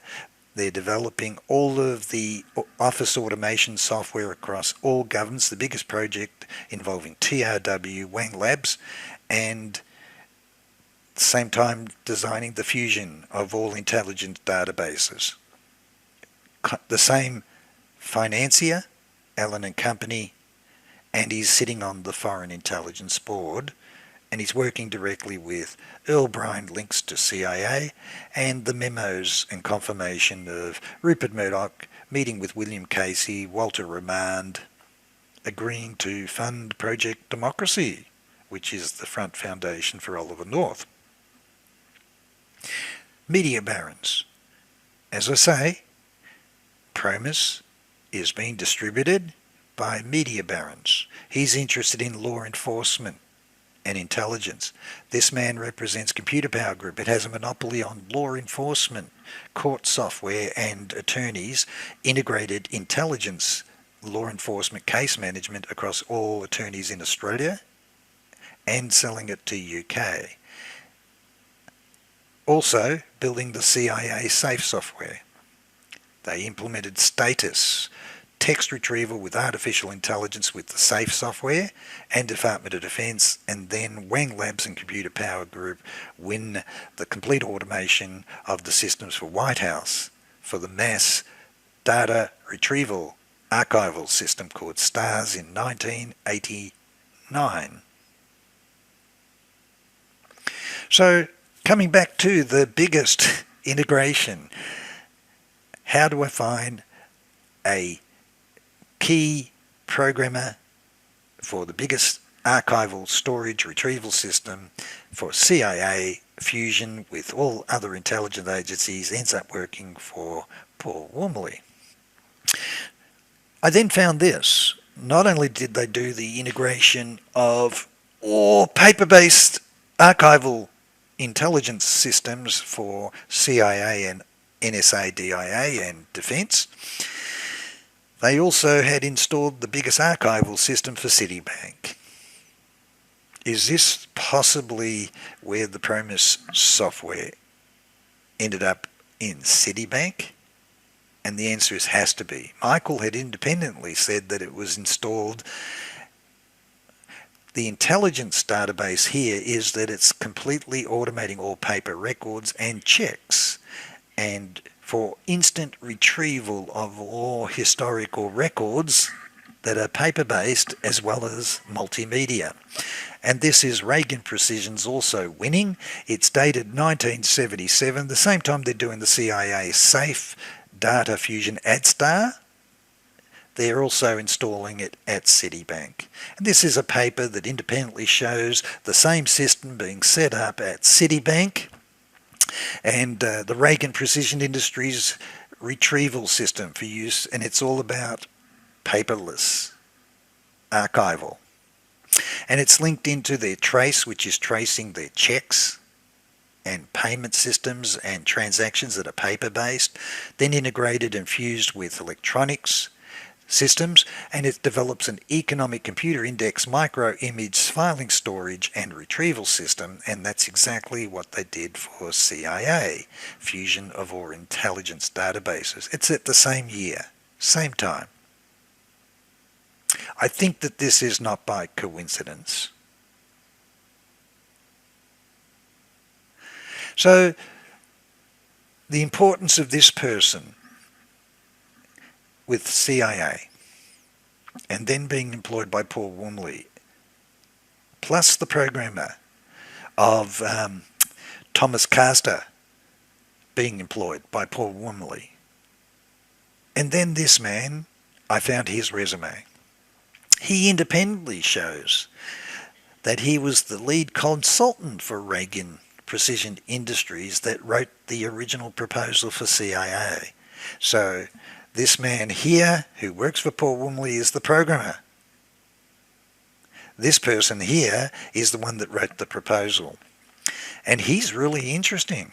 He wrote the proposal to CIA and won the contract to develop an automatic storage and retrieval system known as ADSTAR, using Reagan Precision's automatic parts retrieval system. It was modified to retrieve 300 rolls of microfilm in each storage unit. I get more detail now. 100 storage units, 120 million documents. There you go. That's going to be the biggest retrospective digitization of intelligence that's ever been undertaken. And so it's an automatic process. He boasts that he actually, it says it's going to be scanned. Each of the microfilm could be retrieved within 30 seconds. So they've scanned the documents, it's put on microfilm, and it's actually then digitized. It's for storage and retrieval. It can be then transmitted over encrypted telecommunications network, the Wang LAN and Wang Alliance systems, to CIA officers and agents worldwide, who obviously work out of the embassies under Department of State. He then says that he won and beat the other submissions for the proposal. A proposal written by IBM was beaten. A proposal from PRC was beaten. A proposal by Stanford Research Institute, who's a partner at Computer Power at the time, is beaten. CSC's beaten, but EDS missed out. And that was a company owned by Ross Perot. And also, he beat his former employer, which was SAG, with lower costs.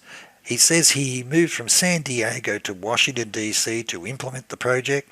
He then opened the world's first paperless office at Watergate. I love the fact that everyone keeps ending up at Watergate.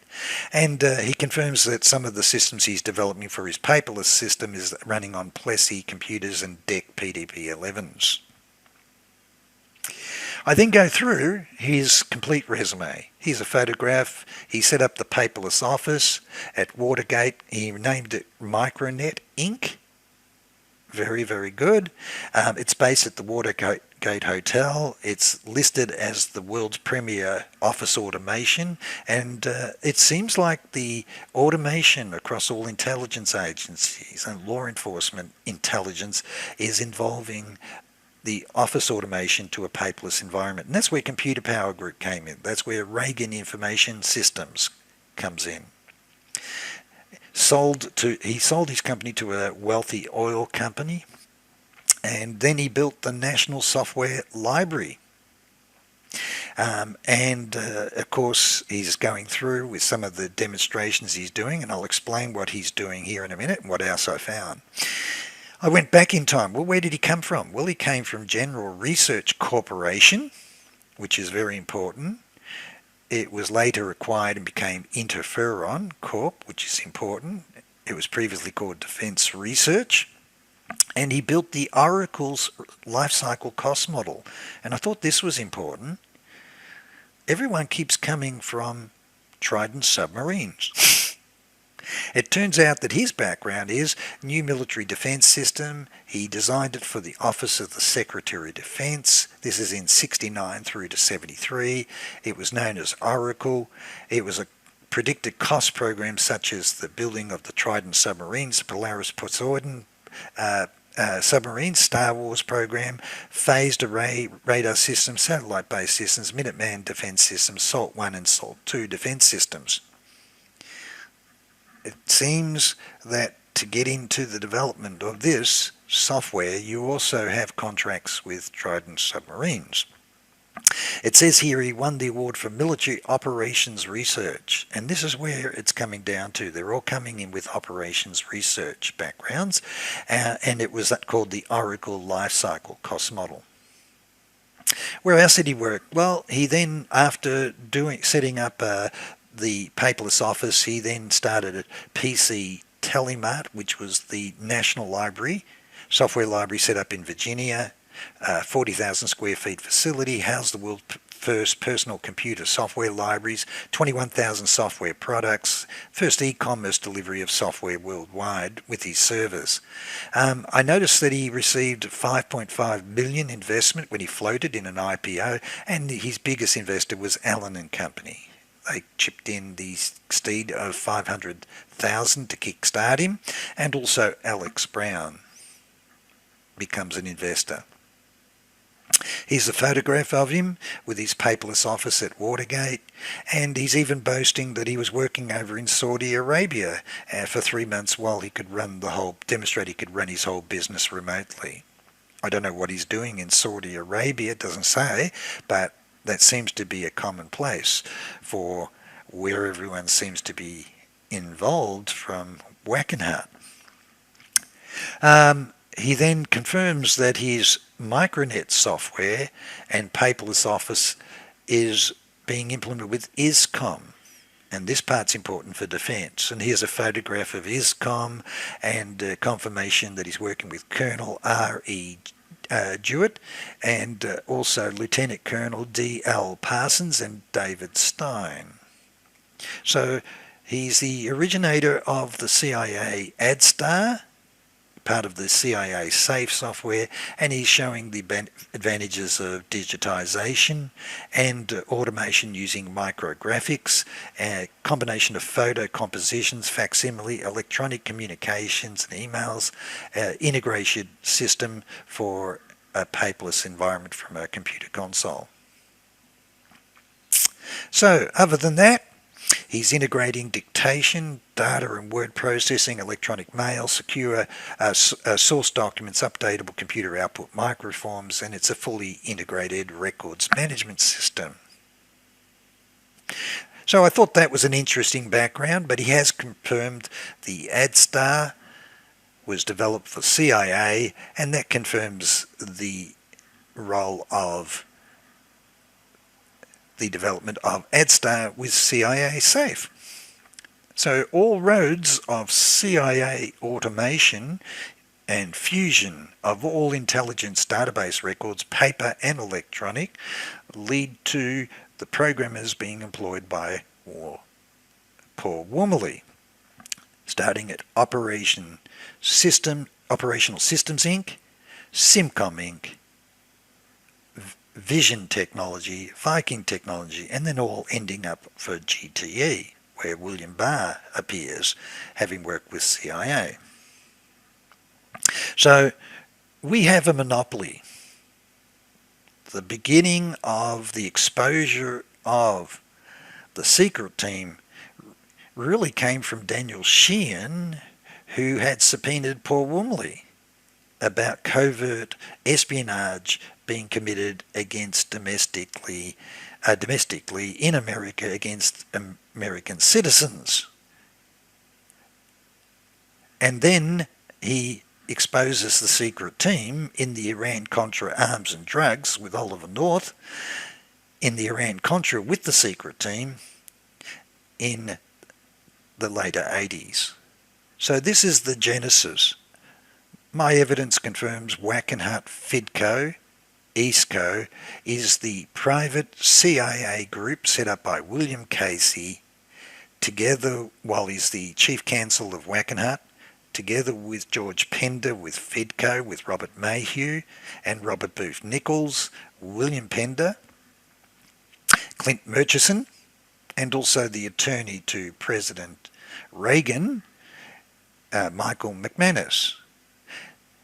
The brains seems to be coming from Ted Shackley, deciding that he's setting up a private CIA and involving all of the key people, particularly the role that George Bush senior as the director of CIA is blocking a US Department of Justice investigation into the evidence that 50 former CIA agents are working across these agencies involved in cover-up and prevention of prosecution of major drug trafficking cases that are part of a private CIA arms and drug network linked back to the Nugan Bank.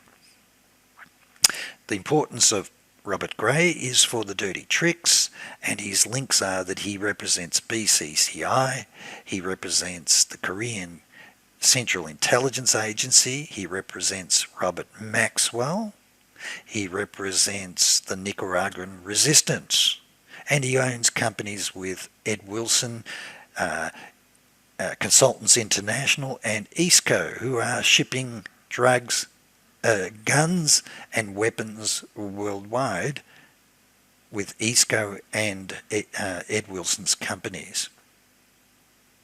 But the infiltration of the banks was critical. If you're going to do all the intelligence and you're going to illegally and secretly sell drugs and arms to support fascist terrorists worldwide, to maintain control of government and assist them to identify, shut down, assassinate dissidents that could allow communists to seize control of their country in return, accepting drugs as payment and selling them to the American citizens to get finances for the covert operations, then you need to control banks. And that's when the SWIFT network of IRIS CIA safe software is launched as IRIS Corporation with Robert Gray and Kissinger and Associates in 1982. So let's now look at the second communications. I had communications with Michael Riconosciuto. He said the first application, really, when it all started, was back in integrating and tracking Soviet submarines. And I believe that this is the early days of the ISCO and also Task Force 157 with Ed Wilson, Ted Shackley, where they'd infiltrated all of the marine systems and unions worldwide so they could actually track all American, Soviet ships and also submarines worldwide. But it also allows you to ship drugs and arms through the ports and containers. Let's now look at the evidence. He says it was integrated the missile fire control command systems for the US Trident submarines using VAX 11 780 computers, and also a specialized miniaturized version of the VAX which allowed it to actually be used on the Trident submarine. So what evidence was there? Well, I'm now going to do this part. It turns out that Operational Systems Inc. It should be, was owned by TRACOR Inc. and it developed the missile fire control command systems for the Trident submarines. They also developed banking software, law enforcement software, covert intelligence surveillance services, and electronic spying devices. So let's have a look at this. This secret team is also Operational Systems Inc. is owned by TRACOR. Let's have a look at the evidence of that. Well, it turns out that in the 70s a bombing took place, and Joseph Capucci and another gentleman were almost injured and possibly killed by a bombing that involved IRA, which occurred in London. And during the press release, it says that a spokesman for TRACOR Inc. said that Capucci and Collins were officers of a TRACOR subsidiary called Operational Systems Inc. in Arlington, Virginia, where Paul Wormley's working. So, what could I find on TRACOR? Here's another press release. It happened in 75. Confirms that TRACOR has created a new subsidiary company called Operational Systems Inc., and it's headquartered in Arlington, Virginia, and has formed a new company. And what's it providing? Electronic security systems for industry, government, and individuals. And then there's this press release in 1978. It says that TRACOR has won the Navy's Trident submarines contract. It says TRACOR headquarters in Austin, Texas is an international technological products and services company with operations in 13 states, Virgin Islands and 4 foreign countries. About 110 TRACOR sonar sites and managers to Connecticut, Maryland, Virginia, California, and Texas will provide engineering analysis and technical engineering for the contract. It's with Naval Sea Systems Command, and it's the installation and operation of a sonar, command and control, and fire control systems, as well as acoustic transducers and instrumentation for Navy submarines and surface ships. Now, I know categorically that before Hadron was formed, and Earl Bryan and Dominic Latty, they actually ran a company called Exonic Inc. And it built the sonar sensor systems for tracking submarines. And that was back in the late 70s. I'll add to my podcast the evidence of that, but that's where they fit within the trials of the sonar systems. So I believe that Exonics, the beginning of Hadron with Earl Bryan and also with Dominic Latty, is that their interest in Trident submarines began back there with their expertise in sonar systems and submarines, detecting submarines. Also, I found that Bobby Ray Inman, former Deputy Director of CIA, later joined TRACOR Inc. So it's interesting that in 1982, this is where Bobby Ray Inman turns up. And I'll also add to a podcast is that Bobby Ray Inman and Alexander Haig owned a company called ISC, which was exposed in selling submarine tracking technologies and sensors in contracts that was exposed illegally. So maybe that's where Alexander Haig fits into the link with the illegal activities of ISC, which I will put as an additional confirmation on that. Here's another press release that confirms that Operational Systems Inc. is involved in the Department of Defense Operational Intelligence Modernization Program. So not only are they doing CIA, but they're involved in setting up the National Military Command Systems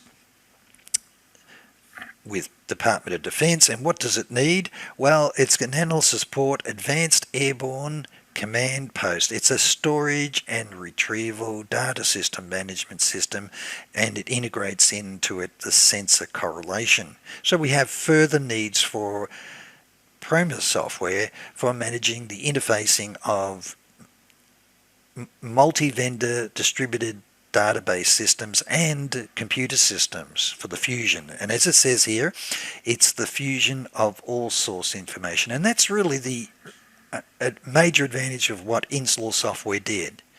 At the time, we have a need for the fusion of all information sources from different vendors, and Bill Hamilton's software allowed it to be tailored that it could automatically capture and integrate data from all the vendors over a distributed network.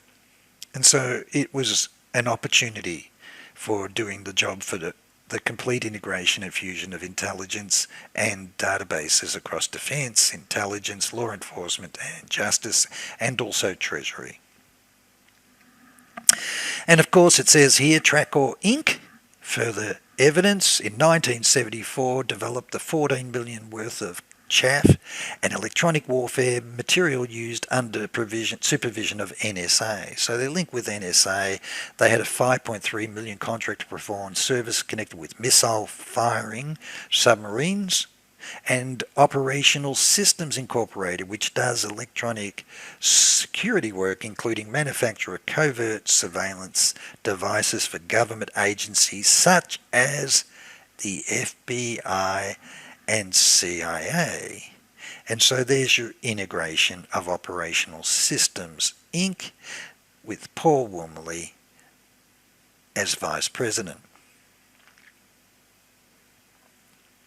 And this is a summary of the $4.2 million contract to TRACOR, Naval Sea Systems Command, Department Navy, Sonar Command Control, Fire Control Systems, Navy's nuclear submarines, Trident submarines, and surface ships. So here is the genesis, that the first application of PROMIS was for the tracking of Soviet submarines, and it was integrated into the fire control systems for the Trident submarines.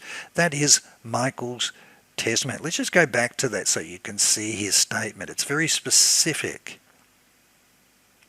It was integrated into the missile fire control and command systems for the US Trident submarines, and it was using a VAX 11780.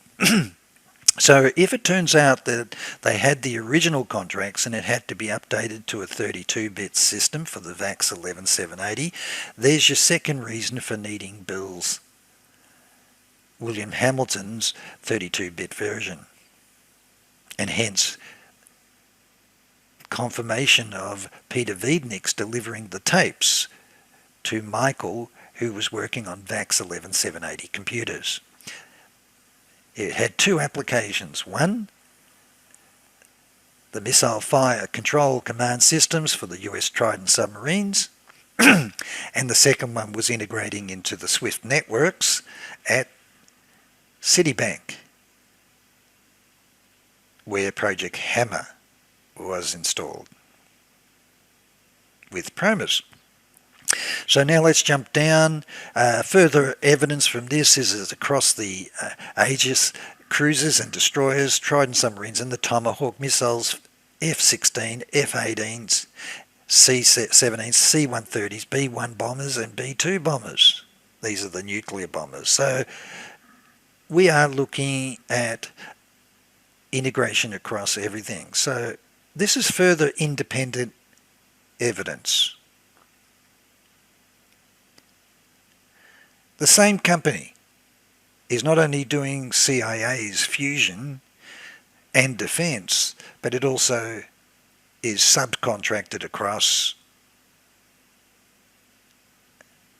So we are looking at overwhelming evidence independently verifying Michael's testimony provided in court in 1990 and 1991 during Danny Casolaro's investigations. Here is the evidence, again, just to recap, that in 1976, George Bush Sr., as the CIA director, was blocking a US Department of Justice of Lucien Conein and 50 former CIA agents that were working for DEA and BNDD, it should be, and he was responsible, Lucien Conein was responsible for all DEA intelligence unit, intelligence databases on drug traffickers, the suppliers, the banks they use, the ships they use, the planes they use, and the distributors of it. All the intelligence of who you need to contact if you want to sell drugs as payment for arms that have been shipped off to Iran-Contra and also to other countries worldwide.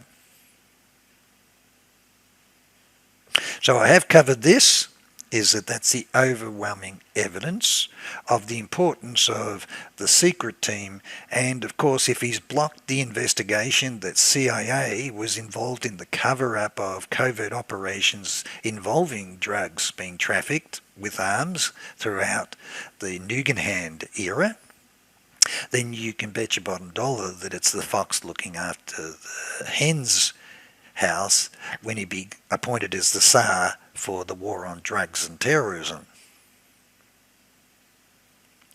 Now we'll come to the last couple of components which I will put into this podcast before stopping. Neil Livingston. I found his resume. It turns out that he was the vice president of Joseph J. Capucci Associates from 1976 to 1979. He was one of the VPs and investors and founders of Air Panama International, 1978 to 1980, involving Noriega. And then he was appointed as the head of the international division of Gray and Company with Robert Gray and Robert Owen from 1981 through 1985. And then he starts to become setting up an expertise in an institute on terrorism and subnational conflict. He founded this centre. This is overwhelming evidence of a secret team that is involved in control of all intelligence databases for drugs and terrorism and relationships with Gray and Company as the representatives of BCCI, the Kuwait royal family, Khashoggi, Robert Maxwell, and also the Iran-Contra foundations, and also Korean Central Intelligence Agency. All the areas involving the secret team with Ed Wilson, Thomas Kleins, and also Ted Shackley, Richard Secord, and Eric von Marbud, who are selling arms, intelligence, and law enforcement to every dictator worldwide, and banks, BCCI, Nugenhand Bank, Banca Ambrosiana, to launder the funds. And this is the other person, the Vigory Company, the private CIA and dirty trick centre. And here's a photograph of all his IBM computers, and it contains over 20 million names of American citizens, politicians, for his new right, the fascist right, that believes that it's got to keep the Republican Party in power successfully. And he's running a campaign where they can target information to remove any senator or congressman who is opposing policies that they need supported. And this is the Dirty Tricks program. He was called the Computer Wizard, and he helps finance the new right. It's all based on IBM 370 computers in the 70s, and that is what DEA was using with Lucien Conin for the intelligence unit, for DEA, BND, and the El Paso intelligence unit and task force that set up in Florida for George Bush for his war on drugs. Also was in CIA was IBM 370s until they replaced them with the Burroughs computers. So everything seems to be about a private archive, but this is the dirty trick. So let's go back again. He has the names and contact details in information relating to 20 million citizens. And so this is the guy who owns the building where Eastco is established, with Shackley, Kleins, Wilson, Secord and Van Maybot. But what else did he do? Well, here's the evidence. In 1977, the New York's Attorney General's office began procedures against the Korean Cultural Freedom Foundation that employed Vigory, and the South Korean Central Intelligence Agency over funding. There was a 1.5 million donations collected in 1975 from Southeastern Children Foundation, but it didn't really go there. The audit found that only 920 was paid out of it to Richard A. Vigory and Co. that solicited donations by mail. So this is the Tsar that is going to prove that he can raise all of the funds to get President Reagan elected. And he's got a link back to, he has a company called Direct Mail Campaign, and it has a major goal to fight communism in Asia, and its president Bo Hi-Pak, former South Korean intelligence officer who worked as a principal aide and interpreter with the Unification Church founder Sun Myung-moon. And this is where Alexander Haig was a personal friend of Sun Myung-moon, and Robert Gray represented the Unification Church with Sion. So we have now a complete link of the parties who are involved in this particular part, which is really setting up the Dirty Tricks campaign to raise funds and target all senators and congressmen with a media campaign that discredits anyone who opposes, so they can remove anyone from power that doesn't play ball. I then found the website and confirmation of statements by Bo Hi-Pak himself. And he said he was behind the founding of the American Constitution Committee and the American Freedom Coalition. And this is the one that I'm interested in. He later, the ACC Top Guns, joined field personnel of a non-unification church organisation, the name of Christian Voice, and formed the American Freedom Coalition. And this part's going to be very interesting. The national headquarters of AFC was established in Washington, and it says here that the AFC co-chairmen were Congressman Richard Ecord and Bob Wilson. Now, I've highlighted those names. They may not mean anything to you, but they do in Australia.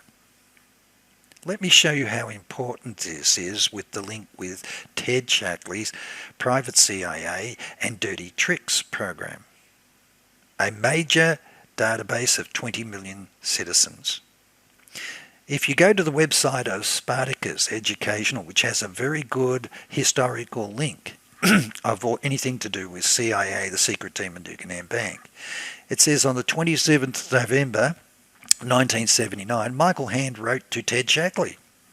It concerned a meeting of two men who had recently attended in Washington. The opportunity of meeting you again on different terms was very enjoyable, and I sincerely trust that something worthwhile of business may surface and be profitable for both of us. In the winter of 1979, Ed Wilson had a meeting with Bernie Houghton and Thomas G. Kleins in Switzerland in an attempt to help him out of his difficulties. Isn't that interesting? This included a non-delivery of 5,000 M16 automatic rifles. The three men discussed ways of using the Dukenham Bank to float $22 million loan to finance the delivery. Hand was obviously concerned that if Wilson was arrested, he might begin talking about his dealings with the Nugan Bank. That's important, but this is the part. On the 7th of January 1980, Robert Wilson, House of Representatives Armed Service Committee, and Richard Ecord, Chairman of the Research and Development Subcommittee of the Armed Services Committee, had dinner with Bernie Houghton in Australia at the Bourbon and Beef Bar and Restaurant in Sydney. Now, what's the chances that those two people are working with Robert Viguerie and also Bo Hai Pak? And this is the part that's important. On the 27th of January 1980, Frank Nugan was found shot dead in a Mercedes-Benz. With his body was a Bible that included a piece of paper, and on it were written the names Bob Wilson and Bill Colby. Robert Wilson was a senior member of the US House of Representatives Armed Service Committee with William Colby, and William Colby was the former director of CIA. Bernie Houghton was in Switzerland at the time, and he immediately rang his branch office in Saudi Arabia and ordered the staff to leave the country. Houghton also visited Ed Wilson's office in Geneva and left a briefcase with bank documents for safekeeping. Soon afterwards, a witness saw Thomas Clines going through the briefcase at Wilson's office and removed papers that referred to him and General Richard Secord. Isn't that an incredible find? This is evidence beyond doubt of the secret team, and the links back to the Nugan Bank flow all the way back through ISCO, together with Operational Systems Inc., to Simcom Inc., Hadron Inc., with Earl Bryan and Paul Wormley, and all the programmers who are doing the integration and fusion of intelligence of databases and running the dirty tricks archival on 20 million citizens. It complements and supports my previous podcast, which had definitive evidence that links it back to Wackenhut Cabazon, Cabazon Casino, and Michael Riconosciuto and Paul Maraska and Robert Booth Nichols. Trades in gold bullion and arms and drugs through the Nugan Bank, with Task Force 157 and also leading to the dismissal of our Gough Whitlam government in another podcast.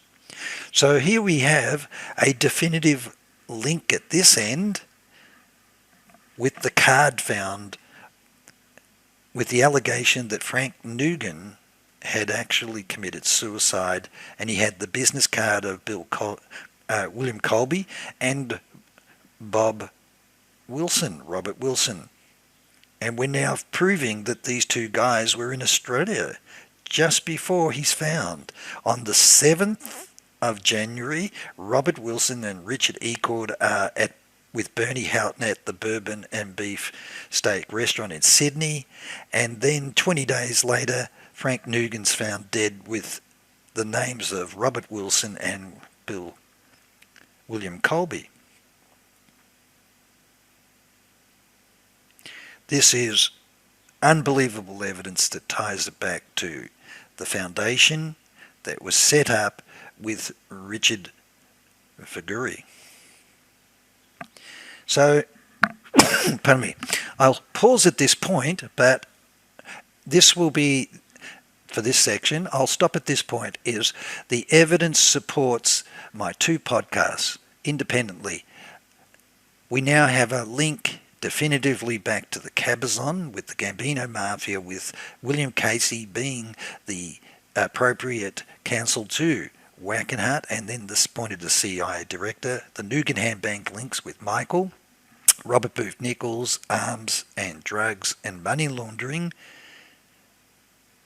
And then the same secret team, the same people turn up. William Colby, Ted Shackley, Frank Colucci led the efforts of Robert Booth Nichols, Eric C. Cowles and Harry Gillam to bring down Gough Whitlam by setting up our federal treasurer, Jim Cairns, in a $4 billion Arab loan with the Prince of Saudi Arabia, who had met with William Colby only a month earlier. And so this is the final slide. I'll pause for Richard Gurry. I think this is the last one. Not only was he involved with those matters with the Korean Central Intelligence. Now remember, Richard Babian testified that the PROMIS software was installed with and sold by Earl Bryan to the Korean Central Intelligence Agency, and they're working directly with Richard Viguerie, and they're working directly with Robert Gray. And it says here, and I'll do this in additions later on, but he then ran the fundraising program to get Oliver North elected after Iran-Contra. Against the prediction, he was helping and trying to run the program, and it was also getting support for Pat Robertson. See, Pat Robertson was also going to run. So he had the support of Pat Robertson and Reverend Sun Myung Moon, and the man heading this fundraising effort was Richard Viguerie. Now, this is definitive evidence that this far new right group with the secret team is really running a dirty tricks program to move politicians that don't play ball and can shut them down with a mass media blitz on them to drop their ratings and raise concerns. It's political opinion, political intelligence. It's the dirty tricks.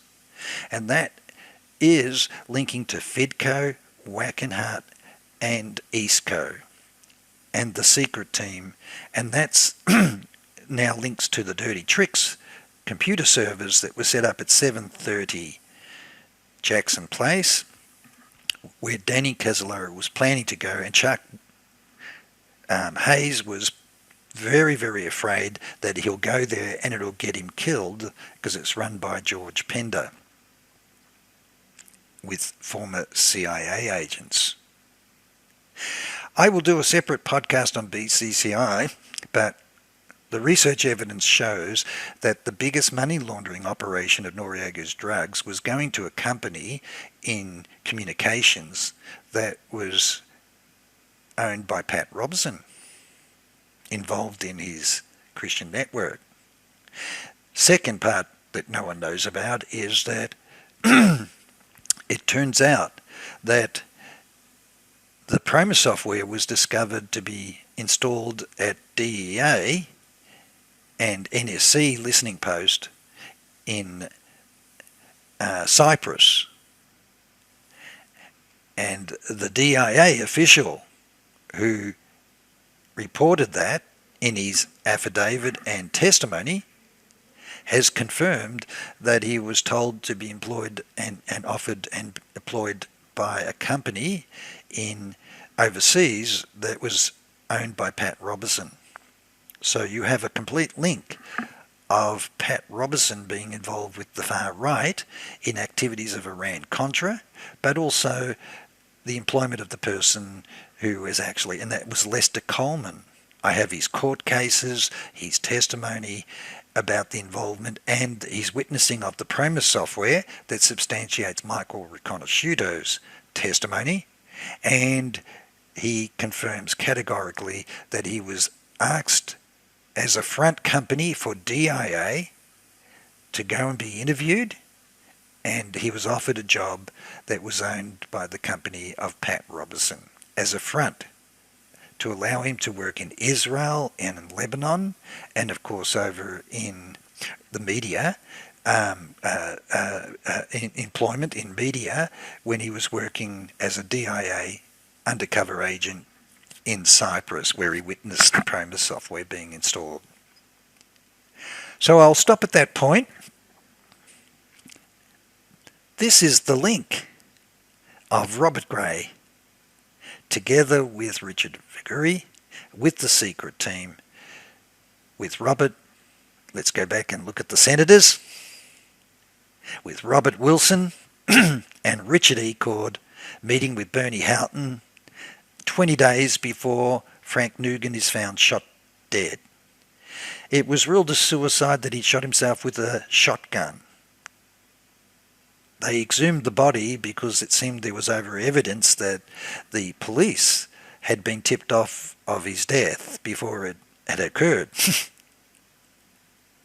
And so here is the evidence. The police who attended the scene found a business card of William Colby and the name Robert Wilson. And that is just too much to ignore.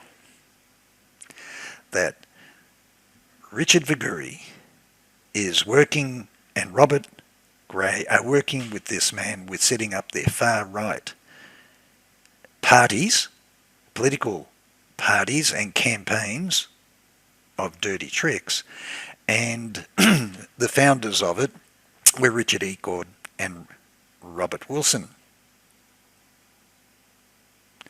So we have now overwhelming evidence of Robert Gray, Neil Liverson, Robert Owen, together with Ted Shackley, Thomas Clines, Richard C. Cord, Michael Ledeen, Daniel Murphy, Eric von Marbod, involved in the next stage, which was going to be Iran-Contra with Oliver North. The same secret team, and of course the role that Earl Bryan is playing with the PROMIS software, and also his involvement with Peter Wiedniks, and also his involvement in distributing the software to Saddam Hussein, to Libya, to the Korean intelligence. And we'll stop at that point for this part.